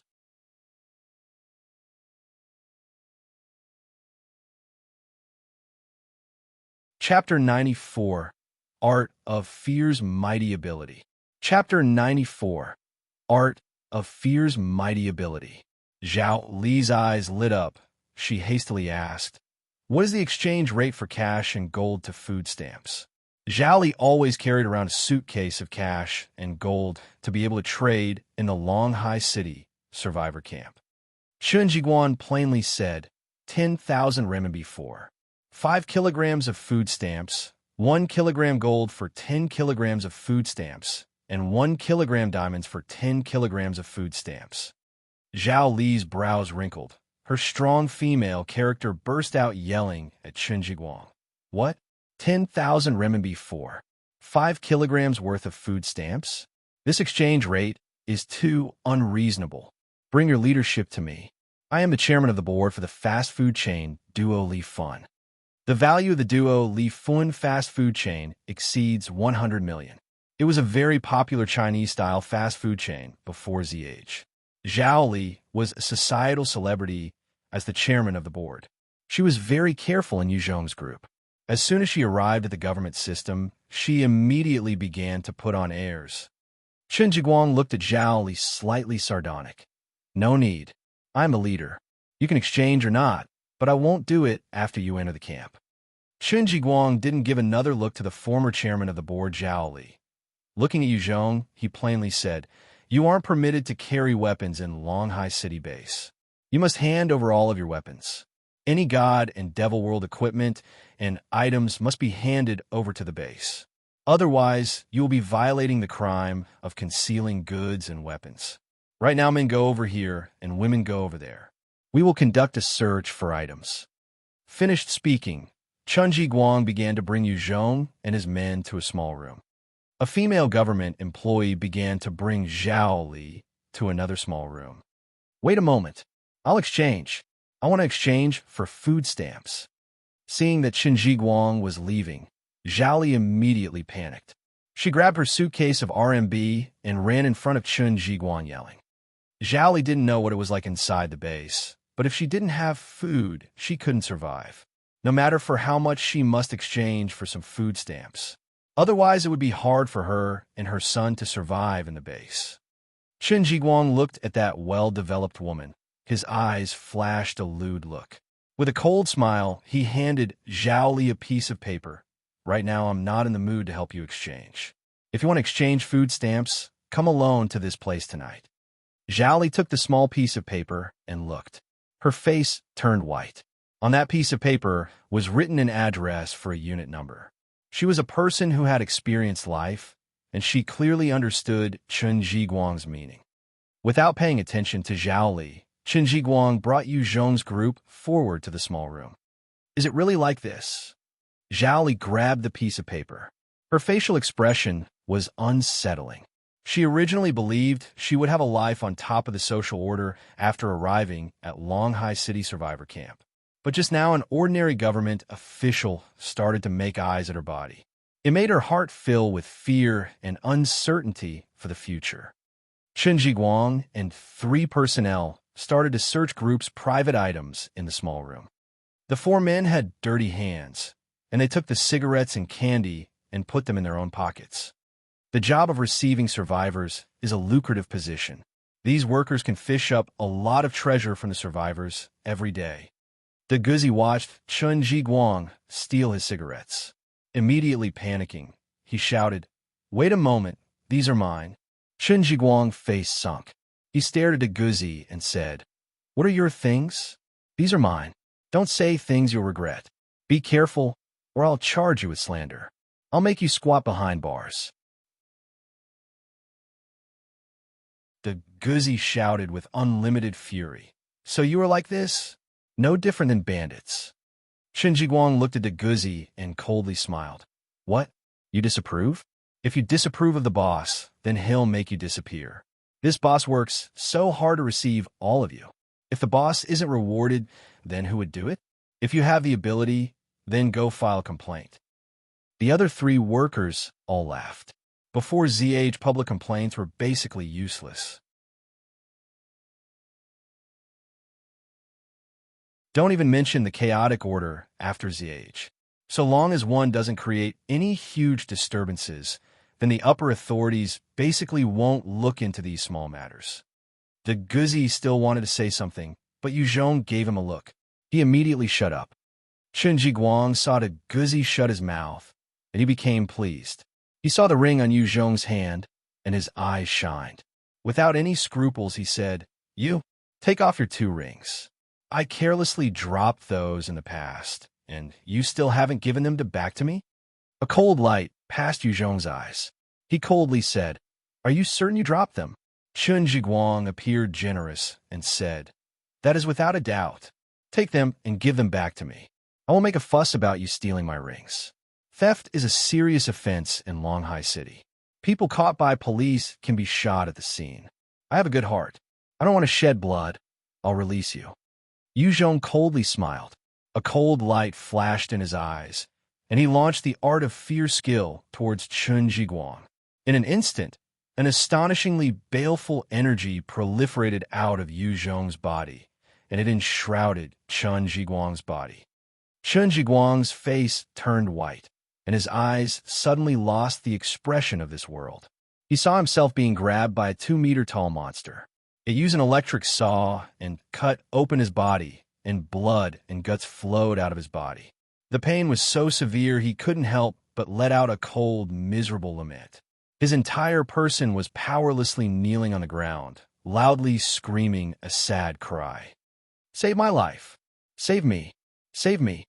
Chen Zhiguang's eyes became blood red, and he collapsed paralyzed on the ground. His body was coldly sweating, and the pain was like a fish being deep-fried.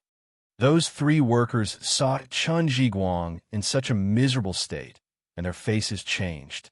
They fished out the stolen items from their pockets while apologizing repeatedly. Sorry.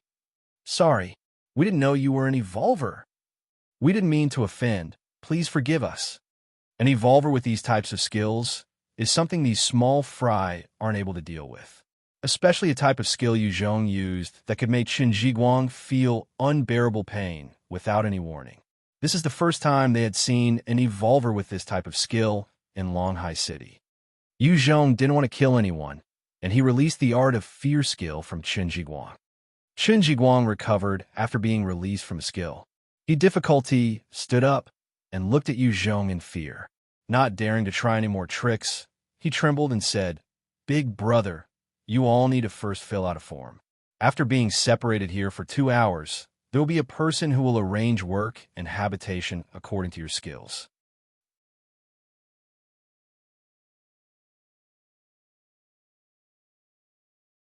Chapter 95, Joining the Base. Chapter 95, Joining the Base. Yu Zhong received the form and looked at it, only to see that there were all sorts of questions on it. Qin Zhiguang, on one side, cautiously said, "In this form, the most crucial point is regarding your occupation and ability before the age. According to your occupation and ability, you will be provided with work and goods. Among these, evolvers can get very good treatment. They can join army troops or possibly be an employee of the government branch." Experiencing Yu Zhong's fearful ability, Qin Zhiguang didn't dare to provoke his anger again. Although, inside Longhai City, even evolvers couldn't kill as they wished. But Yu Zhong's strange ability could absolutely kill him easily without being discovered. Qin Zhiguang reminded, "Occupation and ability is very important. This directly relates to your future treatment. The rule of the Z-Age is the law of the jungle." Qin Zhiguang was very clear on this one point. He won't dare to go against Yu Zhong, who was an evolver. He could only try as much as possible to win his favor. Yu Zhong tossed out a pack of cigarettes to Qin Zhiguang and indifferently said, "We want to be together. What methods do you have?" "Thank you, brother Yu." Qin Zhiguang received the cigarettes. His eyes showed a hint of happy expression. Cigarettes were very high in demand inside the base, but yet they were very hard to come by. For ordinary people like themselves, it was very difficult to obtain a pack. Qin Zhiguang pondered a moment. "If you want to be together, then you all need to fill the form as jobless. Only, if that happens, then your future treatment won't be good." Longhai City Base was a place where people who were dragons as well as those who were snakes mingled. There were also quite a bit of small, powerful gangs. Qin Zhiguang has also seen many groups not willing to separate. After all, everyone together meant big power, and so it wouldn't be easy to be bullied by other people. After listening to Qin Zhiguang, Yu Zhong's party all filled both the occupation and ability as unemployed. 2 hours later, Yu Zhong's party walked out of the room. On the other side, Lu Wan, Qin Yao also walked out of their room. "Brother," seeing Yu Zhong leaving the room, Lu Wan ran to his side and held his hand. Guiyu also came to Yu's side. The rest of the girls stood across Yu, looking at Yu with eyes full of complex feelings. Starting today, they would be separated and would have to face the unknown world by themselves. Qin Yao came next to Yu and with a complex look, slowly said, "Yu, I'm going to go. Henceforth, if you face any problems in Longhai City, you can come to me. I will come help you to the very best of my ability." The Qin family had quite an influence in Longhai City. Qin Yao made clear her identity, after which her identity was authenticated and she could meet with her relatives in Longhai City Base. Yu Zhong glanced at Qin Yao and in a heavy sound said, "Take care."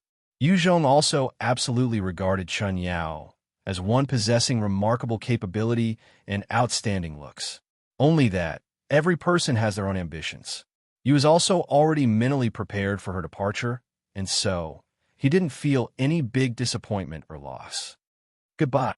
Qin Yao looked attentively at Yu Zhong, sight diverted towards the side where on each side stood Guiyu and Lu Wan. A complex light flashed past her eyes. Leaving behind the sentence, she left with Ji Qingwu. Zhao Li walked next to Yu Zhong and implored to Qin Zhiguang, who was next to his side, "Brother Chun, I beg you to help me exchange the food stamps. I beg you." Zhao Li already realized Longhai City Survivor Base isn't the perfect haven she had imagined. Her status as a fast food chain chairman had no use here. Basically, there was no one to purchase her stock.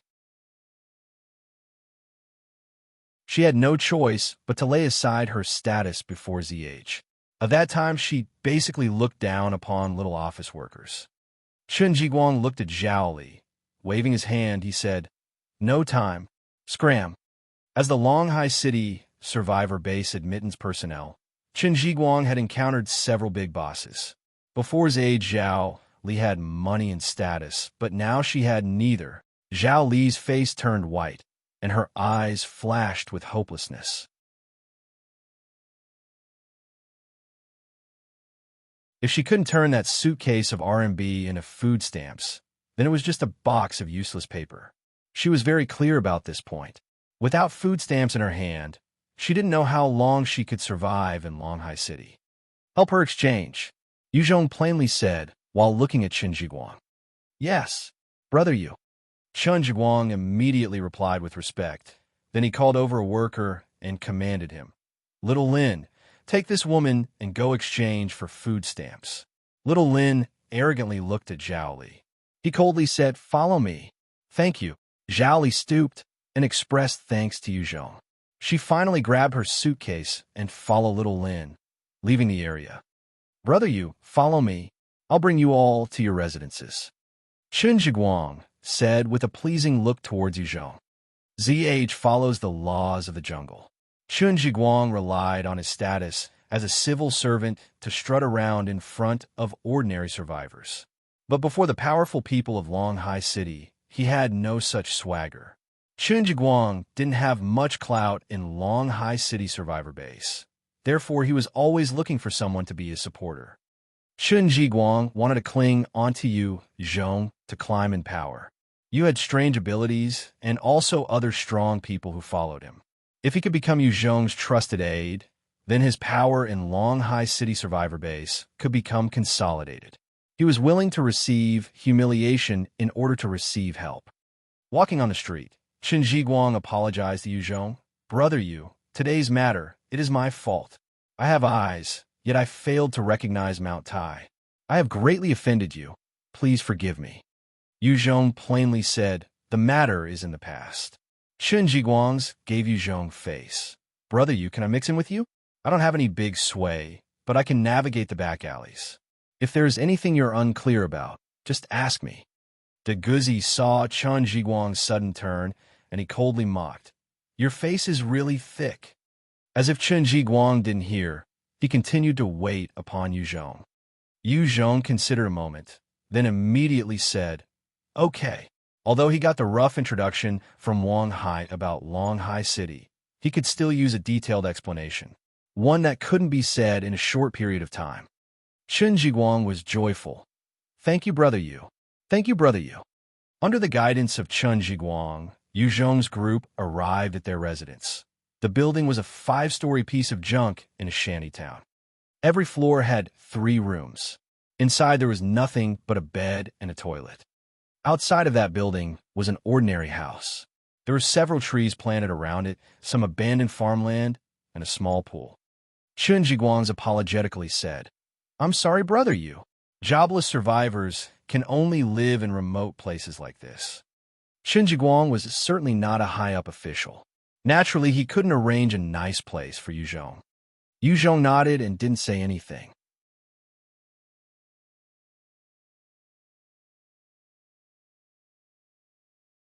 Chapter 96, Shopping. Chapter 96, Shopping. Everyone had been busy the whole day. Their stomachs were hungry, so they left the building and went out. Not long after leaving the building, they saw an open place with some stand arranged. Several workers were there distributing relief food. Dozens of people were in a long line waiting for food. One fatty was holding a ladle. Every person who passed by the pot received a scoop of gruel plopped in their bowl. The Gouzi walked by and took a look. He saw that in the bowls there wasn't any rice. It was basically all water. He couldn't help but complain. "Damn, is this what people eat? It's all water." The Gouzi could eat a bowl of food every day in Always Bright Village. The gruel in Always Bright Village also had more rice in it than this. The fatty distributing the gruel looked at the Gouzi and mocked. If you don't want to eat, then scram. Wait until you've been hungry several days. Then you'll reconsider. The other survivors received bowls of gruel that were practically water, and they all licked their bowls clean. Then they looked at the big pot of gruel with greedy eyes. This bowl of relief food is practically rice soup and not gruel. But to these survivors, it is their hope for life. Chen Zhiguang apologized to Yu Zhong. Brother Yu, I'm sorry. You all can only receive the relief food here. Yu Zhong looked at the large relief food pot without much rice inside. He had not the slightest bit of interest in it. He asked to Chen Zhiguang, is there a market here? I want to go buy a few things. Chen Zhiguang immediately said, yes. Please follow me. Walking along the road in the survivor camp, Yu Zhong's group saw everyone looked famished. Clearly they were all starving. There were several places with refugees lined up to get gruel. Under Chen Zhiguang's guidance, Yu Zhong arrived at a street. There were all types of things displayed on the street. The complexions of the vendors were only slightly better than the other survivors of the city. There's a rice store. You need government-issued food stamps to exchange for rice. The government worker salaries are all issued with food stamps. The army is the same. Chen Zhiguang pointed over at a store where 4 soldiers guarded with live ammo and explained to Yu Zhong. This is Phoenix Street where they sell all kinds of goods. If you have foodstuffs or food stamps, you can buy many things. Chen Zhiguang pointed at a street and explained to Yu Zhong.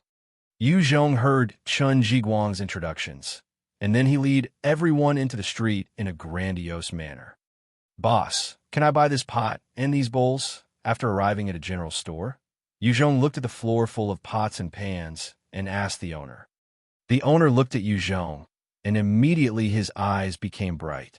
He hastily said, 1 or 2 food stamps for a pot, 1 or 2 food stamps for 20 bowls, 1 or 2 food stamps for a kitchen knife, 1 or 2 food stamps for 3 iron pots, where you can use food to exchange.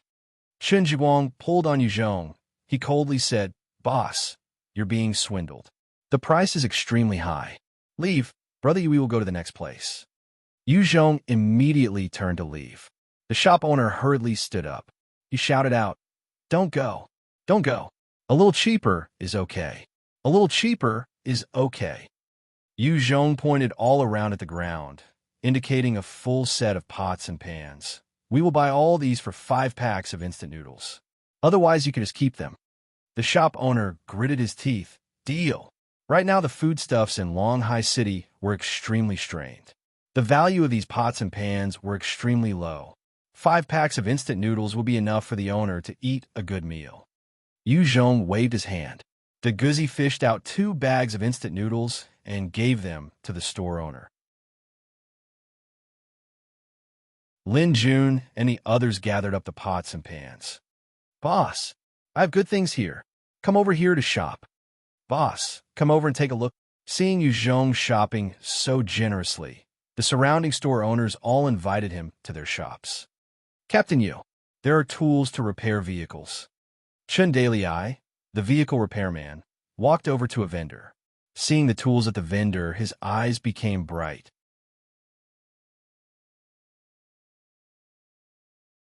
Chen Dalai is a proficient vehicle mechanic, but when he was fleeing, he had to lighten the burden by throwing away his food. Seeing the vendor's tools, he couldn't bear it. He was extremely clear on his position in Yu Zhong's group. He must bring into play his abilities so as not to be discarded. Receiving Yu Zhong's approval, Chen Dalai went to the vendor and used 4 packs of instant noodles to buy the tools.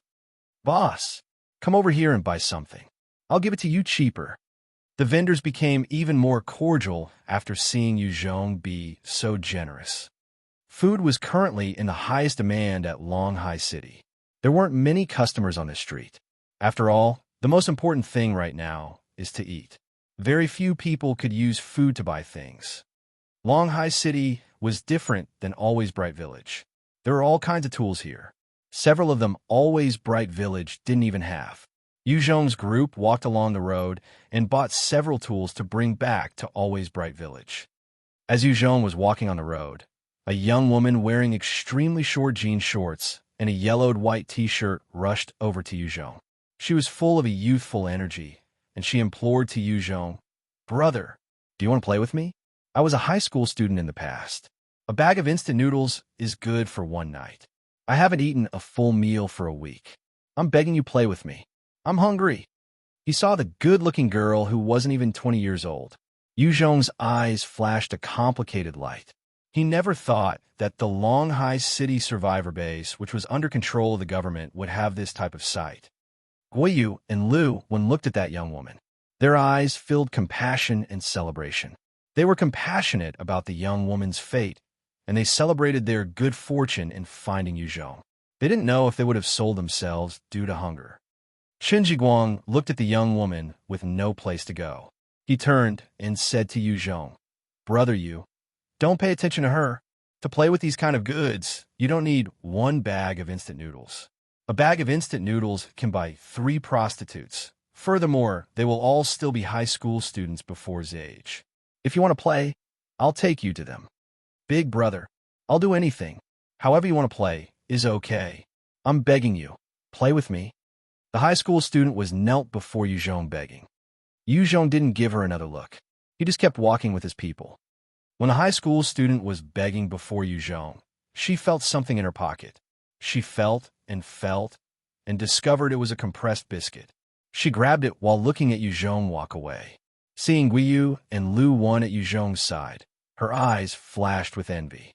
Then she went into a side alley and ate her compressed biscuit while crying.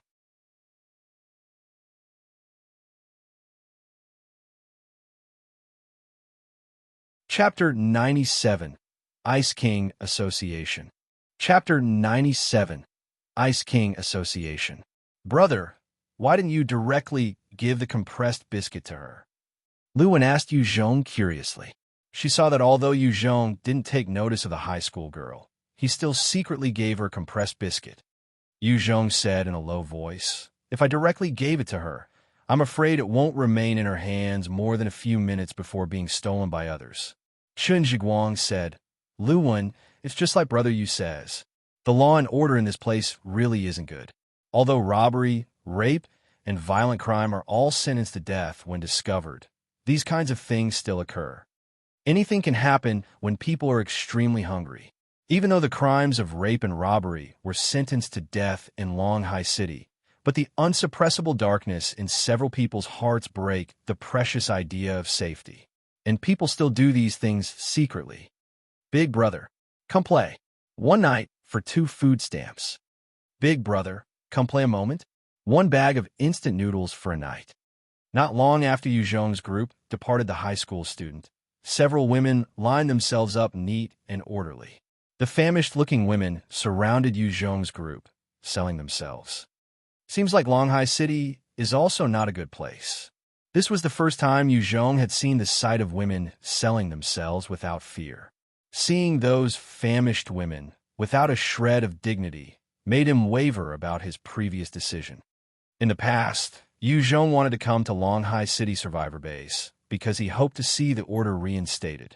A place where people aren't lacking food and clothing. With a place like that, he could rest easy passing on the survivors over to the base, and then he could take several trusted friends to Nanning to search for friends and family. Qin Jiguang, extremely capable of being flexible and taking advantage of the situation. He saw Yu Zhong's brows wrinkle, and immediately his face dropped. He roared at the surrounding women. "Start rolling. Don't circle up. Be careful. If you come over again, I'll make each one of you squat in jail." The surrounding women saw Qin Jiguang's government clothing, and their eyes flashed with dread. One by one, they withdrew and gave up. The position of government workers wasn't something these prostitutes could compare with. Offending a government worker was unwise in ZH. Yu Zhong looked at both his sides, and his brows slightly wrinkled. He saw the famished women neatly arrange themselves on both sides of the road. Some women were even putting on a little bit of makeup. The whole group of women selling themselves looked rough. There were actually over 100 of them. What is that place? After moving far away from Phoenix Road, Yu Zhong saw several soldiers guarding on the street, blocking off the road. Everyone's clothes on the road looked fresh. Their faces had a red glow, and they clearly weren't starving. Yu Zhong even saw a pretty woman wearing the latest fashion, leisurely pulling along a Pekingese dog. The street was orderly and tidy like the world before ZH. Outside the street was extremely cruel. Everyone was famished, selling themselves for a piece of bread. In and out of the street, one is heaven, other is earth, like two worlds together. Chun Jiguang looked at the special region a little enviously. He slowly said, "That is the special region. Only high-level government personnel and high-level army officials can enter that region. The supplies there are the best. People like us, ordinary government workers, barely have enough to eat in one day. Don't even think about meat and vegetables. The life of the people in the special region is worryless. They don't have a lack of meat, vegetables, or various type of goods. Even the dog in there eats better than outsiders." Although Chun Jiguang was a government official, he hadn't eaten meat for 2 weeks. The large majority of meat had been handed over to the special region supplies. The government officials could only go around half hungry. Eating things like meat was just a dream. While the rich wine and dine, the poor freeze to death on the street.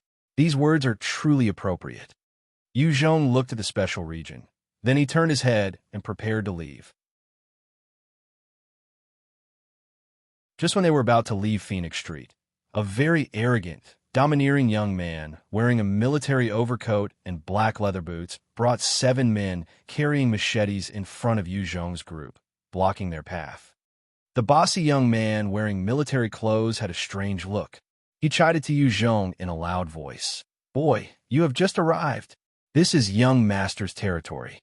To do trade here, you must give young master a protection fee. It's to protect your trade. Take out half of the food on your person and give it over to boss."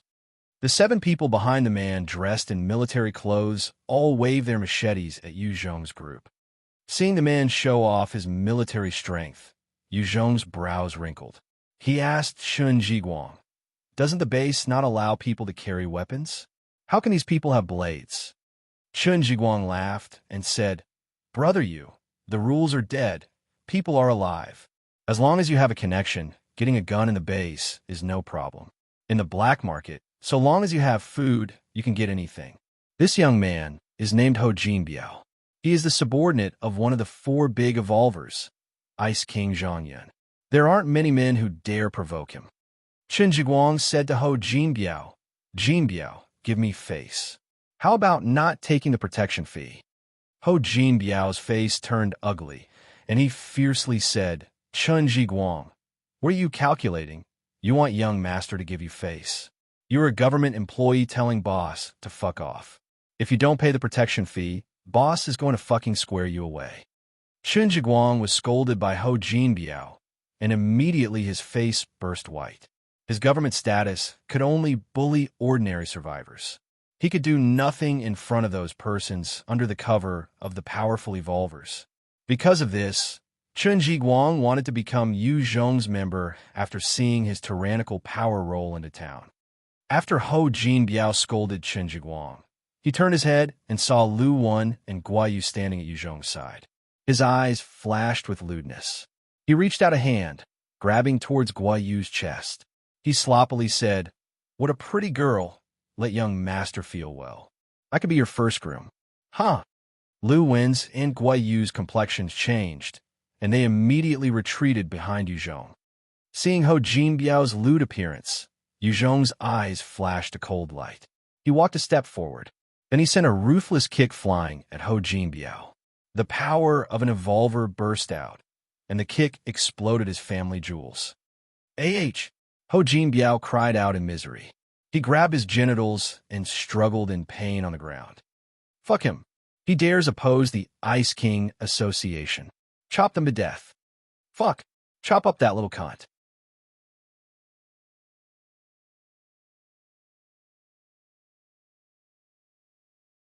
Chapter 98, Ice King Zhang Yun. Chapter 98, Ice King Zhang Yun. Seeing the balls of Ho Jinbiao exploded by Yu Zhong, the faces of the 7 men holding machetes changed. They violently chopped, rushing towards Yu Zhong. Yu Zhong calmly stood there, looking at the 7 men rushing towards him. White Bones was standing beside Yu Zhong, disguised as a person. Right as Yu Zhong was about to be chopped, White Bones rushed into the machete men. Using strength that was 3 times a normal person, it exploded punches onto their bodies. In only a few rounds, the 7 men holding machetes all had their ribs broken by the bullet and knife-proof White Bones. They vomited blood onto the ground and let go of their machetes. Chen Zhiguang's heart filled with excitement as he looked at Yu Zhong downplaying the defeat of Ho Jinbiao's group. Master, too strong. The laws of ZH are the laws of the jungle. Only the strong can continue surviving in this world. The weak can only choose to follow the strong in order to live on. Captain Yu, do you want to kill them? Liu Yan's eyes flashed a fierce light as he asked Yu Zhong. Liu Yan originally followed Tiger and now followed Yu Zhong. Both his hands were covered in blood, and he already had no regard for other people's lives. Hearing Liu Yan's words, the eyes of the 7 men flashed with fear. They had also taken several people's lives, but they didn't dare kill people in the middle of the street. Chen Zhiguang was also frightened by Liu Yan's words. He quickly said, Brother Yu, you can't kill. Killing people on the street is the death penalty. The base will certainly send people to put you down. Yu Zhong looked around. He saw the people on the street were all afraid to look at their group. There were also 3 people wearing police uniforms observing from far away. After ZH, order became chaos. The exceptional existence of evolvers also appeared. So long as no one was killed, the policemen didn't wish to casually interfere in a power conflict. Yu Zhong's eyes flashed a cold light at the 7 men lying on the ground. He commanded to White Bones, break their right hand, then make them scram.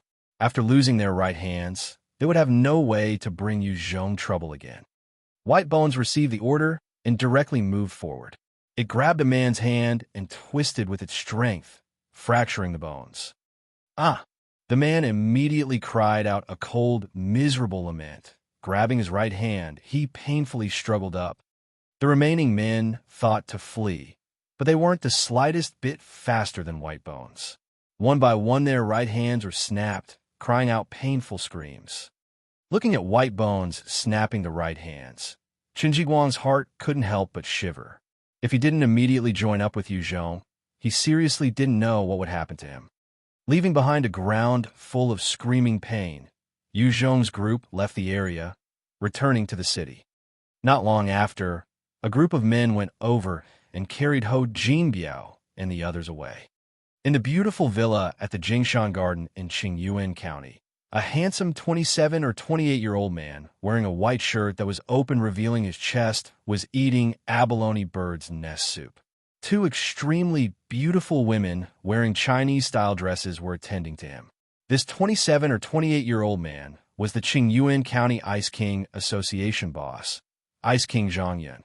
A medium-build man wearing Western-style clothes had a poker face as he told Zhang Yun in a low voice, Boss, I have something to report to you. Zhang Yun waved his hand at the 2 beautiful women, and they retreated away. Zhang Yun's brows slightly wrinkled. Then he asked the middle-aged man, Xiao Xiang, what is making you so intense? Why have you unexpectedly sought me at this time? Zhang Yun absolutely hated it when other people disturbed him while eating. Xiao Xiang is his close friend, so naturally he's clear on this point. But he still came at this time. Clearly something urgent occurred. Xiao Xiang said in a low voice, Today a new person came to the base. A man named Yu Zhong exploded Ho Jinbiao's balls with a kick at Phoenix Street. He also ordered the right hands of Ho Jinbiao's subordinates be broken.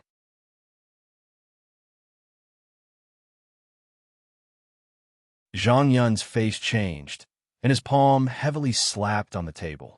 He yelled out, Fuck! Someone dared touch my people. That person called Yu Zhong is really acting recklessly. Xiao Xiang, have you found where they live? Although he is called one of the 4 big evolvers in Qingyuan, in reality Zhang Yun was just a small fry before ZH. Only after ZH, the first zombie he killed dropped a skill book that allowed him to control ice. And after all kinds of lucky coincidences, he became the Qingyuan Ice King. It is said he doesn't have the grace of a strong person. Zhang Xiang reported, "They all live in the Xiwan region of the city." Zhang Yun listened and simply said, "Make Ma Jin go kill Yu Zhong tonight." Hesitating a moment, Zhao Xiang asked Zhang Yun, "What about Ho Jinbiao and his men?" Zhang Yun insidiously laughed. "Kill them. If Ma Tai can't kill Yu Zhong, then tomorrow go report to the authorities. Say Yu Zhong and his men publicly killed people." Zhao Xiang couldn't help but suggest, "Boss, wouldn't a bad idea? Zhang Yun could easily be deserted by the masses by being this mean." Zhang Yun waved a hand, impatiently saying, "If I don't kill them, I will have to give them medical treatment. Don't you know the situation right now? Where will we get the food and medicine plus a doctor to treat them? As long as we have food, we can recruit as many people as we want. There is no need to waste food on crippled people. Do as I say, now leave." In Longhai City, as long as one has food, they can buy manpower. People are the thing of lowest value. Apart from few close friends, Zhang Yun didn't view those like Ho Jinbiao as people. If they die, they die. Zhao Xiang saw Zhang Yun's appearance and knew Zhang Yun wanted to go enjoy the women. He silently withdrew. Zhao was afraid he would make Zhang Yun angry if he kept speaking. On the other side, Yu Zhong's group returned to their residence. They immediately started cooking food. After busily working, their dinner was quickly prepared. Yu Zhong's group ate hot steamed rice, marinated steak, canned lunch meat, and canned vegetables for dinner. Chen Jiguang looked at the dinner of Yu Zhong's group, and he started salivating. How abundant! Although Chen Jiguang was a government worker, he hadn't eaten meat in 2 weeks. The majority of the canned meat had been confiscated and given over to the specialty region supplies. He could only eat enough to not starve. Eating something like meat was just a dream. You're tuning in to the Warrior Lore YouTube channel. Don't forget to subscribe and join us on this journey to catch the most captivating stories.